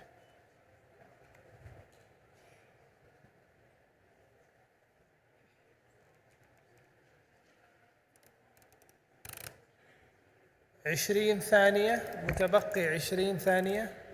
إن شاء الله بعد المسابقة بنزل وبيعه مفقود. 10 ثواني. أنا وياك. 5 ثواني. سلام. انتهى الوقت في قراءة الوصفة. السلام عليكم، كيف حالك؟ تفضلي، كيف أقدر أساعدك؟ أنت شايفتني فيها قل صحة. نعم. هذه. أهلا، أنت حضرتك المريضة؟ أيوة. تمام، ممكن أعرفك بنفسي بس، أنا الدكتورة الصيدلانية أماني خالد، هنا إحنا معاكي في التثقيف الدوائي، كلنا هنا جايين عشان نضمن الاستخدام الآمن والفعال للدواء اللي حضرتك حتاخذيه. وأنا خالدة. أهلا فيك، حضرتك ممكن بس أتعرف باسم المريض، أتأكد أطابق الاسم مع رقم الملف. معايا المريضة سارة نصري أحمد. سارة نصري أحمد، ورقم الملف 44251. هل صحيح هالكلام؟ صحيح. تمام، ممتاز. دحين بسألك بس كم سؤال تسمحي لي. هل هذا الدواء لك؟ أيوه. معمول أمك؟ لا. تمام. حضرتك عمرك 35 سنة؟ أيوه. تمام. حضرتك متزوجة؟ أيوه. حامل أو مرضع؟ لا، أنا أبغى أحمل، فقالوا لي إنه هذا الأنسولين ما يصير أستخدمه. إيه. لأنه يضر الأطفال ومدري إيش، وأنا مرة أبغى أحمل. تمام، الله يتمم لك على خير يا رب. أنا دحين على طول ببدأ معاكي هذا الأنسولين يا سارة حق المشهورة رقية صح؟ أيوة. والله هذا حق المشهورة رقية، هذا حق الوزن، مش لون هذا أنسولين. دحين حفهمك على طول. أول شيء هذا الدواء دواء للسكر، الدكتور كتبه لبنت حضرتك عشان هي مصابة مو بنتي، أنا كل عمري 41 سنة، إيش اللي خليتيها بنتي؟ لا عادي، شوف أنا دحين بفهمك الموضوع. مو بنتي، أنا أختها. تمام، بس هي فيها نسيان دائما فأنا اللي معاها. اتشرفت فيكي. هلا الحين أنا أسرحها بشوية تضيع. تمام، بس دحين بعرفك على الدواء على طول. هذا الدواء ما هو أنسولين، هذا الدواء عبارة عن اللي هو الأوزمبيك، المادة الفعالة اللي فيه اللي هي المادة السيماغلوتايد. هذا الدواء جدا فعال للسكر، يشتغل عن طريق انه هو يقلل السكر بالدم، يزود من حساسيه هذا الانسولين اللي انت قلتي عليه جوا الجسم. تمام يا شيخه، قالوا لنا هذا للوزن، والله رقيه تحط تقول انه تحط تضربي الواحد على طول تضربي، وبعدين اذا ما جاب معاكي مفعول زيد اضربي 2. ايوه، انا اقول لك دحين ايش الفكره. هو الفكره انه هذا الدواء يستخدم حاليا كمان اللي كان الوزن، بس هذا الاوزمبيك يستخدم للسكر كمان. صدقيني انا متاكده 1% بس انه هذا الدواء ما هو مناسب. هذا يعني مو انسولين؟ لا ما هو انسولين ابدا، والله ما هو انسولين. دحين يعني نبدا على طول. بس نعم، ما راح اقدر احمل منه. ايش هو؟ ما راح اقدر اجيبه. كمان طبعا استشاره الدكتور جدا حتكون مهمه. هذا الدواء ما ينفع اصلا ينصرف الا لما تقولي الدكتور هذا يناسب الحامل او المرضع او لا. انا حتواصل مع الدكتور على طول حفهم الموضوع. دكتور هذا الدواء يناسب الحامل او المرضع، هو انصرف لا خاص وهي جت بيه. قالت رقيه تقول والله. ايوه، لانه هذا الدواء تقول انه ما هو كويس للحامل، تقول ما هو كويس للحامل، انتبهن هذا هي بدها اياه علشان انا اللي ابيه. هو عموما انا حستشير الدكتور باذن الله معك في هذا الموضوع، لان اصلا احنا ما دام انت جيتي من الدكتور هو كتب لك هذا الدواء، انا حكمل معك، لكن كمان حتاكد لك زياده عشان عيونك، اوكي؟ بس دحين بقول لك الله يسلمك. مبين فيا اني 41؟ لا مو مبين ابدا، 20 يسعدك سنه. ربي. شوف اقول لك على طول، القلم هذا عباره عن ايش؟ حتاخذي الابره. دحين انا كيف اقول لك انك حتاخذي الابره؟ اول شيء نحتاج ان احنا نفك الدواء ونشوف انه السائل اللي هو موجود، لازم لو لقيتي فيه اي عكاره او اي مثلا ترسبات او شيء يحتاج انك انت توقفي الدواء على طول، تمام؟ لكن بطلب منك انك انت اول شيء حتثبتي الابره وتستخدميها من هنا، وتكوني طاقه معقمه يدك في البدايه، صح؟ لازم. وبعدين حنعقم منطقه البطن وهو يحقن منطقه البطن او اي مكان ثاني فيه دهون. بعدين لازم نكون مظبطين الجرعه على الدكتور كتبها لك، اللي هي حتكون 1 ملي جرام، لكن هنا هي 4 ملي جرام. بس مهم ان انت حتثبتيها هنا، المفروض تحطي اضرب 4. ايش هي؟ اضرب 4 ابر. لا ما حتاخذي 4 ابر، هي حتكون تضربي 4 ابر.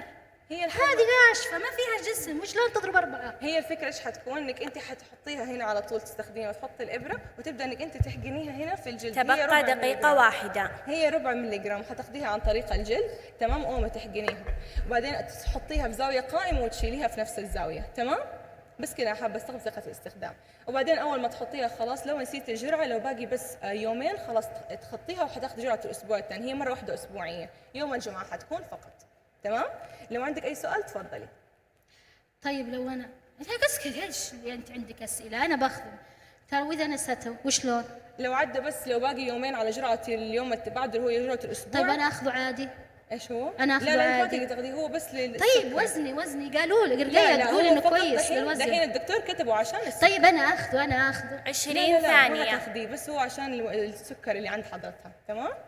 طيب وبس حقول لك على موضوع الحمل، صدقني انا حكلم الدكتور، لان اصلا اي دواء عموما نعتبره مو امن للحمل الا لما نتاكد من الدكتور، تمام؟ ما عندها سالفه. طبعا ما ينفع ناخذ اي دواء ثاني الا لما نقول للدكتور على استخدامه. عرفت طريقه الاستخدام حقته، ودائما قلت لك ندخل الزاويه 90 درجه ونخرجه وبس. شكرا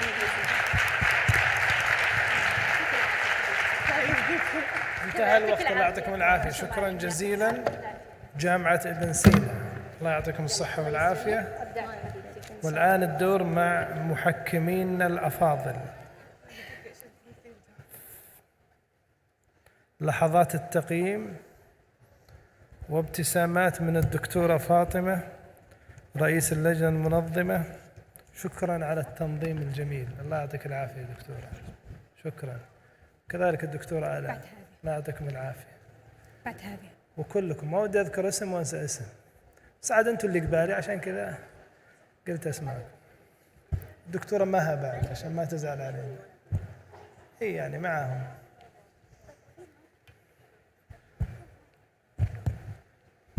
واضح التقييم ابن سينا شوية شرس، كل واحد لحاله، ما في مناقشات. الله يعينكم يا ابن سينا.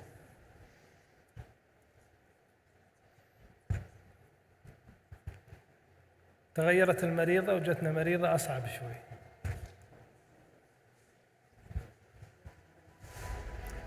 يعطيك العافية المريضة الأولى أو اللي مثلت دور المريضة، شكرا جزيلا لك. تستاهل صفقة، خلونا نصفق لها. فينها؟ انت هنا عين. شكرا يعطيك العافية، شكرا جزيلا.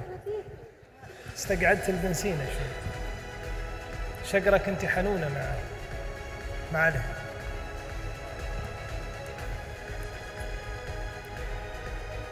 الدكتورة مها تستخدم الدكتورة رشا تستخدم النظارة في التقييم، فما أعرف يعني إيش معناته هذا. أنت هين ما شاء الله، أنت أنا خاف منك في التقييم، عساك ما تقيمني بس. طيب نعطيكم دقيقة، يلا دقيقة زيادة للمحكمين الأفاضل قبل أن ندعو الجامعة التالية.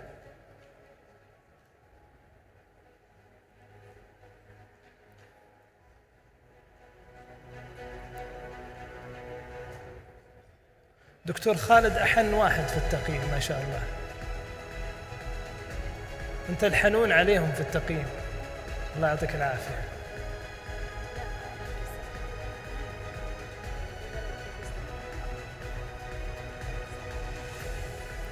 الثواني الأخيرة من الدقيقة، خلصتوا؟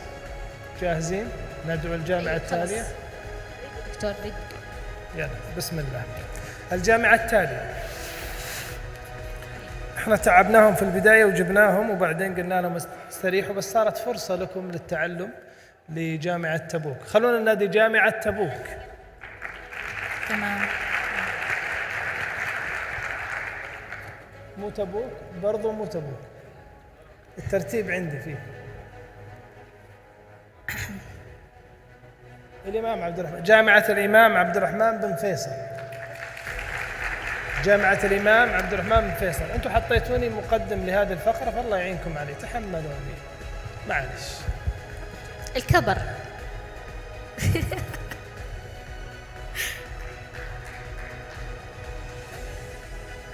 أهم شيء تبوك آخر شيء عشان ما تقول بايز والكلام هذا. أبشري تامرين أمر.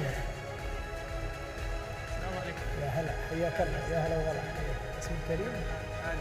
هادي. حياك الله يا هادي. تفضل. جيبوه جيبوه. السلام عليكم. عليكم السلام. أهلين. من المريض؟ أخونا هادي وخلوكم عليه هادي. ما راح نجاوبك أي شيء قبل ما نبدأ. في هنا ميستيك بس في الحرف، هي ان اي. اوكي يلا ستارت.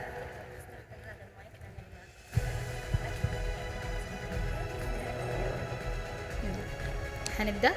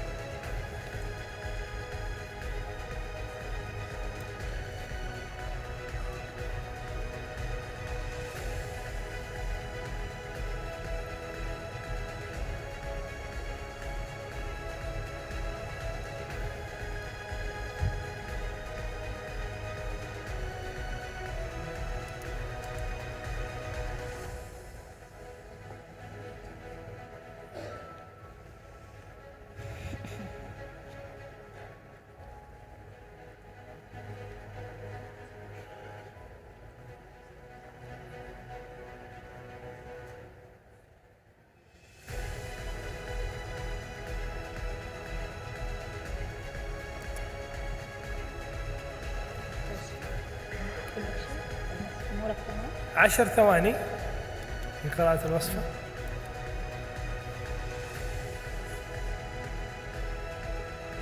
انتهى الوقت في قراءة الوصفة. نبدأ الآن 5 دقائق معك في عملية التثقيف. السلام عليكم. عليكم السلام. عليكم السلام. ممكن تعرفيني عن اسمك؟ وشلون عرفت انها هي المريضة؟ مين المريضة؟ أنت ولا هي؟ لا هي. أنا المريضة وأنت مين؟ أنا أختها. ما شاء الله. المريضة اسمها سارة الأحمد. وأنا خالدة أختها الكبيرة. ما شاء الله، الله يخليكم لبعض يا رب. آمين. طيب المرض هو السكر، تمام؟ من زمان عندها ابن صار له سنة. من زمان صح؟ لا من سنة كذا، سنة وشوي. اوكي. طيب انا تراها خايفة مرة. تراها خايفة بصراحة. الدكتور قال لها لو سمحتي بس خليني اتكلم مع المريضة بشكل مباشر عشان هي تفهم علي، ممكن؟ سهتانة تعرف ايش يعني سهتانة؟ وش يعني سهتانة؟ ما تدل دربها. انا اذا ماني معاها ما تمشي. انا ابغى اجيب اطفال. تمام، ممكن بوجه لك اجل انا ماني عايشة ببيتها.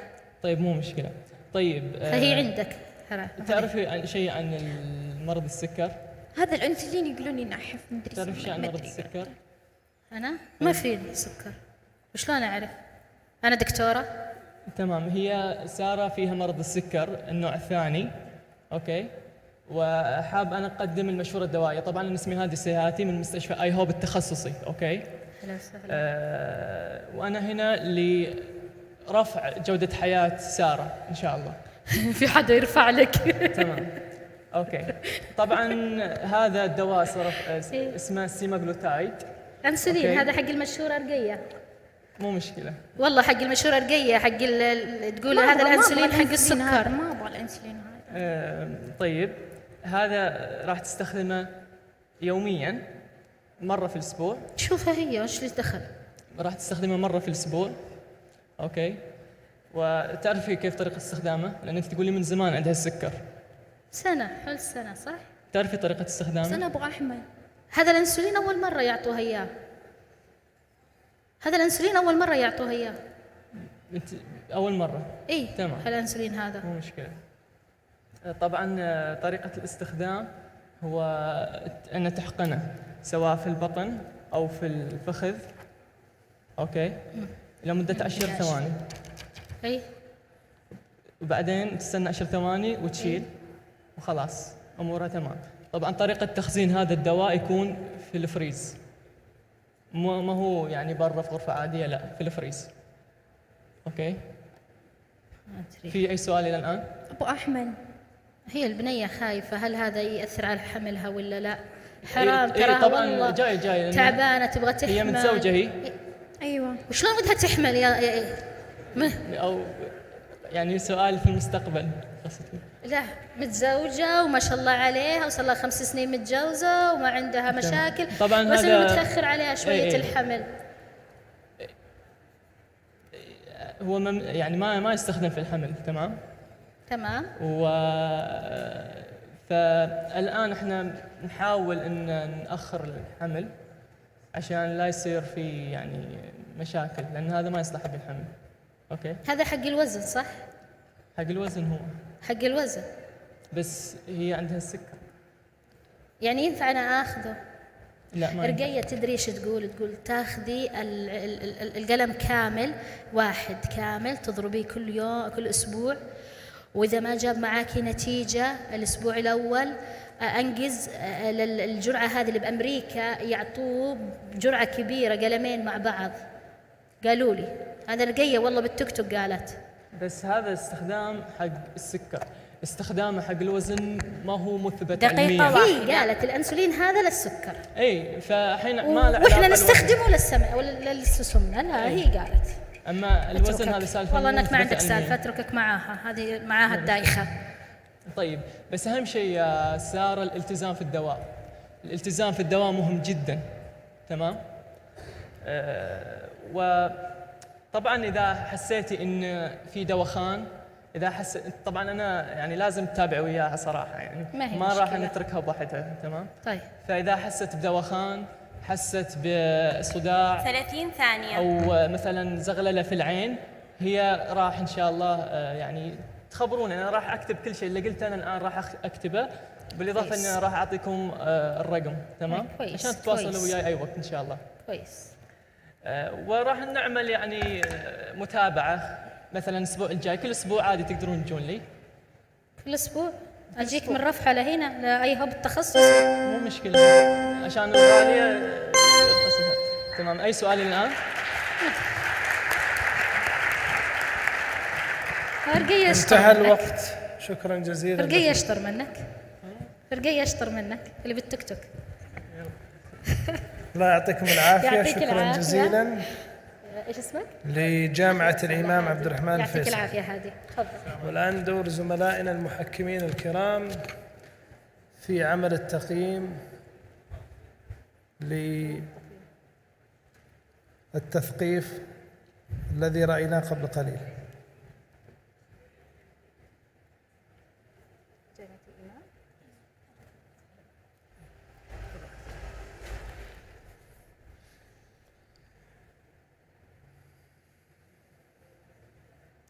أمس وقبل أمس كانت يعني أيام جميلة مع اي هوب، وأنا سعيد جدا كوني في الفريق وأشوف ما شاء الله ترابط الفريق. الترابط هذا ما جاء يعني من يوم وليلة، هو جاء خلال مرحلة عشناها سوا. الغريب أنه أغلب رؤساء، مو أغلب، جميع رؤساء اللجان من خارج الإدارة العامة، سواء كانوا في الرياض أو خارج الرياض، لكن التناغم موجود. قد تكون التقنية سبب، ولكن ليس هذا هو السبب. السبب خلف قائد، وهذا القائد الله يعطيه الصحة والعافية شهادتنا فيه مجروحة، الدكتور محمد بن أحمد الشناوي، الله يعطيه العافية.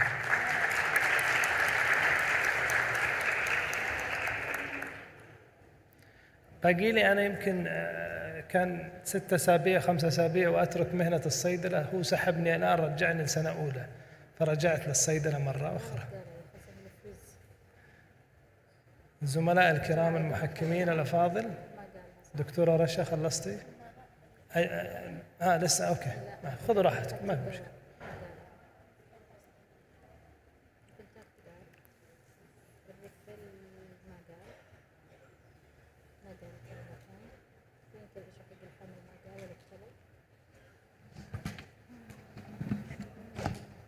تثقيف الدواء يمكن واحد من الأسس اللي احنا ناخذها كصيادلة في التعامل مع الناس، في كيفية فهم المريض. المريض يجيك أحيانا يكون بحالة نفسية متوترة، أو يكون يعني أحيانا هزلي، أو أحيانا يكون ما يرغب بالدواء. فهذه كلها يمكن تحديات تواجه الصيدلي، يمكن هذا اللي يخلينا نشوفها اليوم.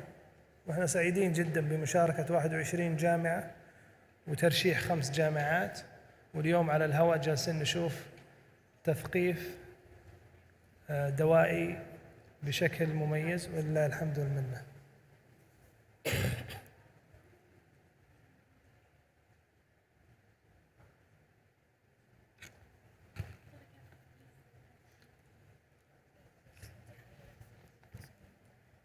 أتذكر أول موقف صرفت فيه دواء، فكان معي الوصفة وكان معي الدواء.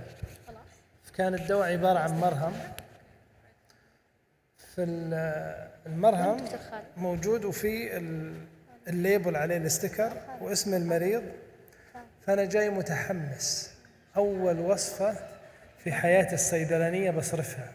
فكنت في مستشفى الحرس الوطني، فكان معي أحد الزملاء الكرام من الحرس الوطني، فقلت له ابعد، أنا جاي في الطريق الآن أبغى أصرف الوصفة.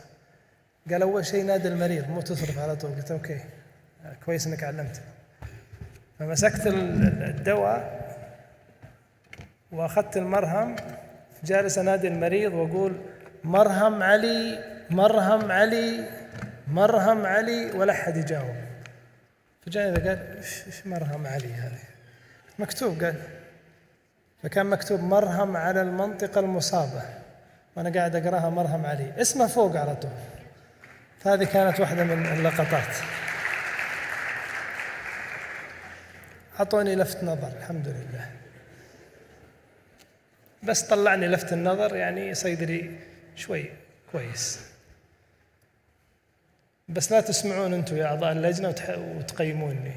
نبدأ دكتور. خلصنا التقييم. الدكتور خالد وينه؟ يعني وقفنا الدكتور علشان الدكتور خالد استأذن ثواني. طيب أكيد في ظرف دقيقة بس زيادة وبعدين نبدأ إن شاء الله. حتى يجي الدكتور خالد إن شاء الله بإذن الله. بإذن الله عز وجل. نعطيكم قصة ثانية في التثقيف الدوائي. فكان مرة مريض جايني على الشباك، فقلت له تعرف تستخدم هذا الدواء؟ كان الدواء هو انهيلر يستخدمه، فنتولين انهيلر، فكان يستخدمه عشان الربو اللي عنده. فأنا صرفت له 6 انهيلرز وكانت موجودة عندي. فلما جبتها له، أول ما حطيتها عنده كنت في مستشفى قوى الأمن، فأول ما جبتها عنده قال لا لا لا ما بيها هذه. ليش؟ سلامات شو؟ قال ما فيها فايدة، 2 استخدمها والله ما فيها أي فايدة. قلت له كيف تستخدمها؟ وريني كيف الطريقة اللي أنت تستخدمها. قال تاخذ تبخ ولا في فايدة ولا في شيء. طب خليني أوريك. فمسكت المرهم وفكيت الغطاء اللي عليه. قلت شوف، أول شيء تجي ترج العبوة بعدين تفك الغطاء، فهو قال لي هذا ينفك. قلت إيه ينفك؟ قال والله سنتين وأنا أستخدمه، أقول فيه ما يجيب أي أثر، عشان كذا ما كنت أستخدمه. هذه من اللقطات اللي كانت موجودة نبدأ عندنا في دكتورنا؟ الحياة. يلا الآن الجامعة التالية بإذن الله سبحانه وتعالى مع جامعة الطائف. جامعة الطائف فليتفضلوا مشكورين.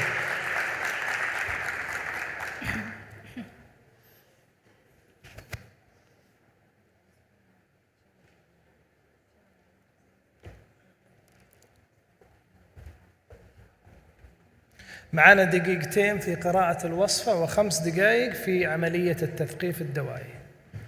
وعليكم السلام، تفضلي حبيبتي. هذه هي الوصفة وهذا القلم علشان يساعدك تكتبي نوت. لحد هذا معك دقيقتين. يلا بدينا.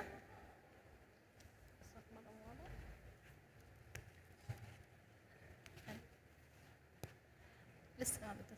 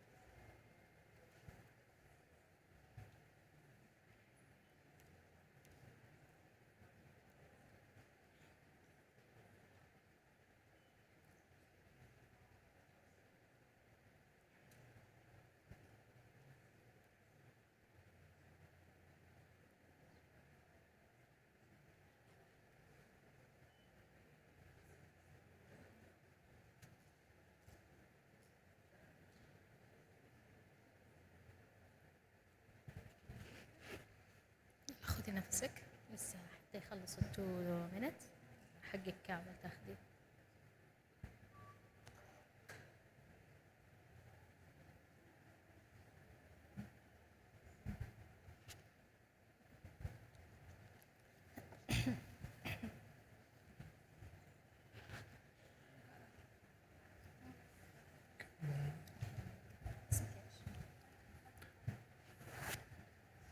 عشر ثواني. اكتبي صوتك. 5 ثواني. صوتك تمام. يلا. تكلي على الله. انتهى الوقت في القراءة. السلام عليكم. عليكم السلام. عليكم السلام. الصيدلانية رهف الطلحي، موجودة اليوم عشان أقدم استشارة دوائية بخصوص الدواء اللي مصروف. أنت متزوجة؟ أنا إيه؟ متزوجة؟ لا. ما شاء الله، ربي يحفظك لأهلك. تمام. ممكن آخذ شوية بيانات لها في البداية. الوصفة للبنت معك؟ إيه لأختي. أختك؟ إيه. تمام. ممكن آخذ بياناتك في البداية؟ ايوه. تمام. الاسم؟ سارة. العمر؟ 35. تمام يا سارة. عندك حساسية من أي دواء قد أخذته؟ وأنا خالدة وعمري 41. تمام. أنت عندها أي حساسية من أي دواء قد أخذته؟ لا. ما شاء الله عليها. الحمد لله ما عندها. تاخذين أي أدوية ثانية؟ لا. لأي أمراض مزمنة؟ لا. تمام الحمد لله، ممتاز جدا. غير تشخر بالليل. الوصفة اللي مصروفة لك هنا سيماغلوتايد اللي هي إبرة الأوزمبيك، تاخذين منها 1 ملغ. هذا حق رقية. قد شفتيه يا خالة؟ إيه ما تقولي لي خالة. تمام. عمري 41 ترى، بس لسه سن الشباب. أكيد. طيب قد شفتيه من قبل تعرفين أيوة استخدامه؟ رقية مشهورة التيك توك. إيه هذا هو هذا الأنسولين اللي ينحف. لا هذا مو أنسولين. هذا يا شيخة يعني أنت أحسن من رقية ودك تفهمي أكثر من رقية؟ ويمكن هي أحسن مني والله، بس هذه المعلومة أنا متأكدة منها. رقية نزلت عليه كانت 120. هو مفيد. هو مفيد جدا، بما أنه صرف من الدكتور جدا مفيد، ويمكن كلامها صح، بس هذا نفس الشيء بس ما هو أنسولين. هذه إبرة ثانية تشبه الأنسولين لو تعرفينه. هذا الأنسولين يقولون يجيبون تشوهات بالجنين، وأنا توهم قالوا لي أبغى أحمل. توهم قالوا إيه؟ بحمل. يعني هي ودها تحمل، عندها خطة.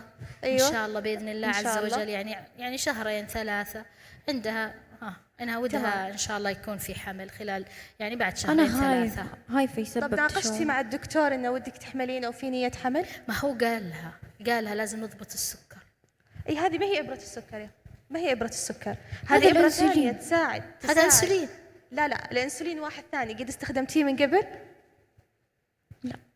أي هذا ما هو الأنسولين. الأنسولين واحد ثاني، هذا يمكن نبدأ فيه قبل الأنسولين، يساعدك يمكن لأن السكر عندك مو مضبوط، السكر التراكمي مو مضبوط، وحتى في هذه الحالة هذه آخرة الحالة. حتى في هذه الحالة الحمل ما يكون آمن مرات. ممكن تناقشين مع الدكتور في بدائل كثيرة له لو كانت ناوية على حمل. أكيد حالنا الحين بثلاث شهور هذه وش نسوي فيه؟ هذا ما هو حق الوزن، هذا حق الوزن وحق السكر، ما هو حق الوزن بشكل أساسي، هو مصروف هنا للسكر. تمام. ممكن نرجع للدكتور وتناقشينه على رغبتك في الحمل ونبدأ ناخذه مرة ثانية، ناخذ دواء ثاني غيره. هذا ممنوع تماما إنك تفكرين بحمل معه. ممكن نبدأ فيه ناخذه، تجربين تشوفين النتائج، ترتاحين عليه، حتى تكونين بصحة تمام وبعافية لما تجيبين طفل إن شاء الله أنت قادرة تعتنين فيه. بس نرجع البيت أعطيني إياه، يقولوا حقه غالي في السوق. ممكن نرجعك مرة ثانية للدكتور وتقول له عن ما عندي، أنت تقولي هذا للسكر وأنا ما عندي سكر، ورقية تقول حق الوزن، والله لخمتونا. هي ما عندها سكر؟ هي عندها سكر بس أيوة. بس أنا ما أقدر أروح الدكتور حق السكر. ليش أروح الدكتور حق السكر؟ أنا ودي زي اللي قالت ورقية يعني عشان وزني. هي لها هذا الدواء مصروف لها هي. خلاص صار عندها حمل أنا أخذه. لا ما ينفع تدرين أنت لو أخذتيه ما سويتي تحاليل لا سمح الله تطلع لك أورام في الرقبة، في الغدة اللي في الرقبة، ما هو سهل إنك تاخذي. أنت عارفة أنا ببدأ فيه زي مثل ما قالت رقية، باخذ كامل هذا الجرعة كلها، وإذا ما زبط خلال أسبوع بروح أزيد على نفس اللي بأمريكا. بأمريكا ياخذوا 2. احنا أحسن حتى من اللي أمريكا. لا والله ما أنت عندنا تحاليل تقدرين والله نقدر ناخذ لك موعد السكر. وتدخلين زيها وتستشيرينه. تبغين نرجعك مرة ثانية للدكتور؟ نرجعك مرة ثانية للدكتور توضحين رغبتك في الحمل في بدائل كثير غيره. تمام؟ طب عندك أي أسئلة عندك أي أسئلة ثانية بخصوص السكر؟ لا. ما عندك أي أسئلة؟ أقدر أساعدك بأي شيء ثاني؟ محتارة بأي شيء ثاني؟ 30 ثانية. تمام، يعني قررتي تاخذينه ولا لا؟ إيه ما عندها سالفة بتاخذه. تاخذينه؟ إيه. كان ودي والله إني أشرح لك الطريقة كاملة كيف، بس إنه بما إنه معك تقدري تشرحي لها عشان أنا أعرف كمان. أي ممكن تشوفينه وتركبين على الإبرة بسهولة، دقة هنا أو في الفخذ أو في المعدة. هذه الأماكن اللي نحط فيها.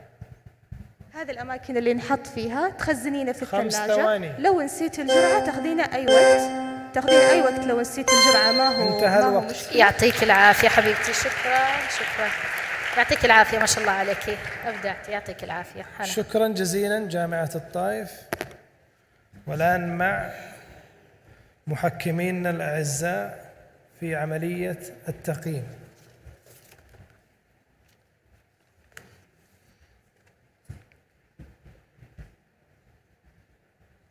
المريضة ناشفة أنت ماشي، عشان كذا غيروها احتياط.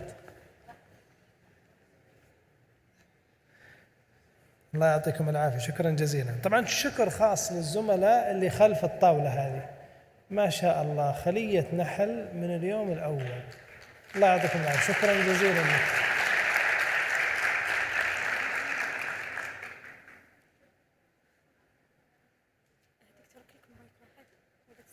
وأشوف ما شاء الله الدكتور يحيى وكذلك الدكتور عبد الرحمن فوق رؤوسهم رايحين جايين، فالله يعطيهم العافية. شكرا جزيلا لكم دكتور عبد الرحمن، دكتور يحيى.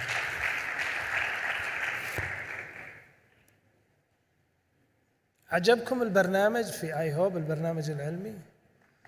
ما عجبكم؟ عشان نصفق لرئيس اللجنة العلمية. يستاهل أبو بكر، يستاهل الدكتور أبو بكر، الله يعطيه الصحة والعافية، هو وفريق عمله.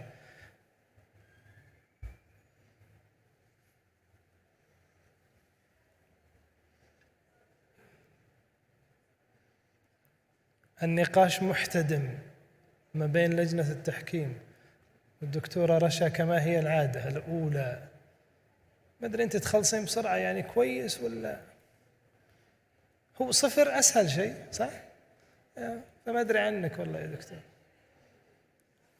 ما اعرف والله. هي كانت تهددنا من قبل 3 أسابيع قبل البدايه، قالت نوريهم ان شاء الله. فالله يعينهم.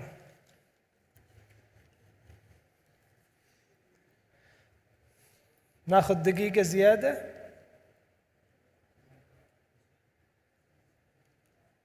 آخر دقيقة مع لجنة التحكيم للتقييم.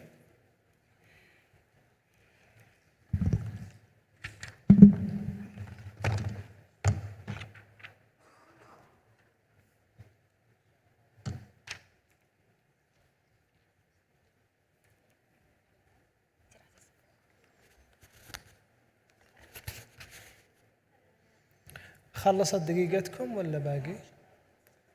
أنا قايل لكم الدكتور علي أكثر واحد يعني يدقق في الأمور، فالله يعينكم عليه. دكتور النكست يونيفرسيتي جاهزين؟ خلاص؟ Yes. طيب بسم الله نبدأ بالجامعة الأخيرة، جامعة تبوك. حياكم الله يا أهل تبوك.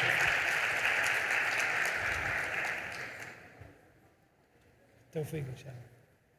معنا دقيقتين لقراءة الوصفة و5 دقائق لعملية التثقيف، ولا يمنع من المداخلات الشرسة من الدكتورة خالدة كما هي عودتنا. يعني أنا شرسة؟ شوي. والله أنا كيوت. بغض النظر إني دخلت 41 أنا كيوت. ترى دخلت 41 بيوم 26/12 يعني أول يوم في اي هوب. فالمفروض تجيبوا لي كيكة وأطالبكم بحق. ترى فيها حق عربي يا دكتور محمد. احتفلت فيها لحالي. يعني بعيدة عن عيالي، بعيدة عن زوجي، عن أهلي، راحت الهدية. احنا ممكن نكون عيالك بس ممكن نكون زوجك. ما بدلوا. عيالي إن شاء الله. عيالك واخوانك. هذول كل اللي موجودين كلهم عيالي. اللي أقل من 40. اللي أكبر من 40 في أردل العمر لا. أوكي، حتى الدكتور أسامة العقيفي فقط كذا بين قوسين، العقيفي أكبر من 50. يعني إذا أنت برضه الدكتور أسامة طبارة من عيالك أتشرف يكون جايد لي وليدر. هذا أبو الصيادلة في كل القلب مش السعودية بس. يبغى يحشرني إذا هو لسان له واحد أنا له 2. يلا 50 ثانية باقي في قراءة الوصفة.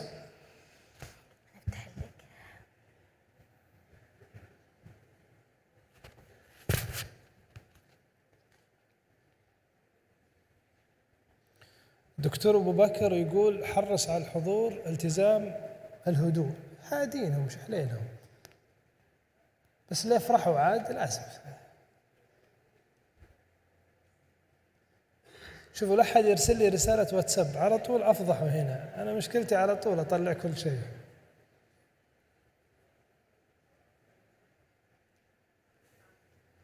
– 15 ثانية، 10 ثواني،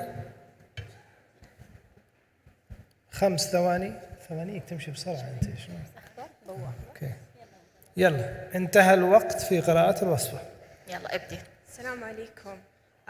سارة، وين سارة؟ عليكم السلام. أنا سارة. هذه سارة أختي. طيب عمرك 35 صح؟ طيب. وأنا 41 اسمي خالدة. تشرفت والله. معاكم ياسمين القرني الصيدلانية الموجودة هنا. إن شاء الله بقدم لكم الرعاية وأصرف لكم الدواء اللي كاتبه الدكتور لكم. يا إلهي هذا حق رقية. مين حق رقية المشهورة اللي في التيك توك، ما تعرفيها؟ لا ما أعرفها. أنت متزوجة؟ لا ماني متزوجة. والله رقية تقول وصفات أشياء عشان واحدة تبيض وواحدة وتنزل وزن. هذا ينزل الوزن، أنسولين ينزل الوزن. بسألكي أنت متعلمة؟ أنا؟ إيه والله متعلمة للأسف. والله؟ إي والله متعلمة. طيب أنا بقول لك الحين معلومات أنت راح تستفيدين منها وراح بس هذه رقية. أنت شفتي عندها كم واحد يتابعها؟ أكيد أنت تعرفين أخبر مني، بس أنا بقول لك معلومات راح تفيدك إن شاء الله. تعطيني شوية من وقتك. خلينا نشوفك. معكم صيدلانية ياسمين القرني، بعطيكم هذا المعلومات إن شاء الله راح تستخدمينها. متزوجة؟ هلا؟ متزوجة؟ لا. كويس. راح أقول لك معلومات إن شاء الله راح تفيدك. أوكي؟ أبغاك تركزين معايا. بس انا خايفه من هذا تراها الانسولين. نساية. ما عليك، امورك تمام، بعلمك الطريقه الصح الحين، بس ركزي معايا. الانسولين هذا اي اصير الاطفال اللي اجيبهم يعني تعبانين ومدري اي ايش. شوههم. ست ما جربتي، بعلمك الطريقه الصحيحه وبعدين نتفاهم بهذا. انت خايفه ولا لا؟ ولا قالوا انه بعد يسمن الانسولين. انا خايفه. لا يا هبله، هذا ينحف. طب خليني اكمل لك. يلا خلينا نفهم عن الدواء بعدين نتكلم ونسولف، نشرب قهوه وشاي تبين. يلا، اول حاجه عندك هذا الدواء اسمه السيميجليتايد، لازم تاخذينه معاكي. رحتي عند اي مقدم رعايه صحيه تعلمين انك تستخدمينه.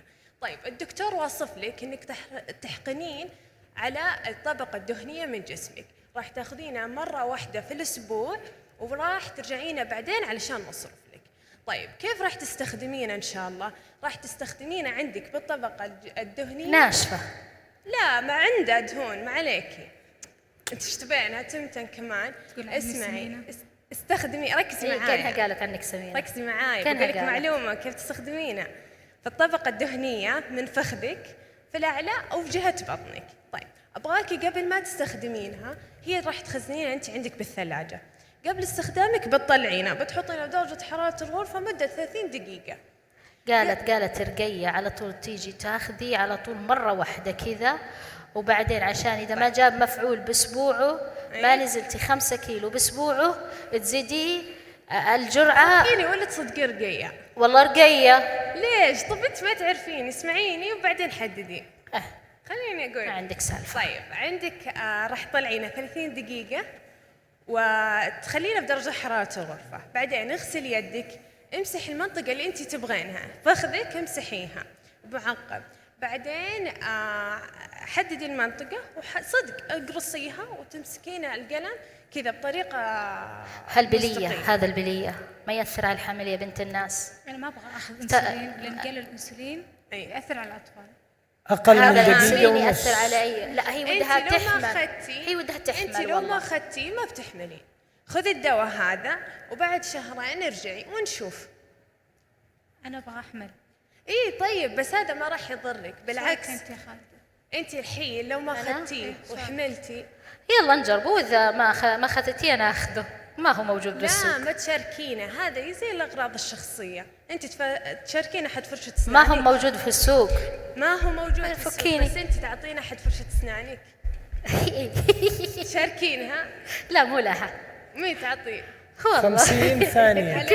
أولادك عادي يستخدموها. عائلتي انت ام طيبه ما تضرين عيالك. عادي يلا ما لا علينا. لا.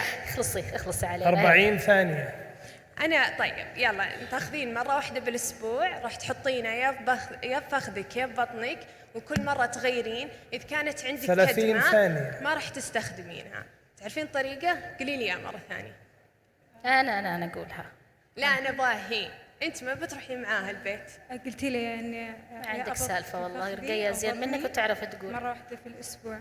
أيوه. يوم الجمعة. طيب لو أختك انخفض عندها السكر إيش بتسوي؟ 10 ثواني. رقية ما قالت يخفض السكر، قالت كويس بس. فلازم تعطينها مويه وسكر علشان ترفعينه، ولازم تودينها الدكتور. يعطيكم العافية. يعطيك العافية دكتورتنا.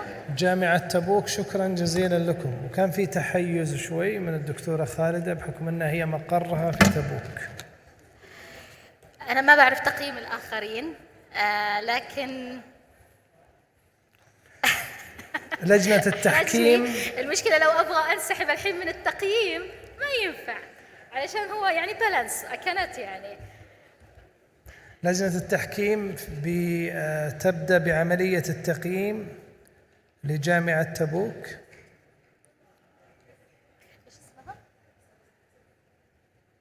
اسمها؟ ياسمين. دكتور عبد الرحمن السويعدي يعني هو موجود معانا مشرفنا، فهو مؤسس. كيف اي هوب؟ الطائف ولا الرياض؟ الطائف ولا الرياض؟ الطائف ولا الرياض؟ طيب انتم ايش رايكم؟ الطائف ولا الرياض؟ ما اسمع. الطائف ولا الرياض؟ الطائف ولا الرياض؟ حلو. الطائف والرياض.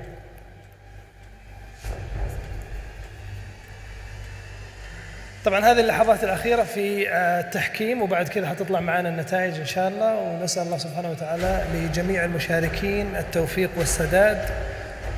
الجامعات المشاركة معنا اليوم في هذه المسابقة، متمنياتنا لكم بالتوفيق والسداد. بدينا بجامعة شقرة، وبعدها جامعة الإمام عبد الرحمن، وجامعة ابن سينا، وجامعة الطائف، وجامعة تبوك. يا ترى من يأخذ المركز الأول والثاني والثالث؟ الدكتور علي جاء.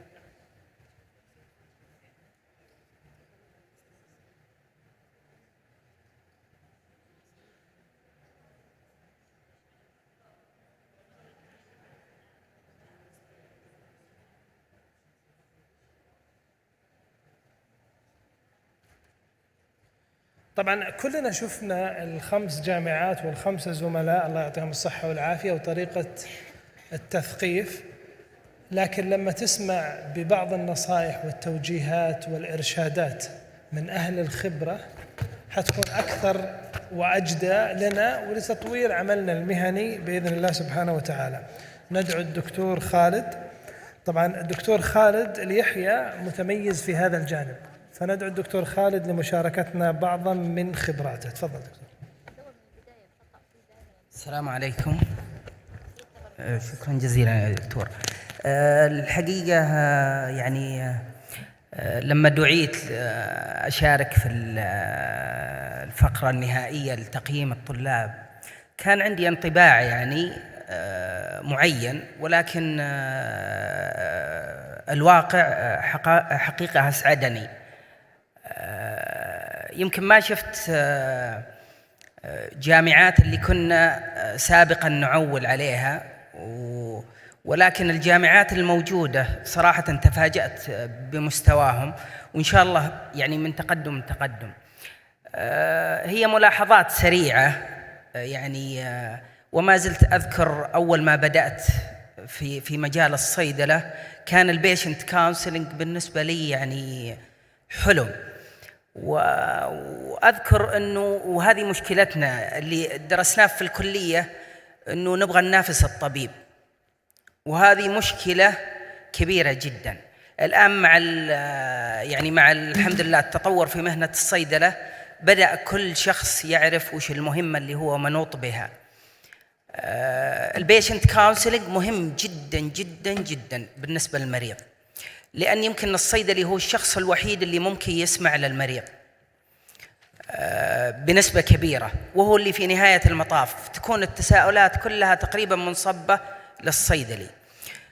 هي ملاحظات سريعة يعني، لما تبدأ البيشنت كونسلنج البادي لانجويج مهم للمريض، ويعني لاحظت الغالبية العظمى اهتموا بالجانب هذا.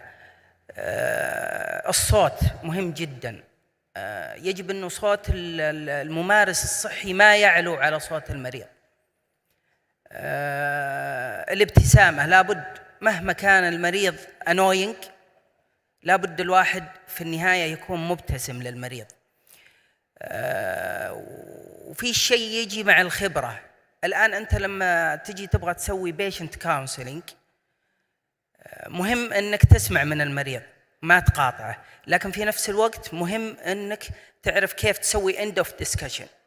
أوكي خلاص، بس خلني أوضح لك طريقة استخدام العلاج، وبعدين أنا أفتح لك مجال الأسئلة. لا تفتح له مجال الأسئلة من البداية، لأنه أنت تخيل أنت في العيادة أو في الصيدلية وتعمل patient counseling، عندك وقت بسيط جدا مع المريض، فأنت لابد تضع في حسبانك الوقت هذا، ولا لو بتسمع للمريض ممكن يجلس. يعني الدكتورة خالدة قبل شوي استطردت مع بعض الانترن مثلا، أعطاها الوقت أنها تتكلم. he lost الopportunity في أشياء مهمة زي الدوزينج، الدوز تيبرينج، البريكوشن، الكوشن، السايد افكت، how to deal with missing doses، البريجننسي إلى آخره. ليش؟ لأنه فتح المجال للبيشنت أنه يعطي معلومات أو يسأل أسئلة نقول not ended. فمهم جدا انه الصيدلي يعرف كيف يسوي ending للدسكشن. otherwise البيشنت he will elaborate for يعني half an hour at least. فأنت لابد تضع في حسبانك وش الأشياء المهمة اللي أنت تبغى تقولها للمريض، وبعدين أعطيه وقت.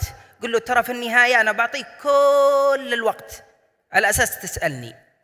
فلذلك مهم جدا في البداية تعرف وش تعطي المريض الأهم فالمهم. يعني مثلا ما هو معقول أتكلم عن مثلا البريجننسي وأنا لسه ما وضحت اسم الدواء ولا طريقة الاستعمال ولا الفريكونسي ولا الميسنج دوزز.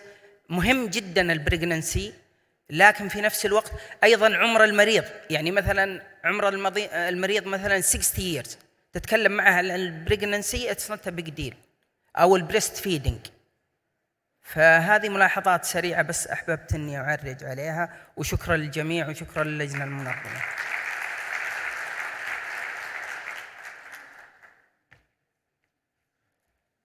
يعطيك العافية دكتور خالد، شكرا جزيلا.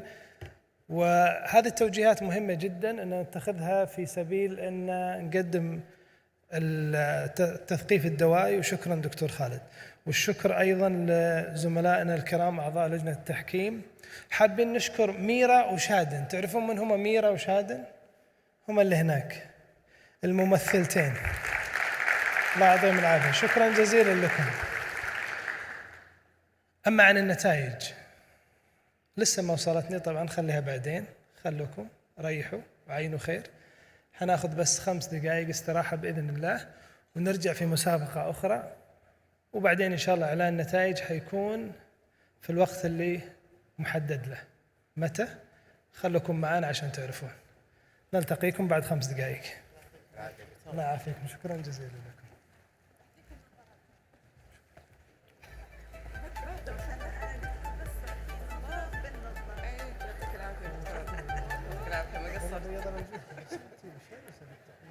لا والله انا مش بتعبك معايا، بس هي مش اسوي.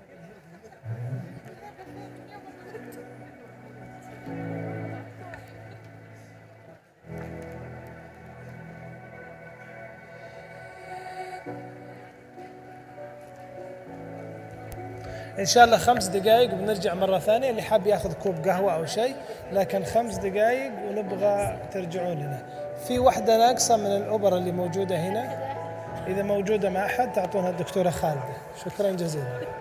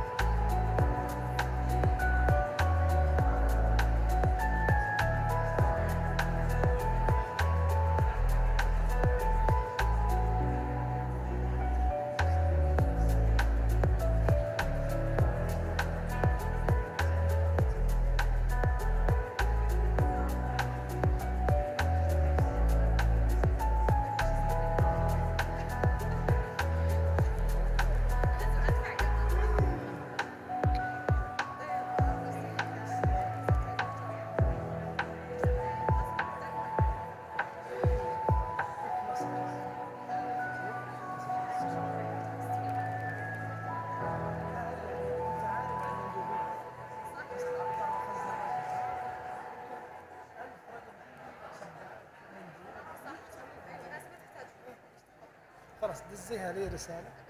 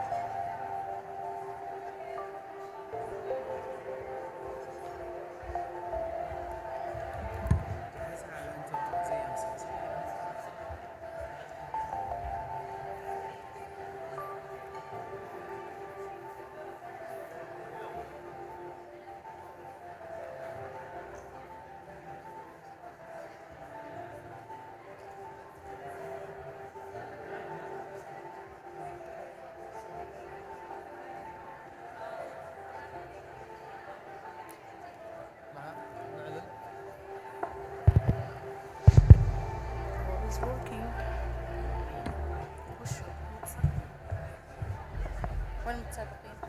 وين المتسابقين؟ المتسابقين الحين جايين. طبعا نحن نطلعهم الحين وبعد افضل نطلعهم الحين صح؟ عادي يجلس عشان طيب الكود برسله اول شيء الحين الكود حق الجمهور انا عارف على الشاشه فاحنا الكود حق هذا برسل لك اياه على الواتساب خلاص برسل لك عشان تشغلون وقايد من هذا طبعا ايش قلت تناظر الاسماء ممكن تختلف فايش رايكم نخليهم يكتبون اسماء ولا نكتب عليهم؟ احنا اوريدي كاتبين قال لي عبد العزيز. اي خلاص اجل بس اسويتش شو اسوي؟ يعني لو احتاج تبديل بنبدل. الجهازات هذه؟ ايوه. الاجهزه عندك اول ما اشتري لك ارق.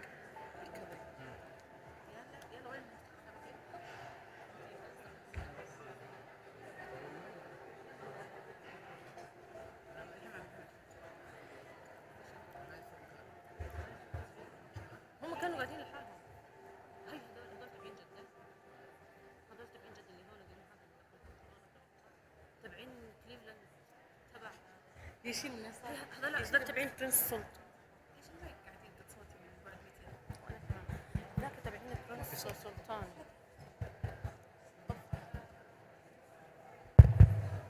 شغالين.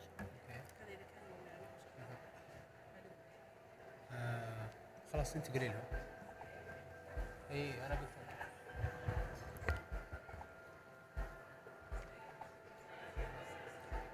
انادي المتسابقين. انتوا بتبدين بس اصبروا. السلام عليكم جميعا.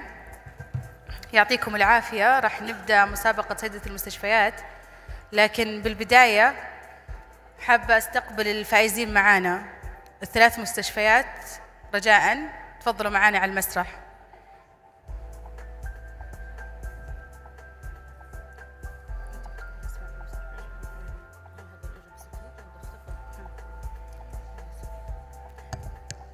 المكان اللي يريحكم يعني.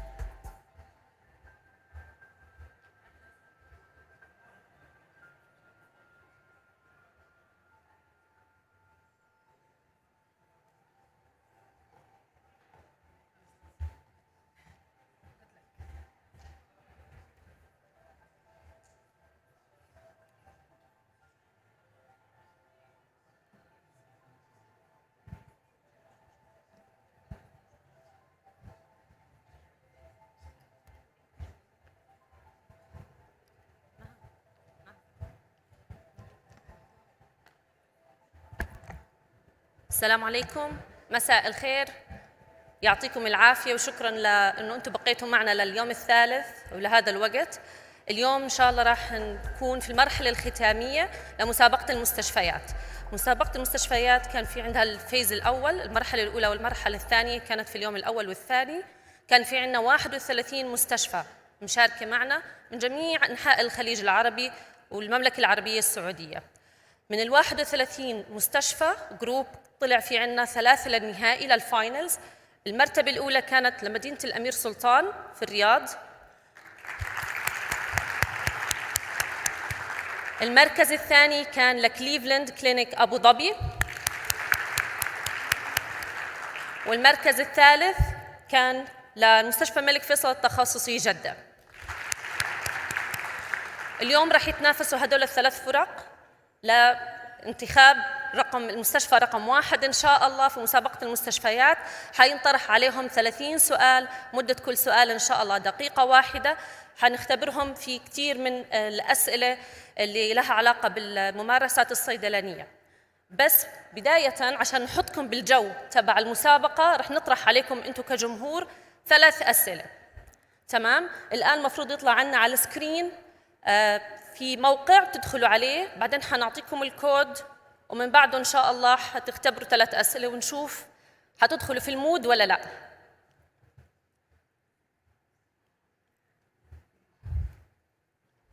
اسمه joinmyquiz.com.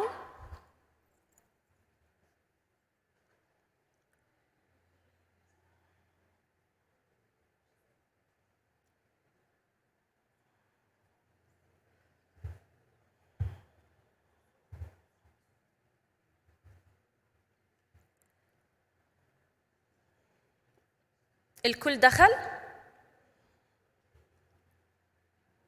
Can we move on and we will give you the code or not? Are you ready everyone? Ready? يلا تشير.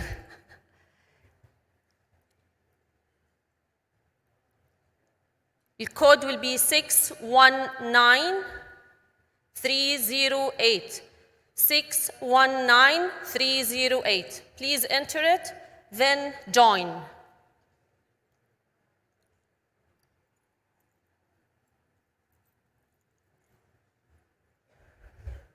Everyone entered the code. حماس يا جماعة. ما شاء الله القاعة مليانة.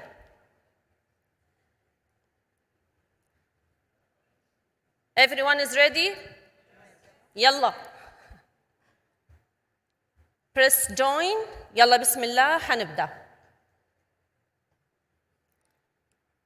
Then enter your name, any code, then press start.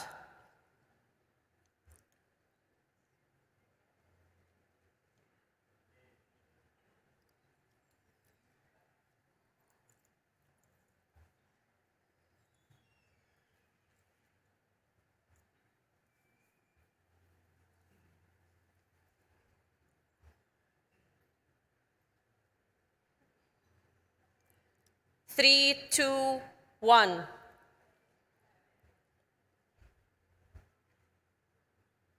I think it's an easy question.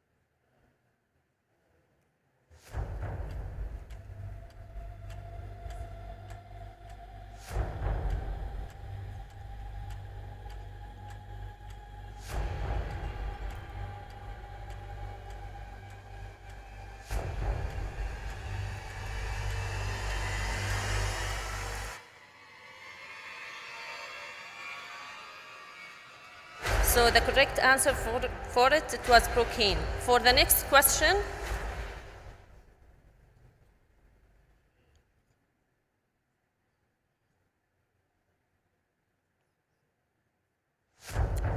I think this one should be piece of cake, inshallah, for all the practitioners, for all the pharmacists.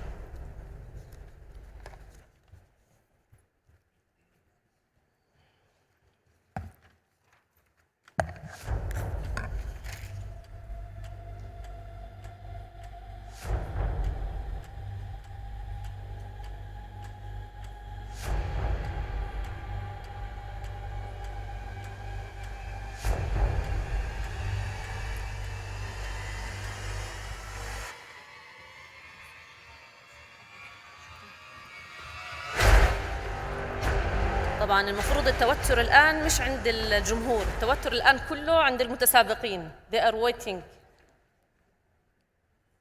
to be tested.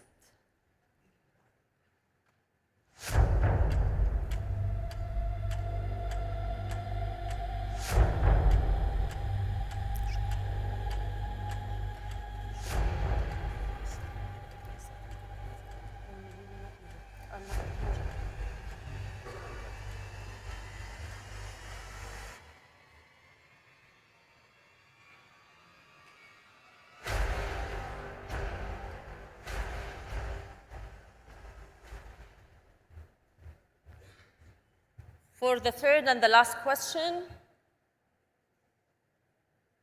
I think it's a little bit lengthy,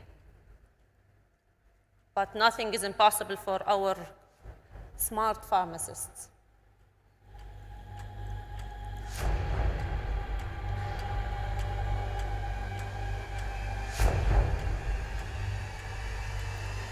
أنا حاسة إنه في هدوء كتير بالقاعة، هل الأسئلة صعبة؟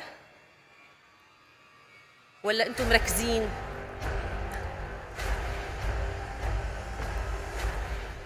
I can't see any impression. Is it easy? Difficult? Yes, I can see it from there. It's an easy one, inshallah.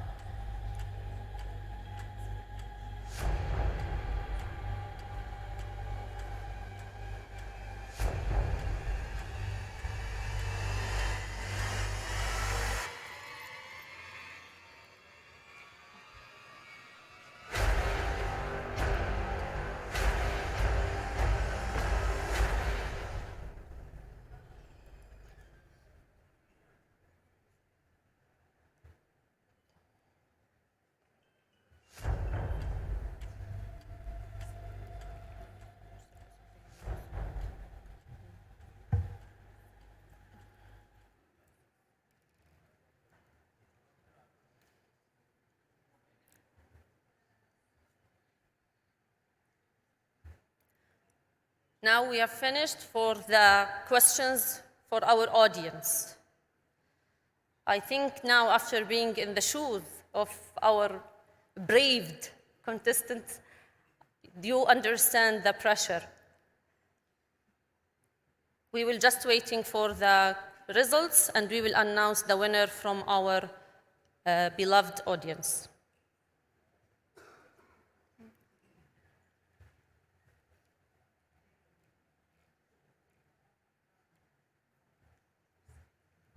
The winner.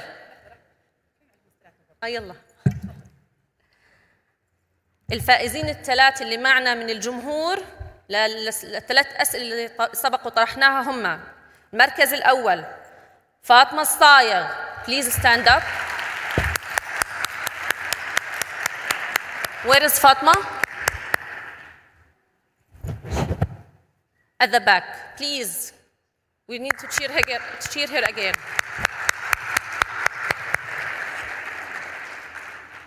Second one is Bakr. أتوقع أنت.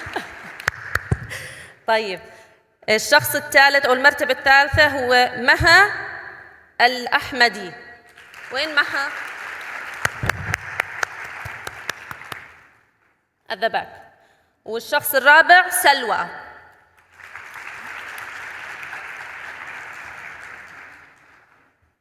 So now, done with the play, we will go to the real scenarios with the real contest. Please be ready. Now, all of you open your iPads. الحين نقدر نقول رسمياً إن دخلنا في الجد. لعبنا، انبسطنا، حلوين. الحين وقت التنافس بين الثلاث المستشفيات اللي تأهلوا عندنا. وبالمناسبة ترى الثلاث مستشفيات هذولي يعدون فائزين أصلاً already، لكن اليوم إحنا موجودين حتى نحدد من المركز الأول، من المركز الثاني، ومن المركز الثالث. فأنا قبل نبدأ بس حابة أطمنكم يا متسابقين جميعاً إنكم جميعاً فائزين. والشيء الجميل صراحة اليوم إن عندنا ثلاث مناطق أو حتى ودولتين. عندنا المملكة العربية السعودية في جدة والرياض،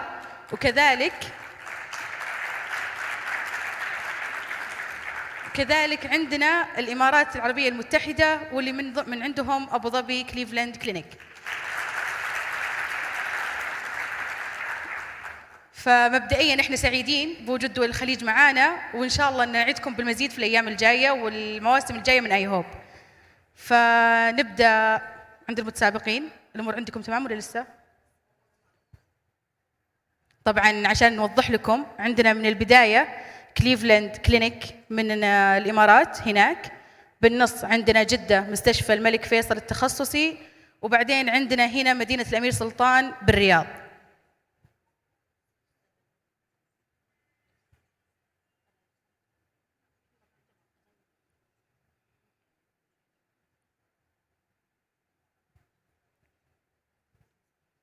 بيكون عندهم 30 سؤال، كل سؤال تقريبا دقيقة أو حسب ما يناسب صعوبة وسهولة السؤال وطوله وقصره.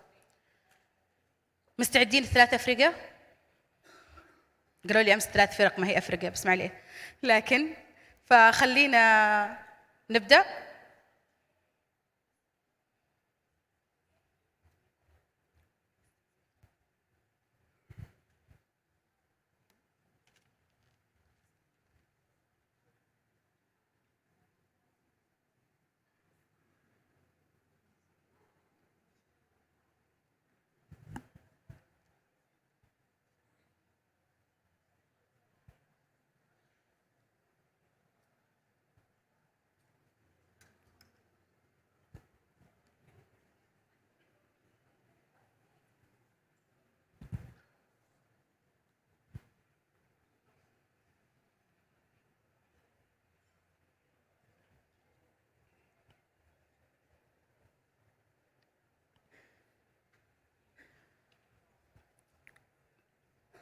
باقي 10 ثواني، أقل من 10. ممتاز.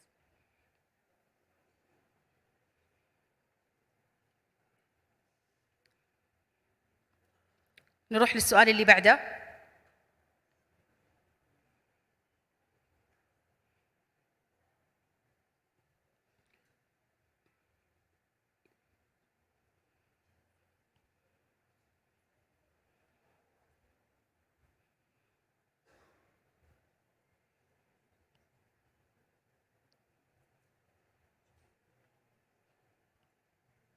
كذا وانتم جالسين في أماكنكم تحسون السؤال سهل ولا صعب؟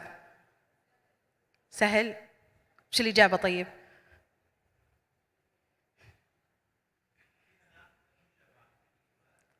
والله من باب التشويق والإثارة قلنا نخليها لما نخلص.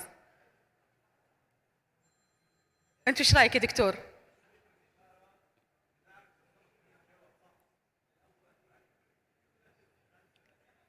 Do you agree with him دكتور؟ You agree؟ دكتور عواد نقدر نطلع لهم النتيجة؟ بعد السؤال العاشر؟ بعد السؤال العاشر. خلاص احنا كده حلوين؟ تمام.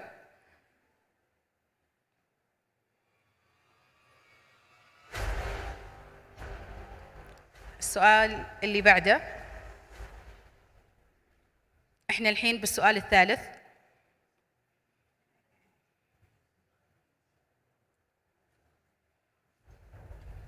وبالمناسبة ترانا حاطين لهم موية في حال نشفنا ريقهم، وحاطين لهم برضو كلينكس يعني نحتاجوه، يعني ضبط لهم كل شيء، لا تخافون عليهم، ما يحتاجون إلا دعواتكم.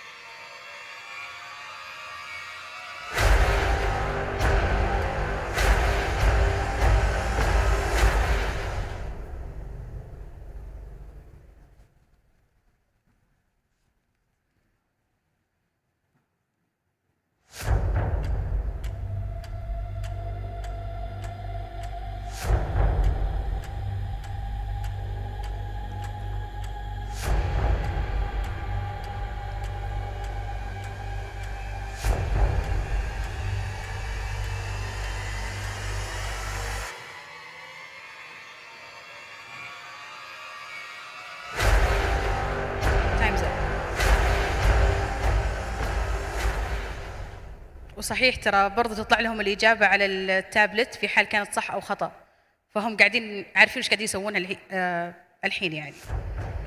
نروح للسؤال اللي بعده اللي هو السؤال الرابع.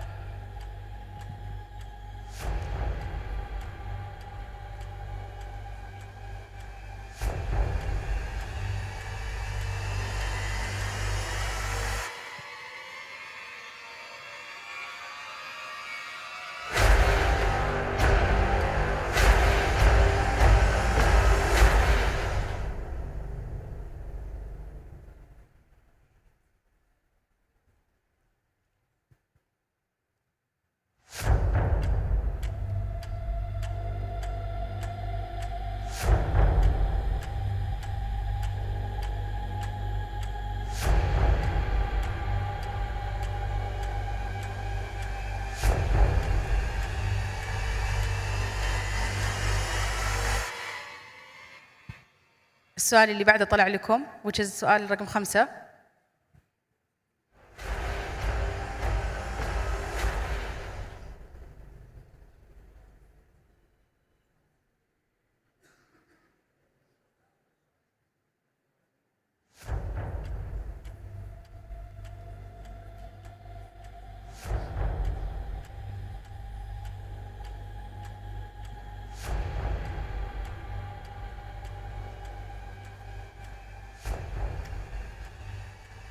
السؤال رقم 6.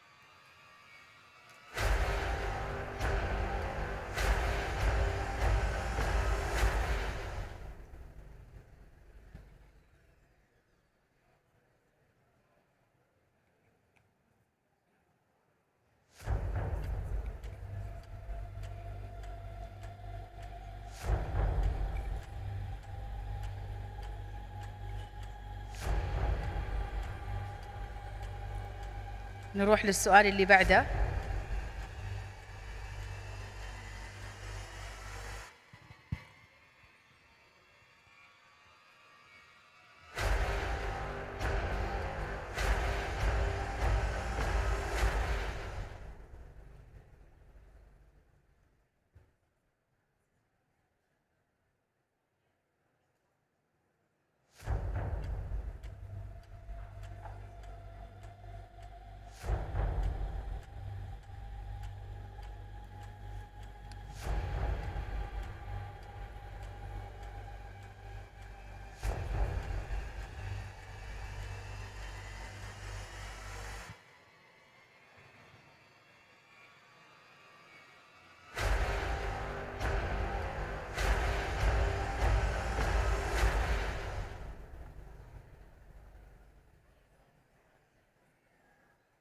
ترى جالسين نقول لكم الإجابة الصحيحة عشان تراجعون أنفسكم يعني في الموضوع.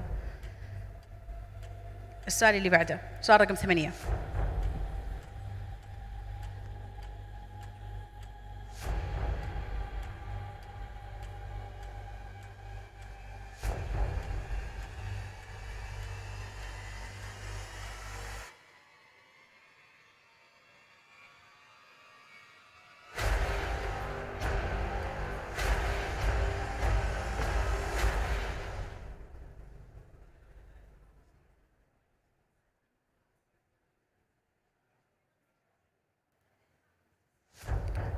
معليش نوطي الصوت شوي عشان يركزون المتسابقين.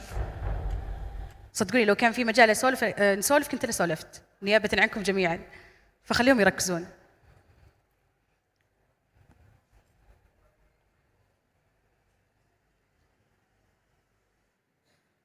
السؤال رقم 9.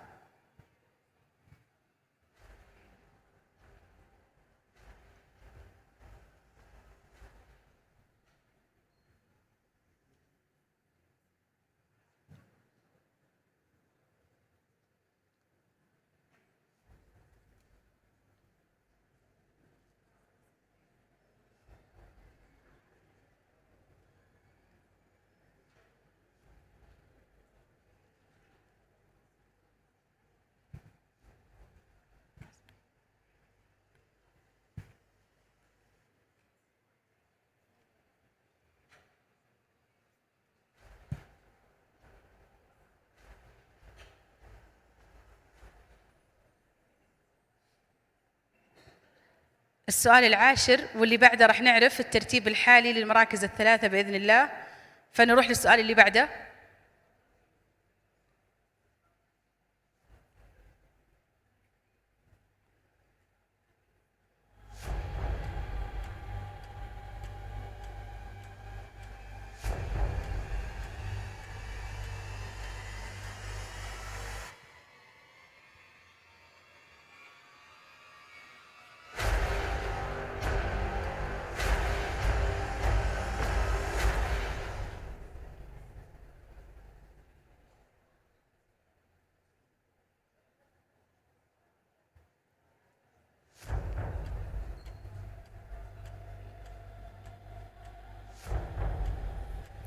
ممتاز. النتائج حقت ال10 أسئلة الأولى متحمسين تعرفونها؟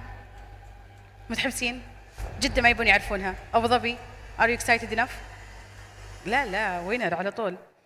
طيب بما أن دكتور أسامة كان متحمس يعرف، من تتوقع أن المركز الثالث؟ كليفلاند الثالث؟ خلينا نشوف.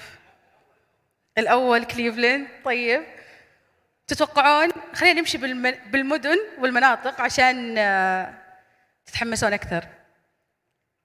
المركز الثالث معانا لحد الحين هم منطقة جدة.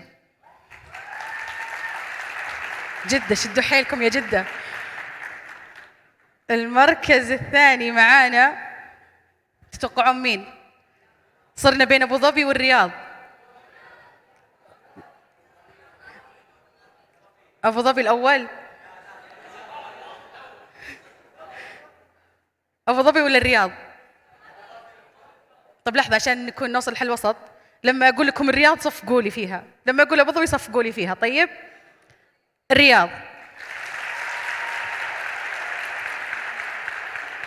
good. طيب أبو ظبي. أنا آسفة لكل اللي صفقوا، لكن المركز الأول معنا للحين هم منطقة الرياض. والله برافو. معناها المركز الثاني عندنا لحد الحين هم أبو ظبي. back to the track.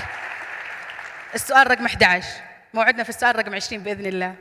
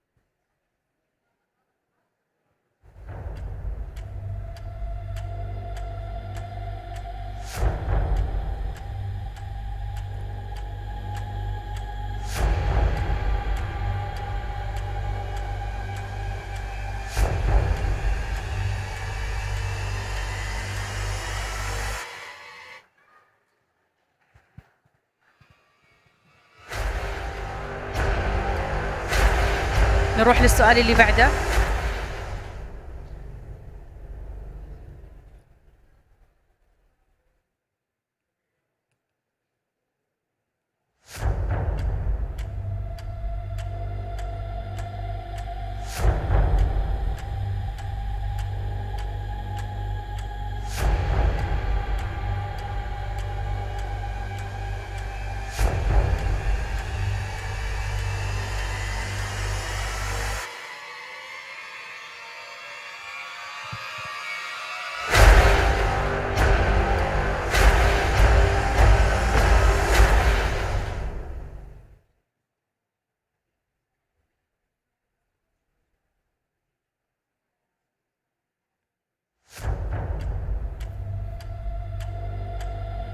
باقي عندنا مجموعة واحدة تجاوب على السؤال.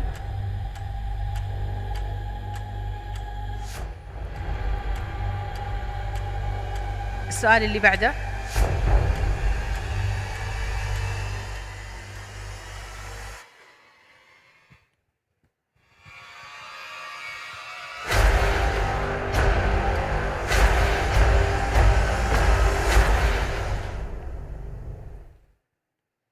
ودكم تساعدونهم؟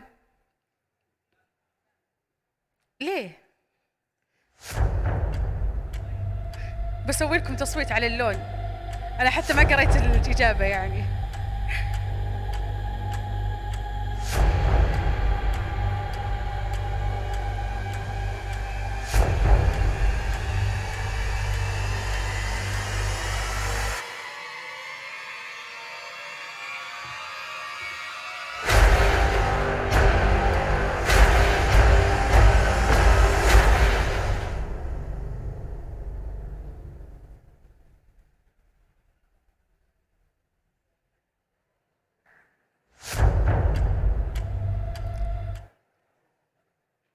السؤال 14.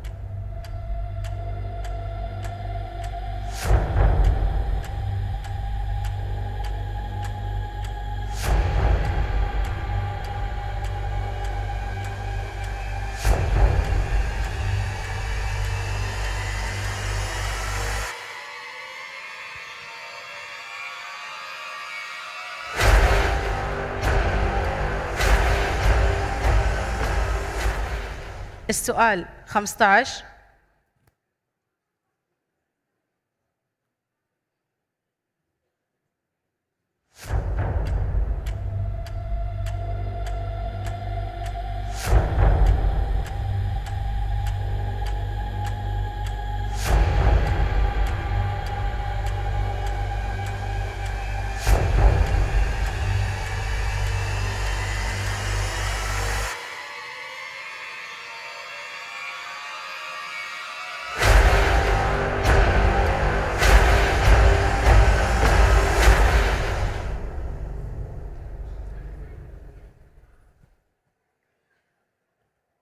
هو نهاية الرحلة احنا بناخذ المركز الأول لأن قاعدين نجاوب صح كل الأسئلة، فالحمد لله.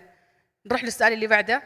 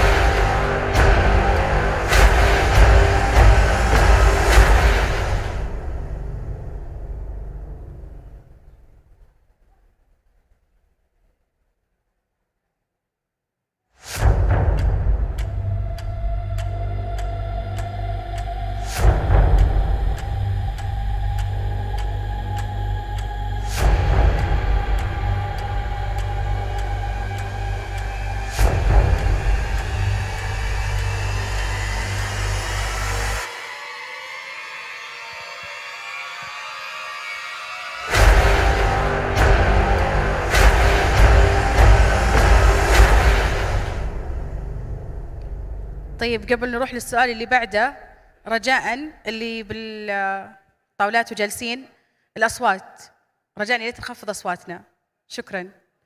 السؤال اللي بعده.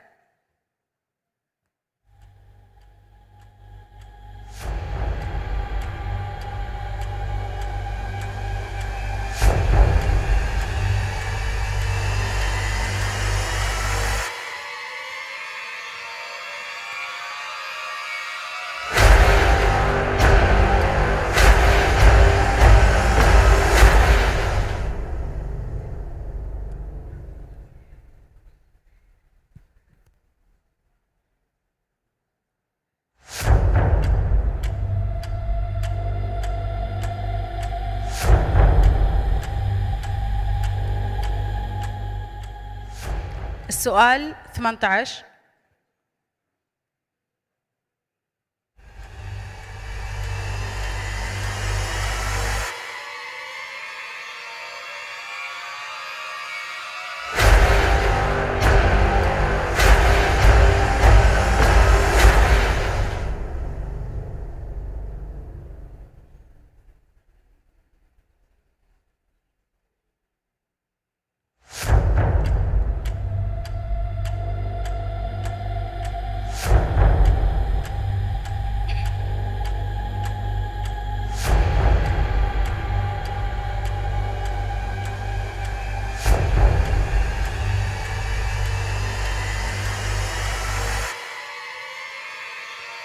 نروح للسؤال اللي بعده 19.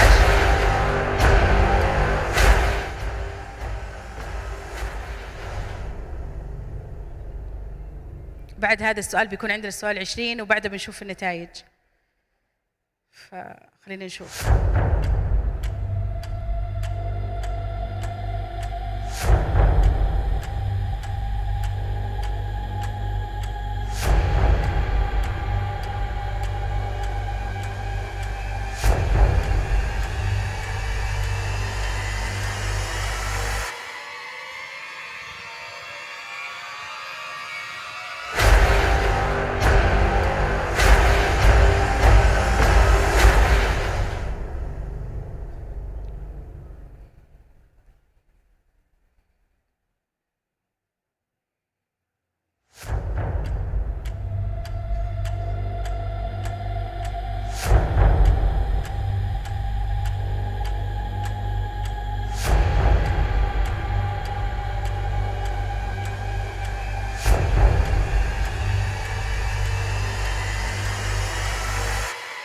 السؤال 20 قبل نعرف النتيجة الثانية.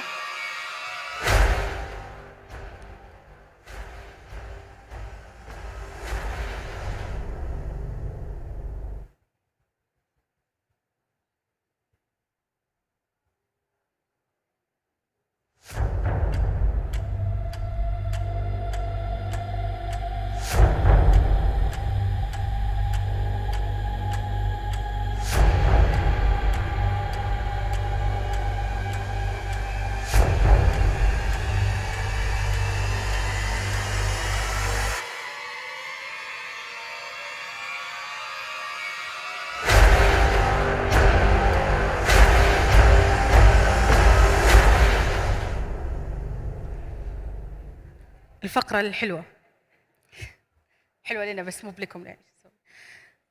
تتوقعون النتائج تغيرت؟ اي ولا لا؟ طيب تتمنونها تغيرت ولا لا؟ ما ادري يعني هذه اوكي.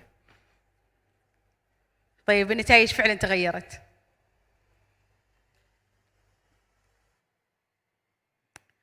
تبون نبدأ بالثالث ولا بالأول؟ بالثالث؟ نبدأ بالثالث. المركز الثالث معنا الآن، تبونها مناطق برضو أسهل أو خلينا نقول توقع. تتوقعونهم للحين جدة،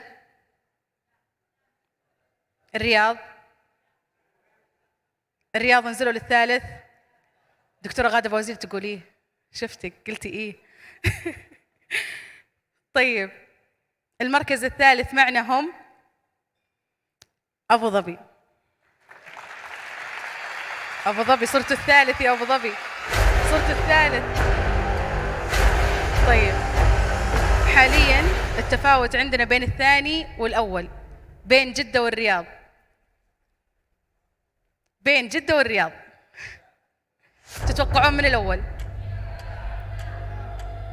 نعيد الفقرة مرة ثانية. جدة بتصفقون، الرياض بتصفقون. حلوين؟ جدة،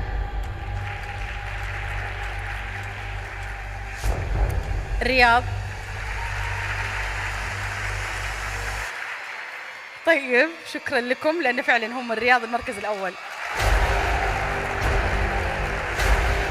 يعني الترتيب الآن الرياض الأول، جدة الثاني، أبو ظبي الثالث.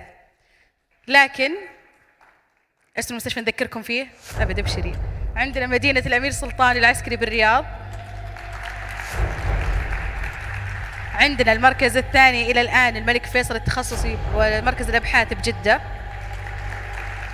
وعندنا كذلك كليفلاند كلينيك فروم أبو ظبي. طيب الحين راح نروح للعشرة الأسئلة الثانية، لكن ودي ناخذ النتيجة بعد سؤال 25. ايش رايكم؟ وبعدين الخمسة الثانية نخليها للأخير. دكتور أسامة موافق، احنا موافقين. تمام؟ بعد 5 أسئلة نبدأ السؤال 21.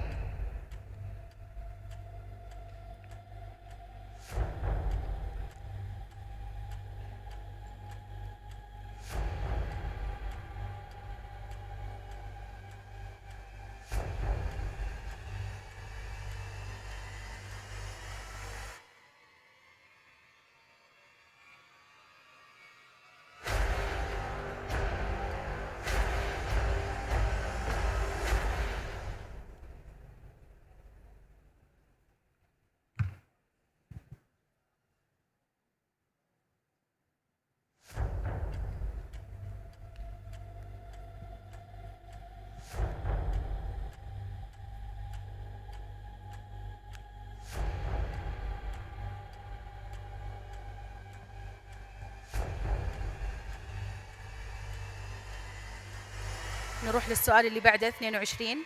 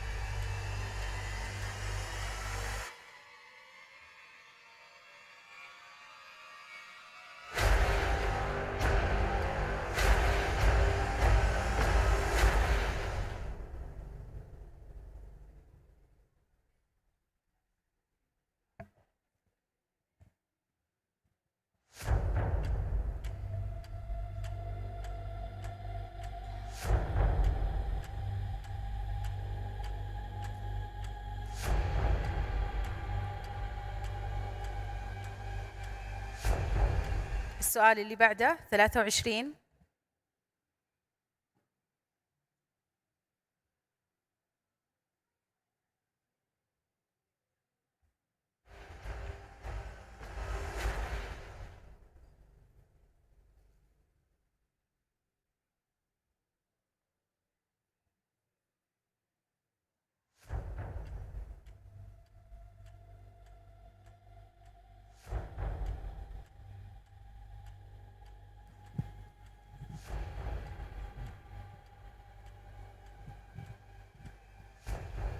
السؤال اللي بعده 24. تبوا النفس؟ تبوا النفس؟ السؤال طلع.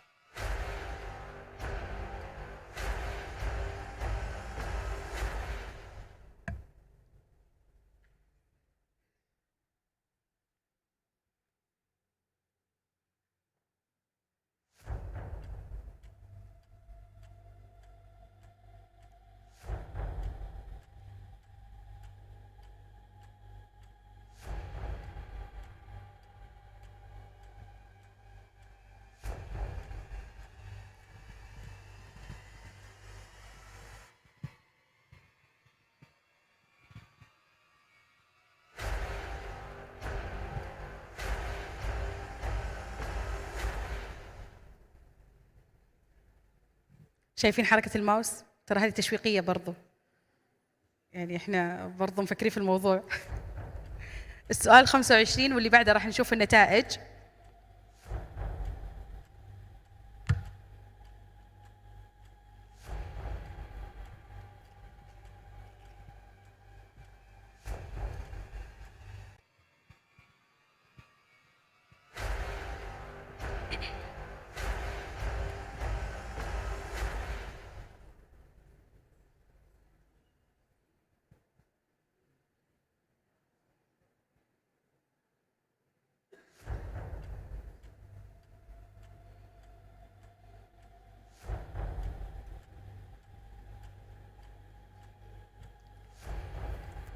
النتائج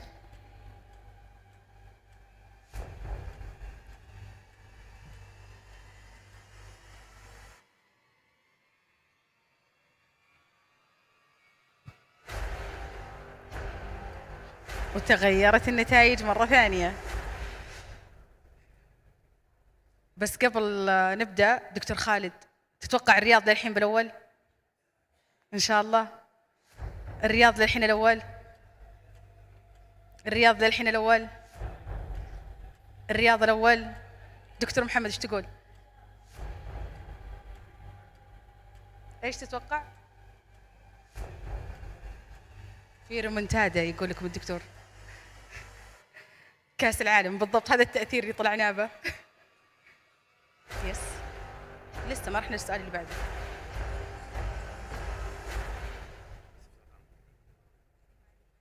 لا لا ماشي كويس.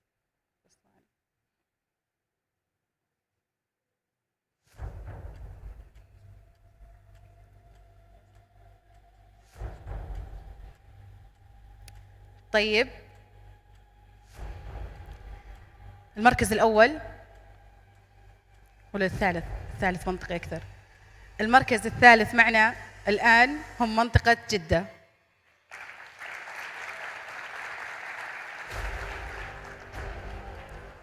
المركز الثاني معنا هم منطقة أبو ظبي. بمعنى الأول إلى الآن للصدارة للرياض.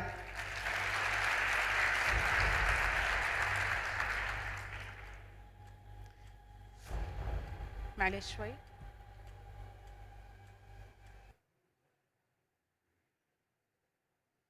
We need your help.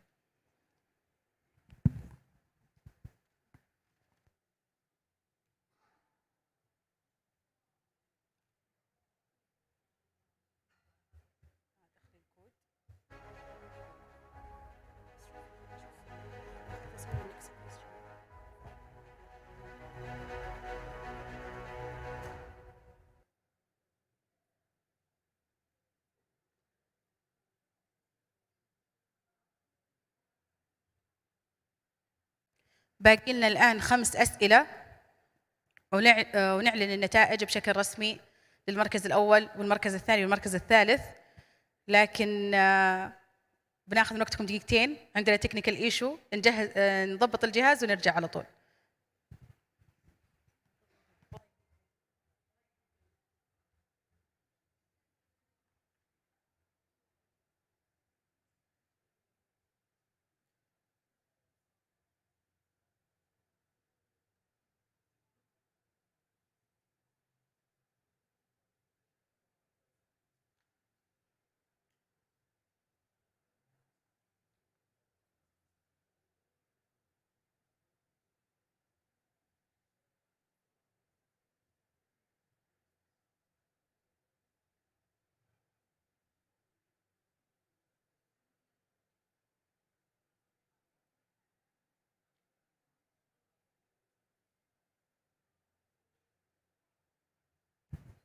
Back to the track. السؤال اللي بعده.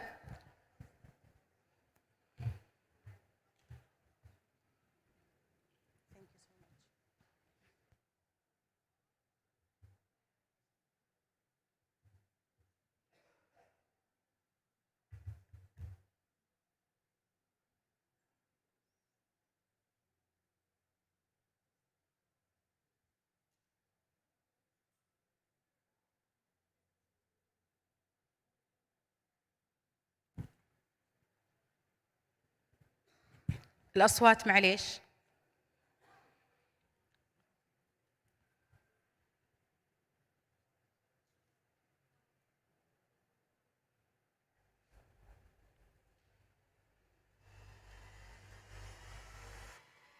الإجابة.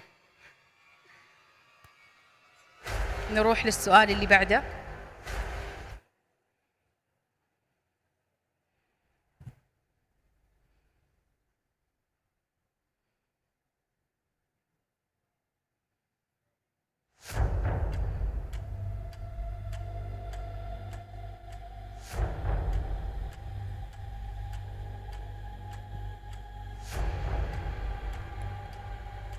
السؤال 27 من أصل 30 سؤال.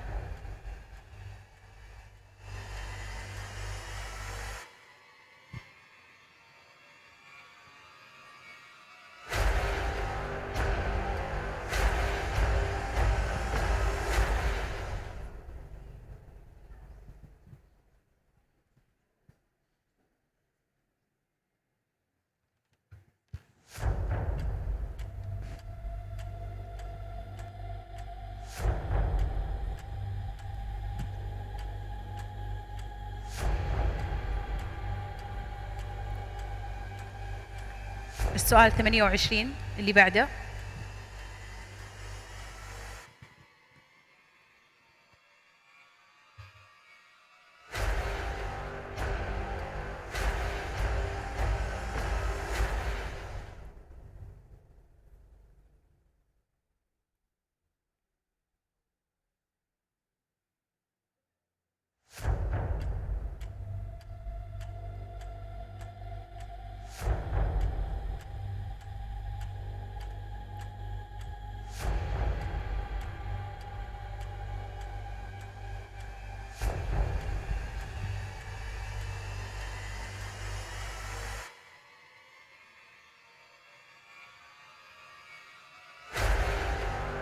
باقي عندنا 15 ثانية.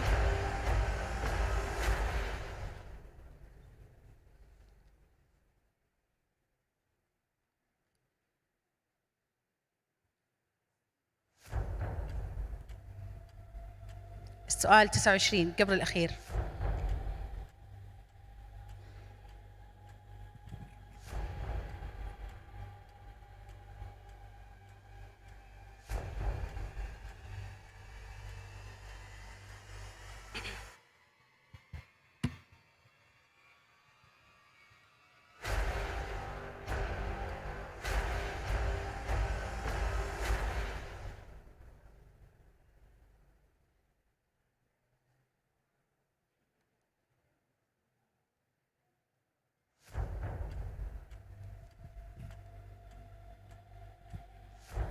احنا بنروح للسؤال الأخير، لكن انتم مستعدين؟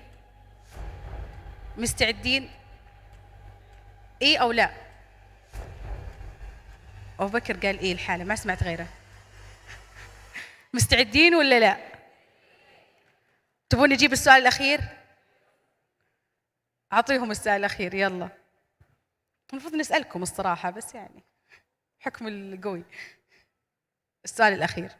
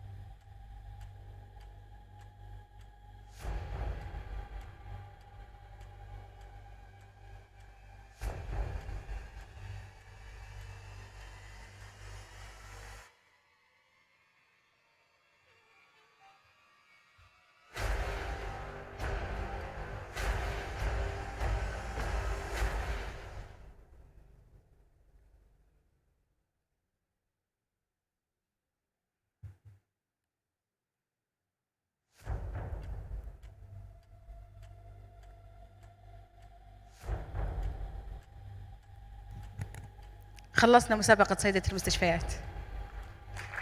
احنا رسميا خلصنا. بالبداية قبل نعرض النتائج واللي أعتقد بتاخذ منا يمكن 5 دقائق، حقيقة أنا ودي أقول شكرا لكل المستشفيات اللي شاركونا، ال 31 مستشفى اللي حضروا وشاركونا. أنا من هذا المنبر أقول لهم شكرا لكم، وشكرا لأنكم تعنيتوا وجيتوا عندنا وشاركتونا هذه الأيام كلها. وطبعا شكرا لل10 المتأهلين، للأمانة أسعدتونا بوجودكم. وكذلك أخص بالشكر ال3 الموجودين هنا، الأفرقة الموجودة هنا، شكرا لكم. شكرا الرياض، شكرا جدة، وشكرا أبو ظبي. Thank you so much.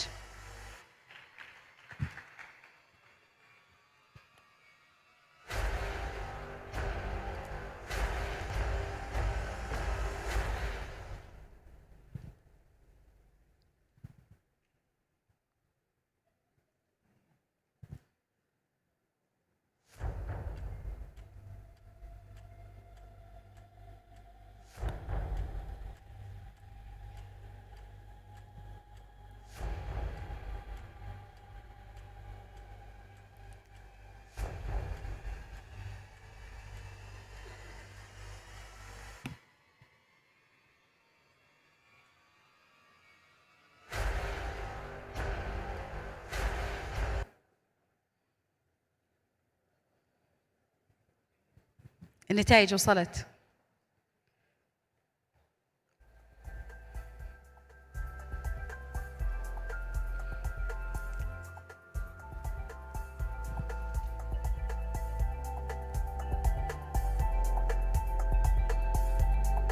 والنتائج كذلك بتطلع لكم على الشاشة.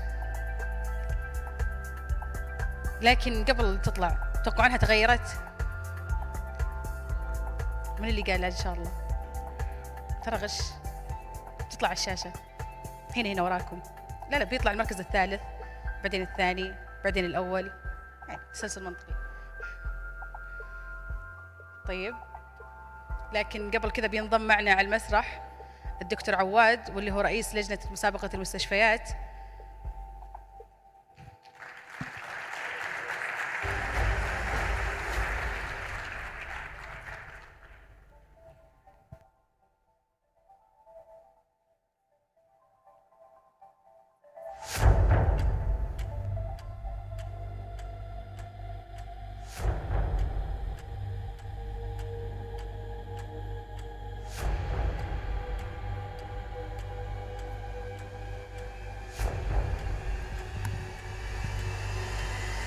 دكتور عواد معنا، لكن ينقص المجموعة طبعا. دكتور محمد الشناوي تفضل معنا على المسرح.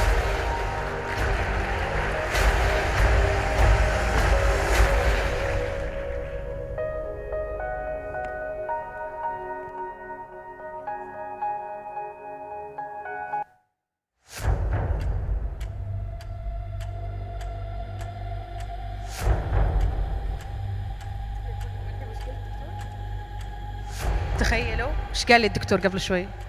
يقول لي المستشفيات وزارة الصحة يشدون حيلهم. أنا ضد الموضوع هذا، ما راح أفضحنا، معليش. طيب نبدأ. المركز الثالث معنا، طبعا هم مين بس قبل نبدأ؟ مستشفى الملك فيصل التخصصي ومركز الأبحاث في جدة.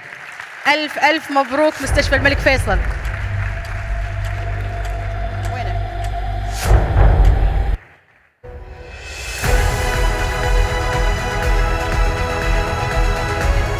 لا جايينا. ممثل شركة تبوك تفضل معنا لتقديم الهدايا. طيب نبدأ. ناخذ صور مع الدرع وبعد كده ناخذ صور مع الشيكات. الشيكات هنا.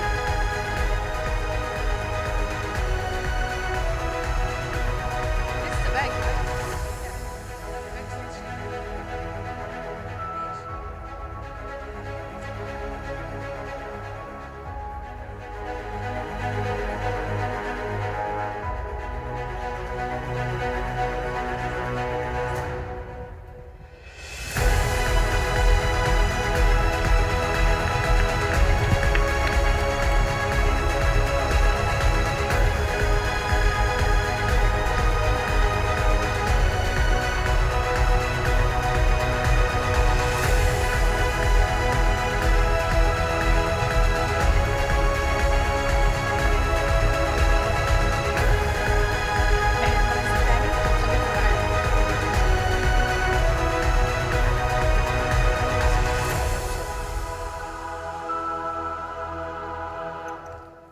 طبعا بالمناسبة الشيكات هي مقدمة من شركة تبوك، يعطيهم العافية.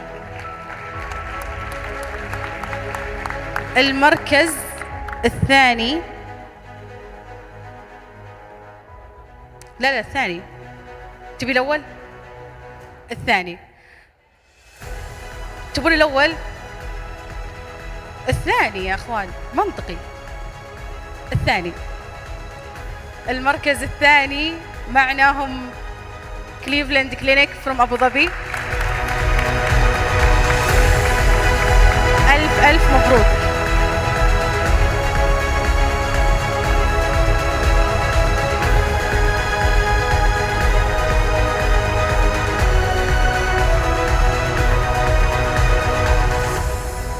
مستعدين المركز الأول؟ مستعدين؟ تدرون ولا ما تدرون؟ متفاجئين؟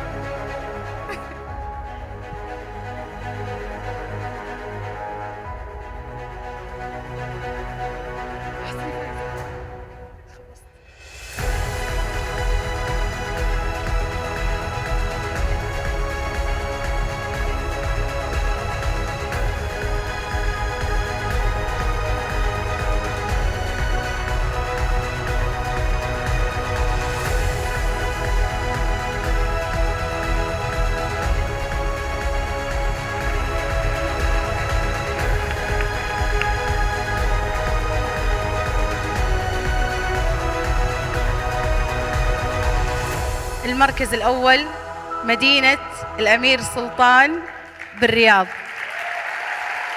ألف ألف ألف مبروك، تستاهلون.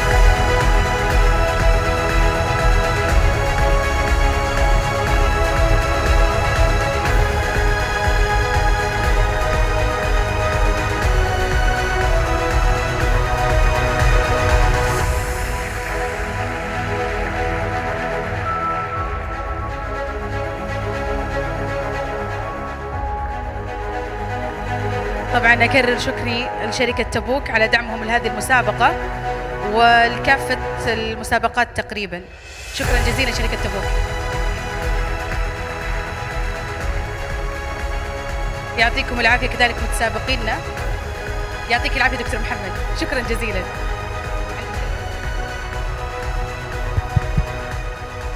الله يعطيكم العافية جميعا على الحضور.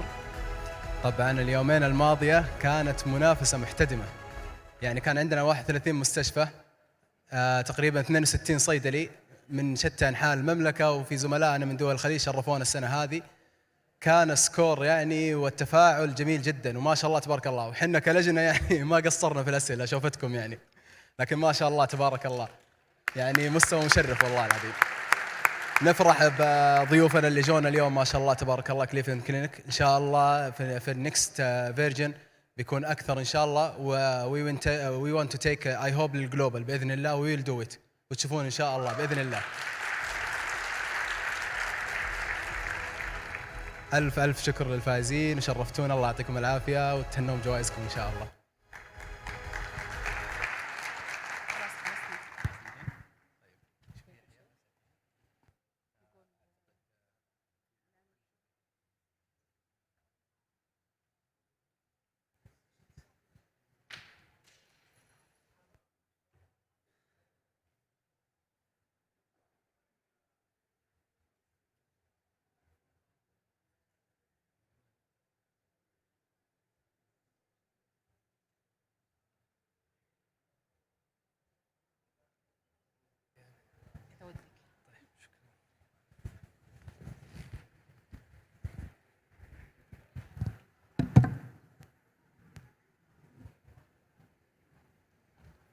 ألف مبروك، تستاهلون.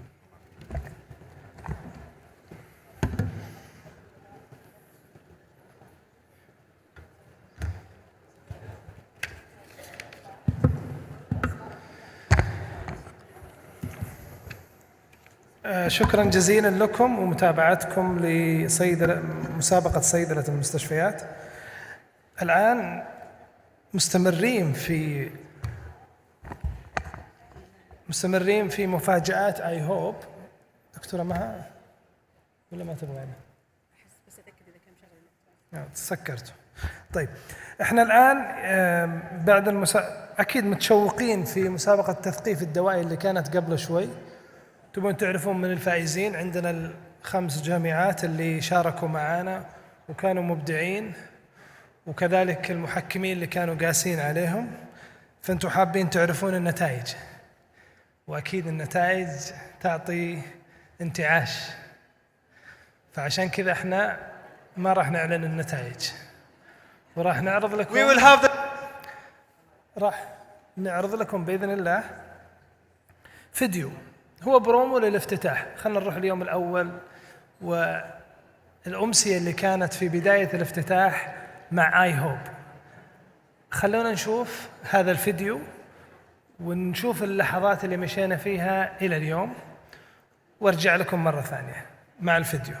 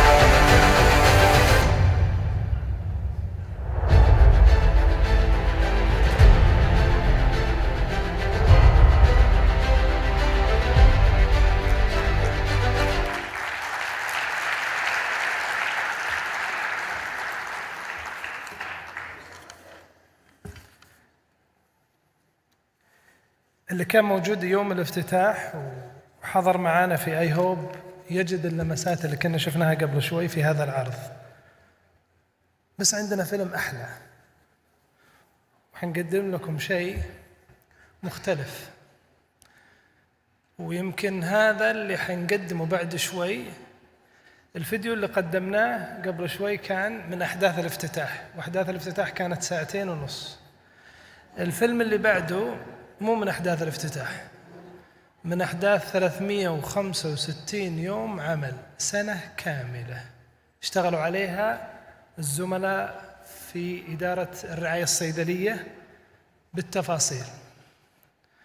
فكان لزاما أنهم يصورون كل قطعة من قطع الآي هوب اللي عملت الصورة كاملة.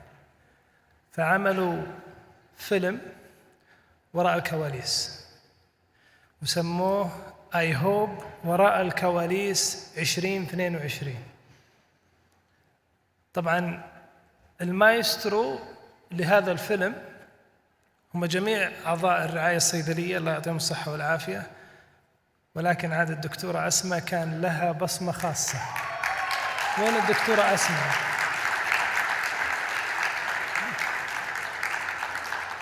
هذه هي. وقفي يا دكتورة يشوفونك، ناخذ الكاميرا عليها.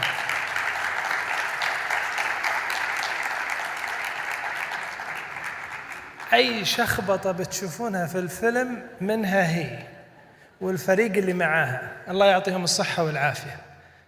عملوا خلف الكواليس وجابوا الأحداث من يوم كنا في التخطيط والإعداد لآي هوب.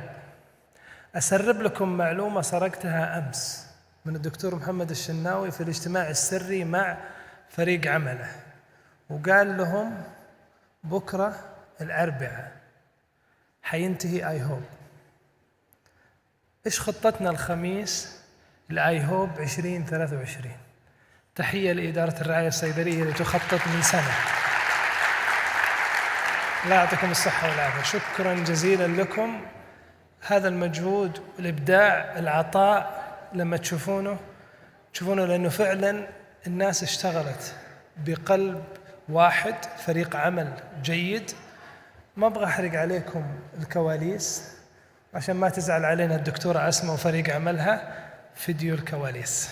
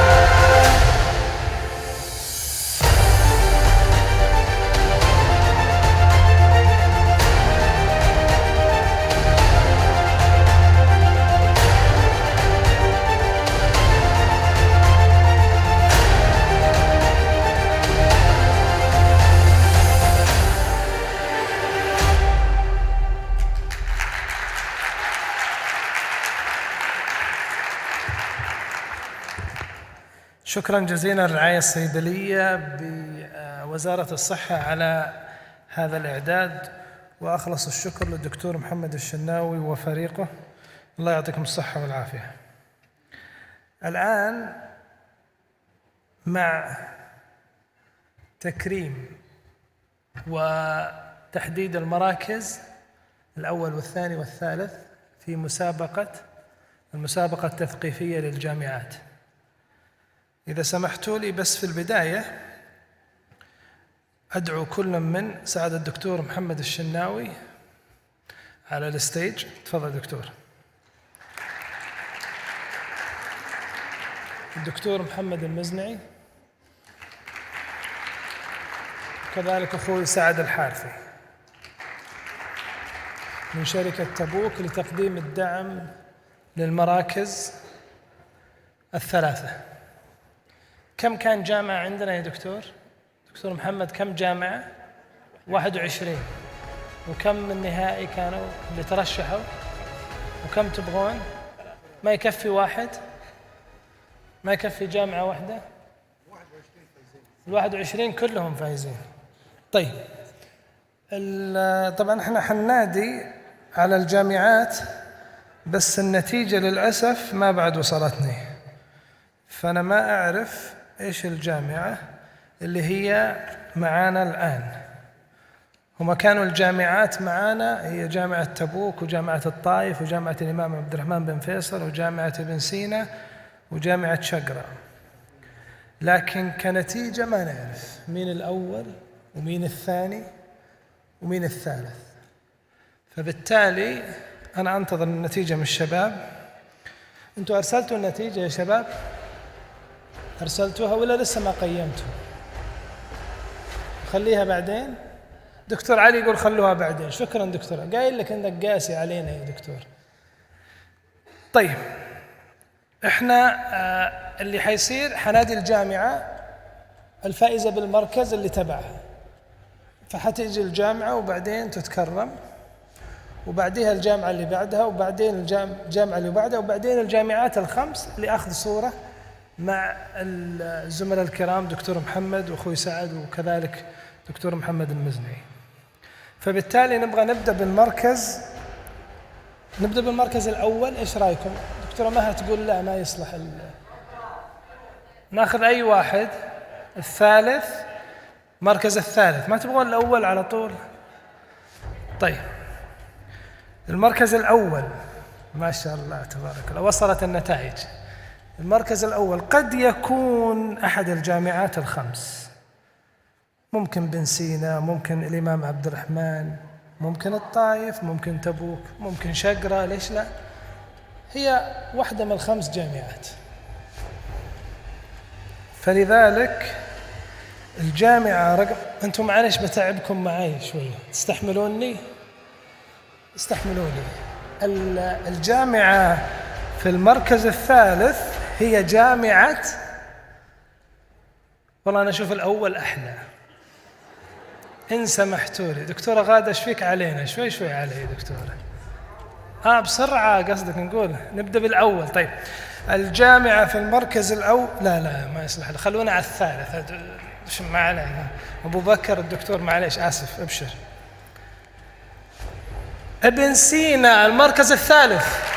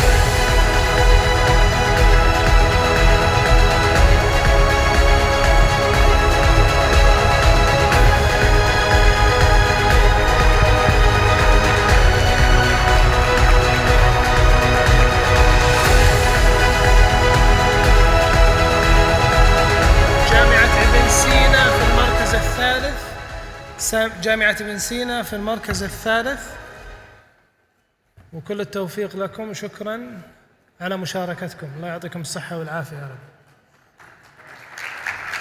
تستاهلون. خلوكم قريبين للصورة الأخيرة. ها؟ طيب المركز الثاني، بس ممكن المايك يا شباب هذا؟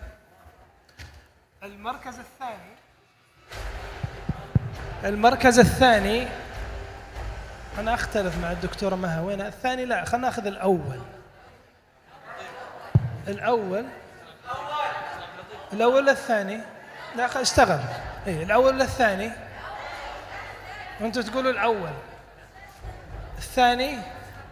طيب من تتوقع؟ أنت لا تتوقع، من تتوقع؟ إيه؟ هي أكيد جامعة، أنا هذا متأكد منه، وأكيد طلاب ومسابقة تثقيف، محكمين زي دكتور علي. واحد منهم، كلهم رابحين. ممتاز. أنا نسيت المركز الثاني. من هو المركز الثاني؟ هي كانت 5 جامعات صح؟ طيب ممتاز. احنا لو اعطينا المركز الثاني يبقى لنا 3 جامعات تتنافس على المركز الاول صح؟ اوكي. الطائف، جامعة الطائف في المركز الثاني.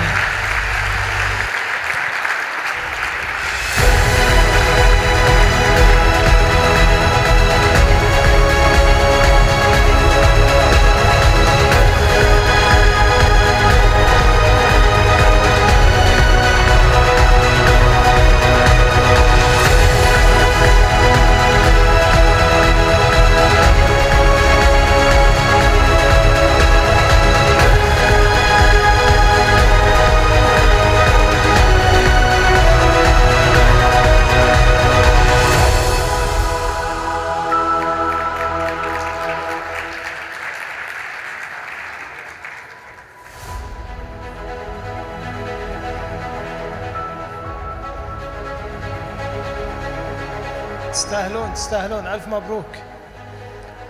ألف مبروك لجامعة الطائف تحقيق المركز الثاني في المسابقة الخليجية للتثقيف الدوائي. بقى معنا 3 جامعات.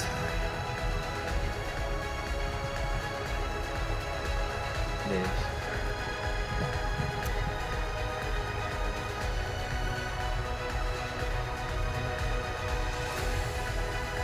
كل التوفيق لطلابنا في الجامعات، وألف مبروك لجامعة الطائف. يعطيكم العافية، شكرا جزيلا. باقي جامعة، خلوني أسأل دكتور خالد، الجامعة الأولى إيش هي اللي كانت في المركز الأول؟ تعرفها ولا ما تعرف؟ نسيت. أفا يا دكتور. أكيد واحدة من الثلاث. الدكتور يقول واحدة من الثلاث. واحدة من ال3 جامعات اللي هي أخذت المركز الأول. طيب دكتورة ما عندك خبر؟ لجنة منظمة ومدري إيش وحركات، كيف ما تعرف؟ طيب ممتاز. دكتور محمد تعطينا مقترح شيء؟ هي واحدة من الثلاث أكيد. والله أنا ودي إن الدكتور محمد هو اللي يعلن الجامعة اللي حصلت على المركز الأول،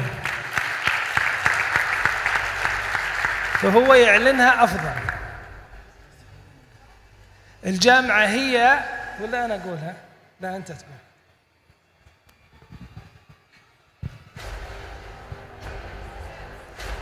طيب، أولا شكرا جزيلا لجميع الحضور، جميع المتسابقين والمتسابقات والجامعات كلهم فائزين وفائزات، والرابح الأكبر هي مهنة الصيدلة، والرابح الأكثر هم مرضانا اللي قاعدين نسوي لهم كونسلينج، اللي قاعدين نسلمهم أدوية. كثير من المرضى بيتركوا شباك الصيدلية وهو ما يدري أساساً إيش استخدام الدواء. قديماً ما كان عندنا أي نوع من أنواع التوعية بأهمية الكونسلينج، مع إنه جدا مهم. أنا ما أبغى أزيد على كلام الدكتور خالد، بس أنا بدي أقول شيء. يعني لو أنت سويت كل شيء وما سلمت الدواء وأعطيت معلوماته كاملة للمريض، كأنك ما سويت شيء. كأنك ركبت في درجة أولى في شركة طيران وأكلت أفضل أكل وجلست في أفضل صالة انتظار في المطار، وبعد ما وصلت الشنطة حقتك ما وصلت، كل اللي راح قبله هذا ضاع. فالكونسلينج جدا مهم. ما ابغى اطول عليكم، انا يعني ما عندي الاكسايتمنت حقت الدكتور عبد اللطيف، يعطيه العافيه. جامعه شقره،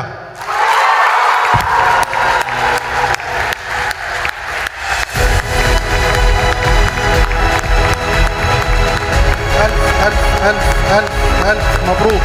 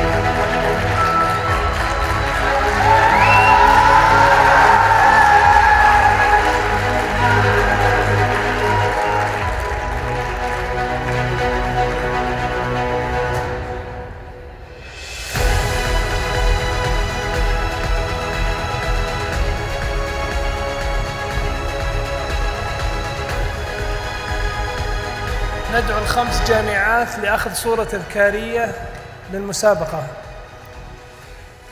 وكل الجامعات فائزة. يلا اللي حاب الجامعات المشاركة أخذ صورة تذكارية.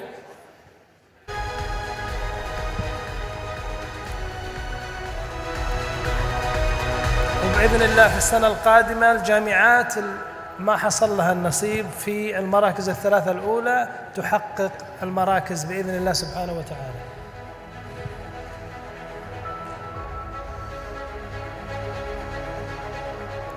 جامعة تبوك وجامعة الإمام عبد الرحمن الفيصل يشرفوننا على الستيج لأخذ صورة تذكارية.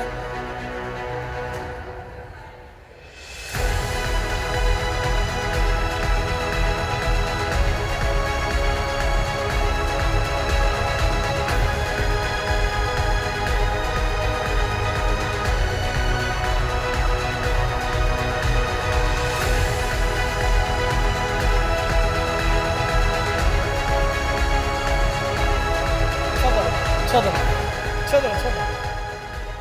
خلوكم في الصورة لحضور الزميلات.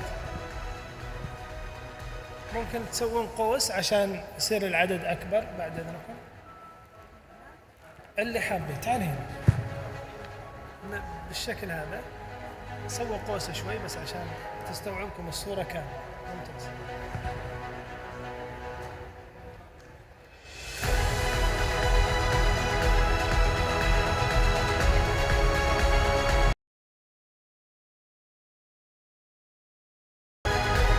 ألف مبروك جامعة شقرة.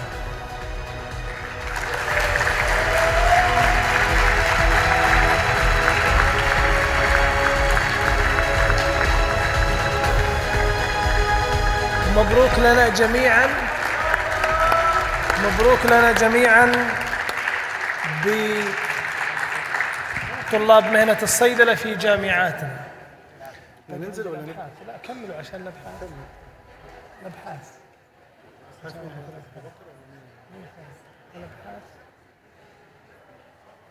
كمل. إيه. ندعو الدكتور أبو بكر لمشاركتنا الجائزة التالية، وهي جائزة الأبحاث. والأبحاث عندنا الجوائز الفائزة هي 6 أبحاث. عدد الأبحاث كم كانت دكتور محمد؟ الأبحاث اللي قدمت كم كان عددها؟ اللي تقدم 85 بحث، قبل منه 51 بحث. الفائزين هيكونوا على الممارسين والطلاب والريزيدنت في جائزتين، 3 جوائز هنا و3 جوائز هناك. إذن عندنا فئتين، فئة للطلاب وفئة للممارسين، 3 هنا و3 هنا، من أصل 51 بحث اللي تم التقديم عليها من 85 بحث. الآن قبل ما ندخل في الأبحاث حابين نكرم مستشارية الأبحاث دكتورة لينا النجار.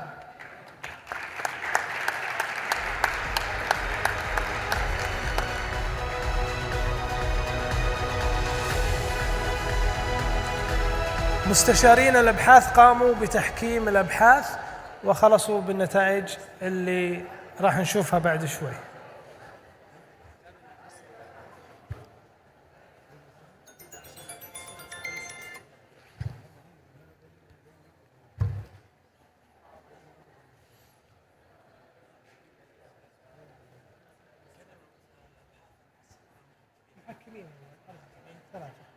دكتورة لينا موجودة؟ وكذلك معنا الدكتور عبد الرحمن التريكي. دكتور عبد الرحمن التريكي، تفضل يا دكتور.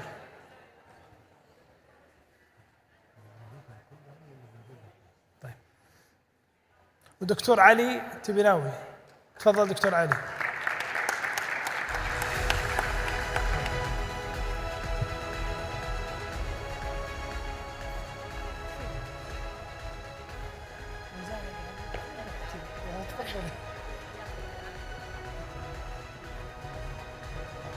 يعطيكم العافية، شكرا جزيلا.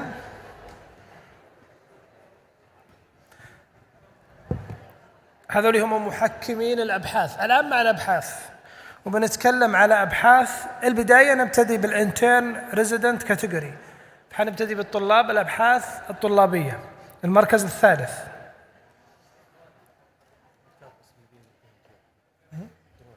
إيه تفضل، أعطيهم الدروس بعد إذنك. سلام. حتكون عندنا 3 مراكز للأبحاث الطلابية، مركز أول وثاني وثالث. بنبدأ بالمركز الثالث بعد تكريم الزملاء الكرام محكمي الأبحاث.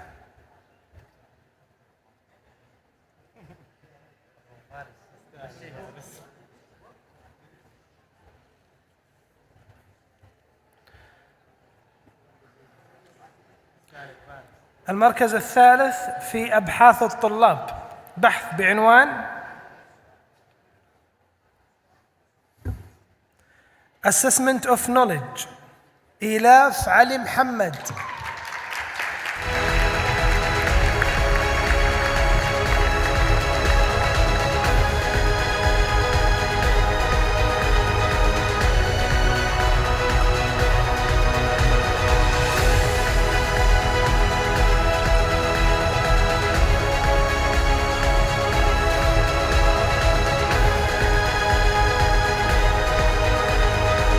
من جامعة الطائف.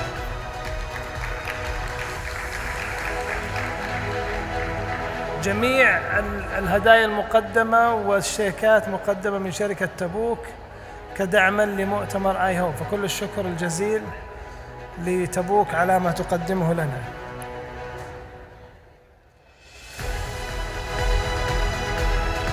المركز الثاني البحث بعنوان، أنا ما راح أكمل عنوان البحث بس باخذ أول كلمتين عشان نعطي هنت. Clinical outcome associated with the treatment of infection. فاطمة الزهراني.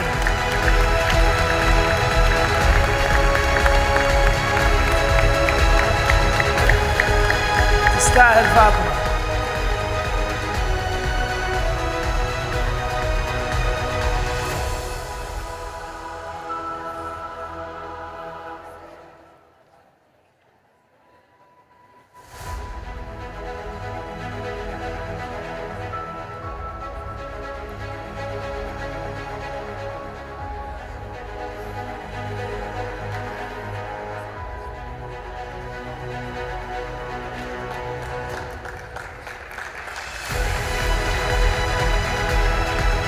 تستاهل فاطمة. والفريق البحثي من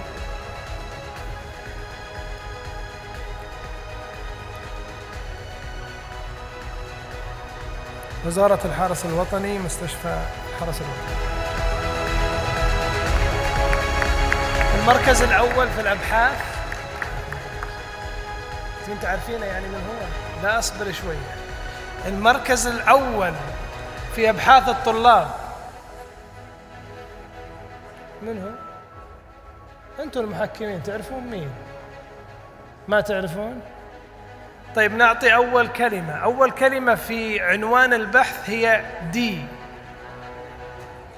أول حرف فكرتوا كلمة حرف الدي. والفائز الفائزة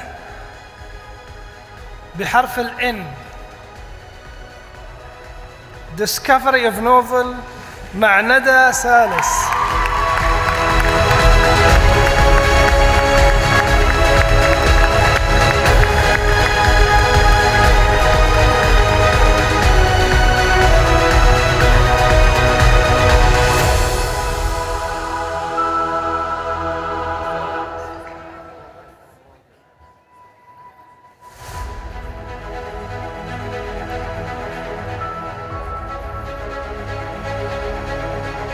من جامعة الفيصل أختنا ندى في البحث في المركز الأول.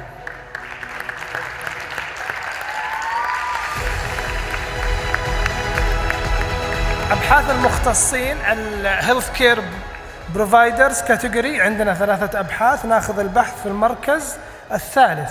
البحث في المركز الثالث البحث بعنوان Impact of Implementation الكمبيوترايزد انسولين اوردر مع رائد قرناس. ألف مبروك يا رائد. مدينة الملك عبد العزيز بجدة.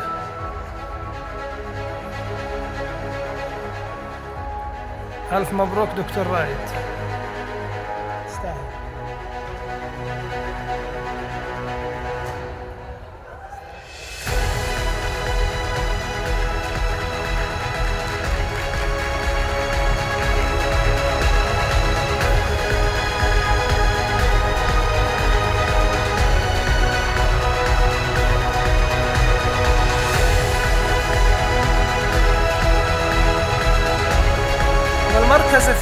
المركز الثاني من أبحاث الصيادلة الهيلث كير بروفيشنالز الممارسين، يبدأ بعنوان البحث Effectiveness.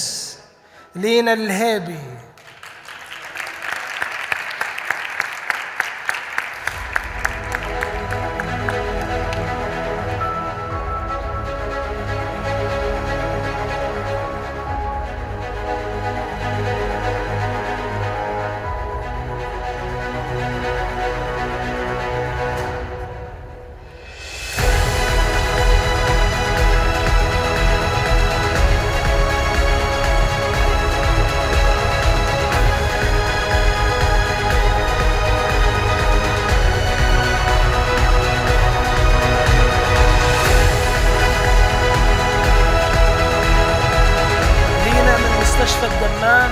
لينا من مستشفى الدمام تابع لوزارة الصحة. آخر آخر فائز معنا، والمركز الأول في الأبحاث من وزارة الصحة، من أحد مستشفيات وزارة الصحة. هو المركز الأول في الأبحاث للصيادلة المختصين، مستشفى في وزارة الصحة بمكة المكرمة، مستشفى الولادة والأطفال، وجدي أورغنجي.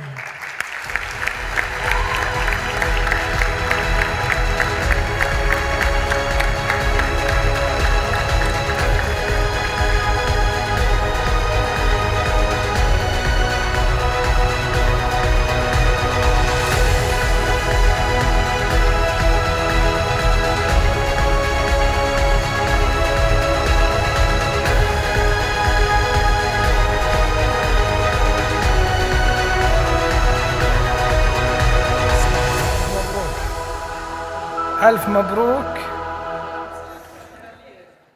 احنا كذا وصلنا للنهاية، ولكن باقي قبل النهاية أشياء ناخذها معاكم بإذن الله.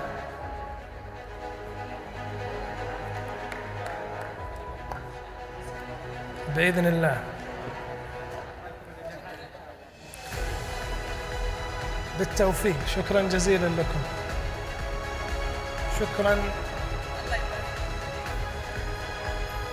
شكرا لكم. شكرا دكتورة، شكرا، يعطيكم العافية. شكرا أعزائي المحكمين. شكرا.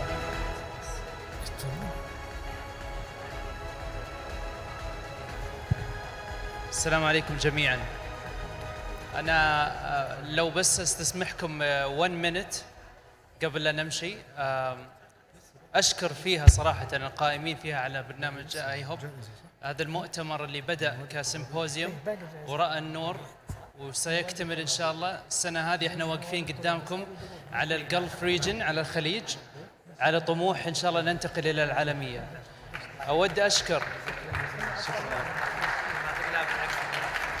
أود أشكر الساينتفك كوميتي، أعضاء اللجنة العلمية، كثير الشكر. لا يسعني حتى الكلمات إني أشكرهم. استلمنا غير عن مهمة تنسيق الجدول العلمي الرائع اللي استمتعنا فيه خلال ال3 أيام الماضية، 74 بحث من 2 tracks، مسارين، الممارسين الصحيين والمتدربين والطلاب، كنوع من أنواع التشجيع البحث العلمي. إحنا الصيادلة نحمل على عاتقنا ترى البحث كثيراً. الفارماسيوتيكال كومبانيز ما هي الوحيدة المسؤولة عن هذه الأشياء، إحنا في جميع المجالات مسؤولين عن هالشيء. نشكر جميع 74 مشارك. كانت عملية الإيفالويشن وتقييمها ما هي سهلة، شاركنا فيها 8 من أعز زملاء المهنة، وشاركنا 14 باحث وأخصائي أبحاث في جميع المجالات. أشكرهم جميعا كل باسمه، منهم اللي ما سمحت له الظروف أنه يكون معنا متواجد الآن، فشكرا لهم جميعا ويعطيكم العافية، واسمحوا لنا على أي قصور بدر منا.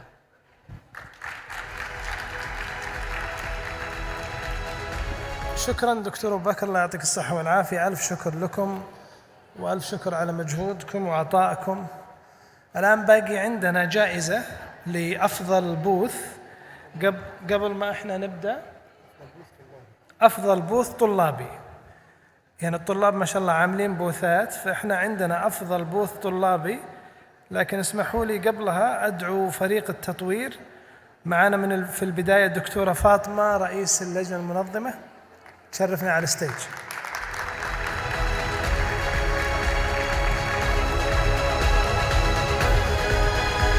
ومعنا كذلك فريق التطوير دكتور بدر، دكتورة وفاء.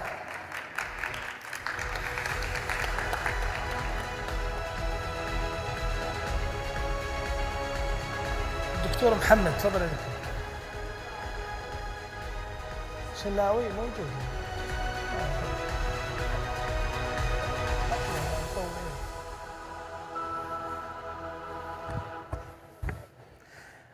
طيب احنا عندنا البوث، عدد البوثات الطلابية، الستاندات اللي كانت موجودة، البوثات للطلاب هي كالتالي. كانت 7 بوثات. بوث لنادي الصيدلة بجامعة الأميرة نورة بنت عبد الرحمن، وبوث للفرع الطلابي لإسبرو KSU كينغ سعود يونيفرسيتي، ونادي الصيدلة بجامعة أم القرى، وكذلك نادي كلية الصيدلة بجامعة الملك سعود بن عبد العزيز للعلوم الصحية في الحرس الوطني، واتحاد طلبة الصيدلة بجامعة الفيصل، وكذلك نادي الصيدلة بجامعة الملك سعود، ونادي الصيدلة بجامعة شقرة. هذه هي السبعة اللي مشاركين معانا. شقرة معاهم بعد ما شاء الله، شقرة موجودين معاهم ما شاء الله. من ضمن السبعة رقم 1 جامعة شقرة.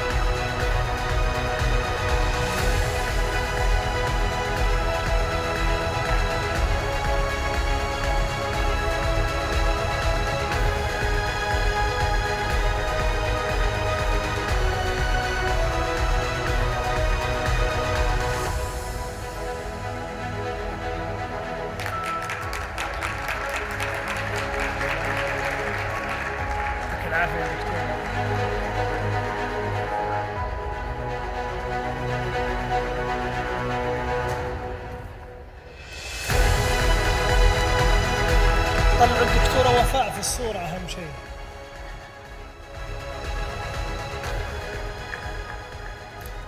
يعطيكم العافية يا شباب، تستاهلون تستاهلون. باقي عندنا مركز ثاني IHOP كرماء، فوضعوا للسبع بوثات مركزين، وضعوا المركز الأول والمركز الثاني.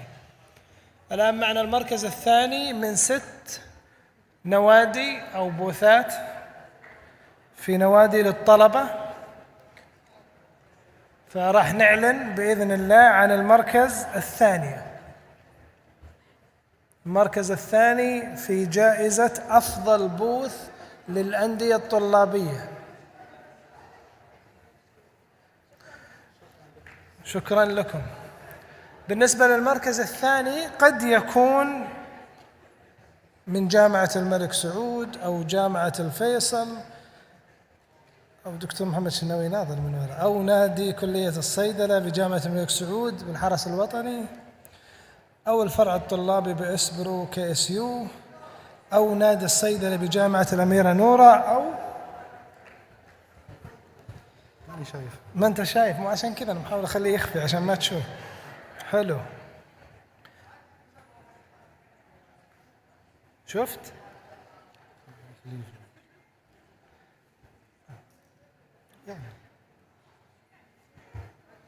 ولا الثاني بس؟ هذا الثاني، لا ما في ثاني. خلاص. هو الأول كان شقرة والثاني شقرة بعد، ما يصير. نحط الثاني شقرة يا شباب؟ لا، قاصدين كل الجوائز ما شاء الله. الله يهديهم. أنت إيش يعجبك؟ إيش رأيك في أي نادي حلو كذا شكله؟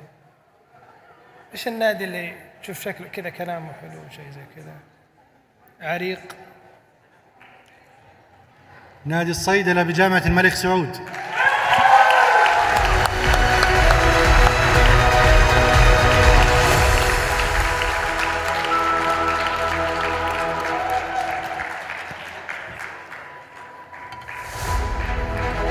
جامعة الملك سعود نادي الصيدلة المركز الثاني في جائزة أفضل بوث للأندية الطلابية.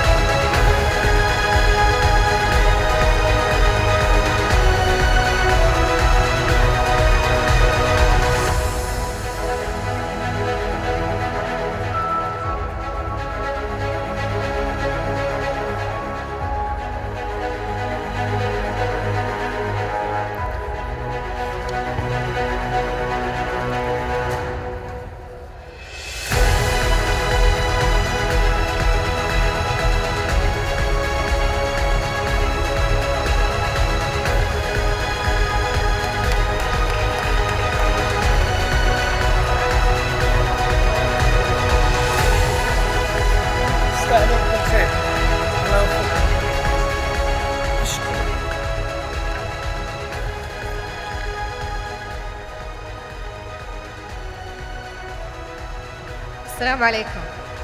طبعا في البداية حابة أشكر جميع البوثات المشاركة معنا. طبعا الجميع كان ما شاء الله بوثات رائعة لدرجة احترنا نختار مين الأول ومين الثاني. فشكرا لجميع البوثات المشاركة معنا، يعطيكم ألف عافية.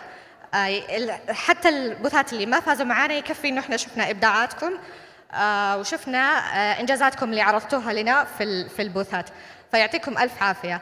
طبعا بالنسبة للمعايير الفوز في البوثات كانت محددة مسبقا ومرسلة للجامعات. مثلا كان من ضمن المعايير اللي هو تواجد الطلاب في البوث خلال المعرض، تواجد المشرف من الجامعة في المعرض أو في البوث، محتوى البوث هل يحتوي مثلا بوسترز، هل يحتوي فيديو، مثلا مطويات، كمان مثلا اللي هو ضيافة في البوث، طريقة ترتيب البوث والديزاين، وآخر شيء كان في نسبة بسيطة 20% اللي هو تصويت الحضور نفسهم اللي يمرون على البوثات. وبعدها طبعا أخذنا التوتل وطلعت معنا الشقرة المركز الأول والملك سعود المركز الثاني. مبروك للجميع وإن شاء الله ننتظركم السنة الجاية. شكرا جزيلا دكتور، الله يعطيك العافية. شكرا جزيلا. كما قال الدكتور وفاء الكل فايز معنا درع خاص مقدم من مؤتمر كاسابت، دكتور أحمد العنزي، دكتور محمد المزيعني، دكتورة ندى الرويس. نرجو القدوم هنا لتقديم درع خاص للدكتور محمد بن أحمد الشناوي. يستاهل أبو أحمد.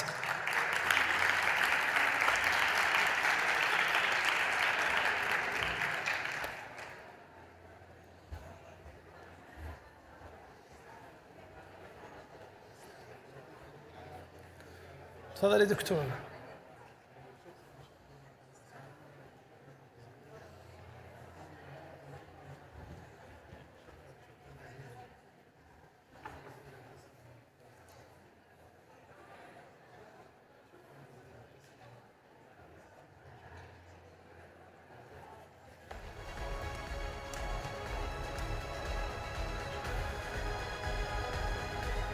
أنا عن نفسي بصراحة وجدت تنظيم رائع وجمال في كل شيء.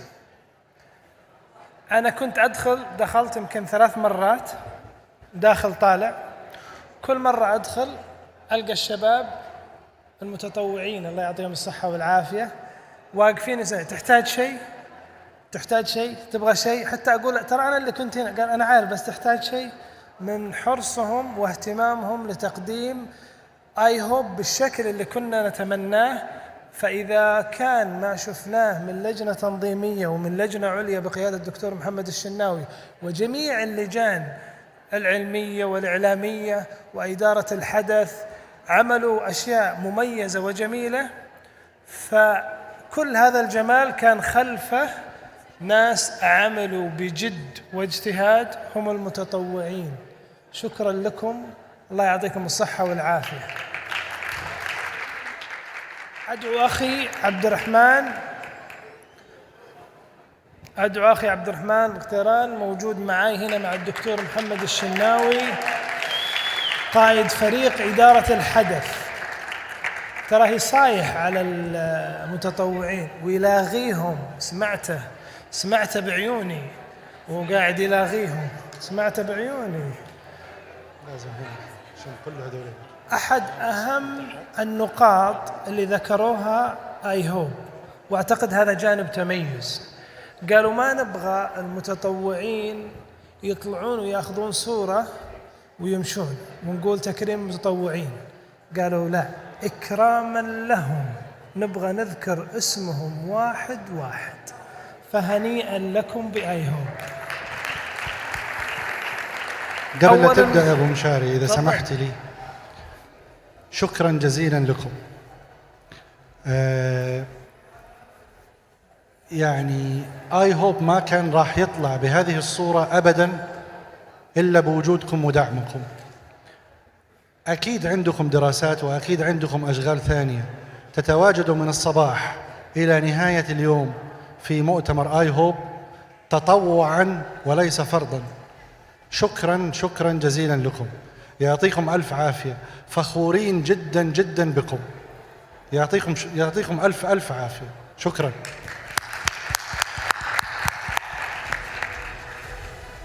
المتطوعين: مرام سعود القطيم، موضي عبد العزيز الفريدي، عبد العزيز فهد الرحيمي، ريما حوران العنزي. ريما اللي كانت هنا اللي تمسك الوقت في مسابقة أيوة هذه هي، تستاهل. نجود زياد الشعلان، إيثار عبد الحميد عطيف، عبد الرحمن سعيد العنزي. الحين صفقاتكم خفت، هو اللي كانوا يصفقون أول متطوعين أجل. أوكي.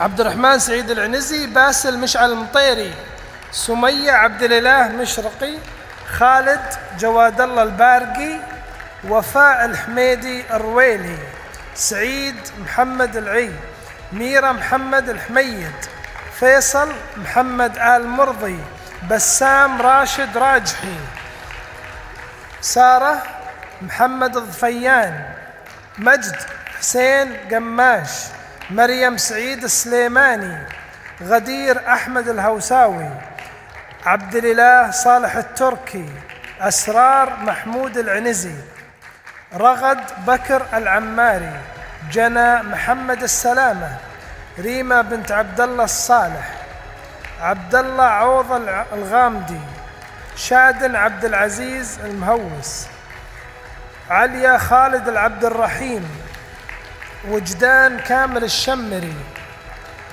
أثير ناصر العتيبي، خالد ركيب الرمال، رازان منصور العنزي، خولة إبراهيم الشهراني، ليان باسل الطحيني، صالح عبد الله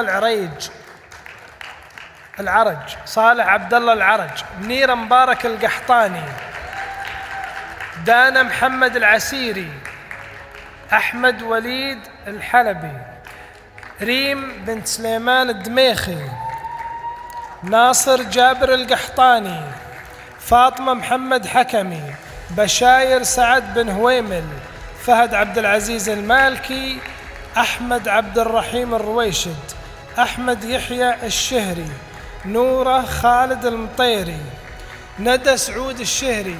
وبالمناسبة ندى قابلتها 3 مرات في البوث وما شاء الله تبارك الله، وقالت تذكر اسمي، هذه ممتاز. رازان علي الشهري، أثير القثامي، سلوى عبد الكريم، لما أبو جبارة، شموخ صالح الثبيتي، ليان باسل الطحيني، لبنى عبد الله المسعود، الجوهرة خالد أبن مي، مها محمد فال، دانا ناصر الدوسري، خلود سعيد الدماسي، زياد عبد الله الغامدي، فهد عادل الصعب، عبد الإله عبد الله القحطاني، وعبد الرحمن عبد الله السمحان.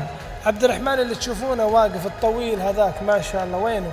هذا هو يخوف أي واحد في التسجيل، إذا ما سجلت تقول حياك الله يا عبد الرحمن. عريب فهد الشمري، سارة سالم العمراني، طيف الشمري، روان محمد العمري، هند محمد الأسمري، رنا سعيد القحطاني، أثير عماش الحربي، خلود خالد المطيري، وعد سلطان المالكي، سليمان بن عبد المجيد آل عبيد، هيلة طلق العتيبي، ريهام محمود أبو زيد، أمامة سعيد الدوسري. وبكل فخر أنا أكون معاهم عبد اللطيف سعد العقيفي.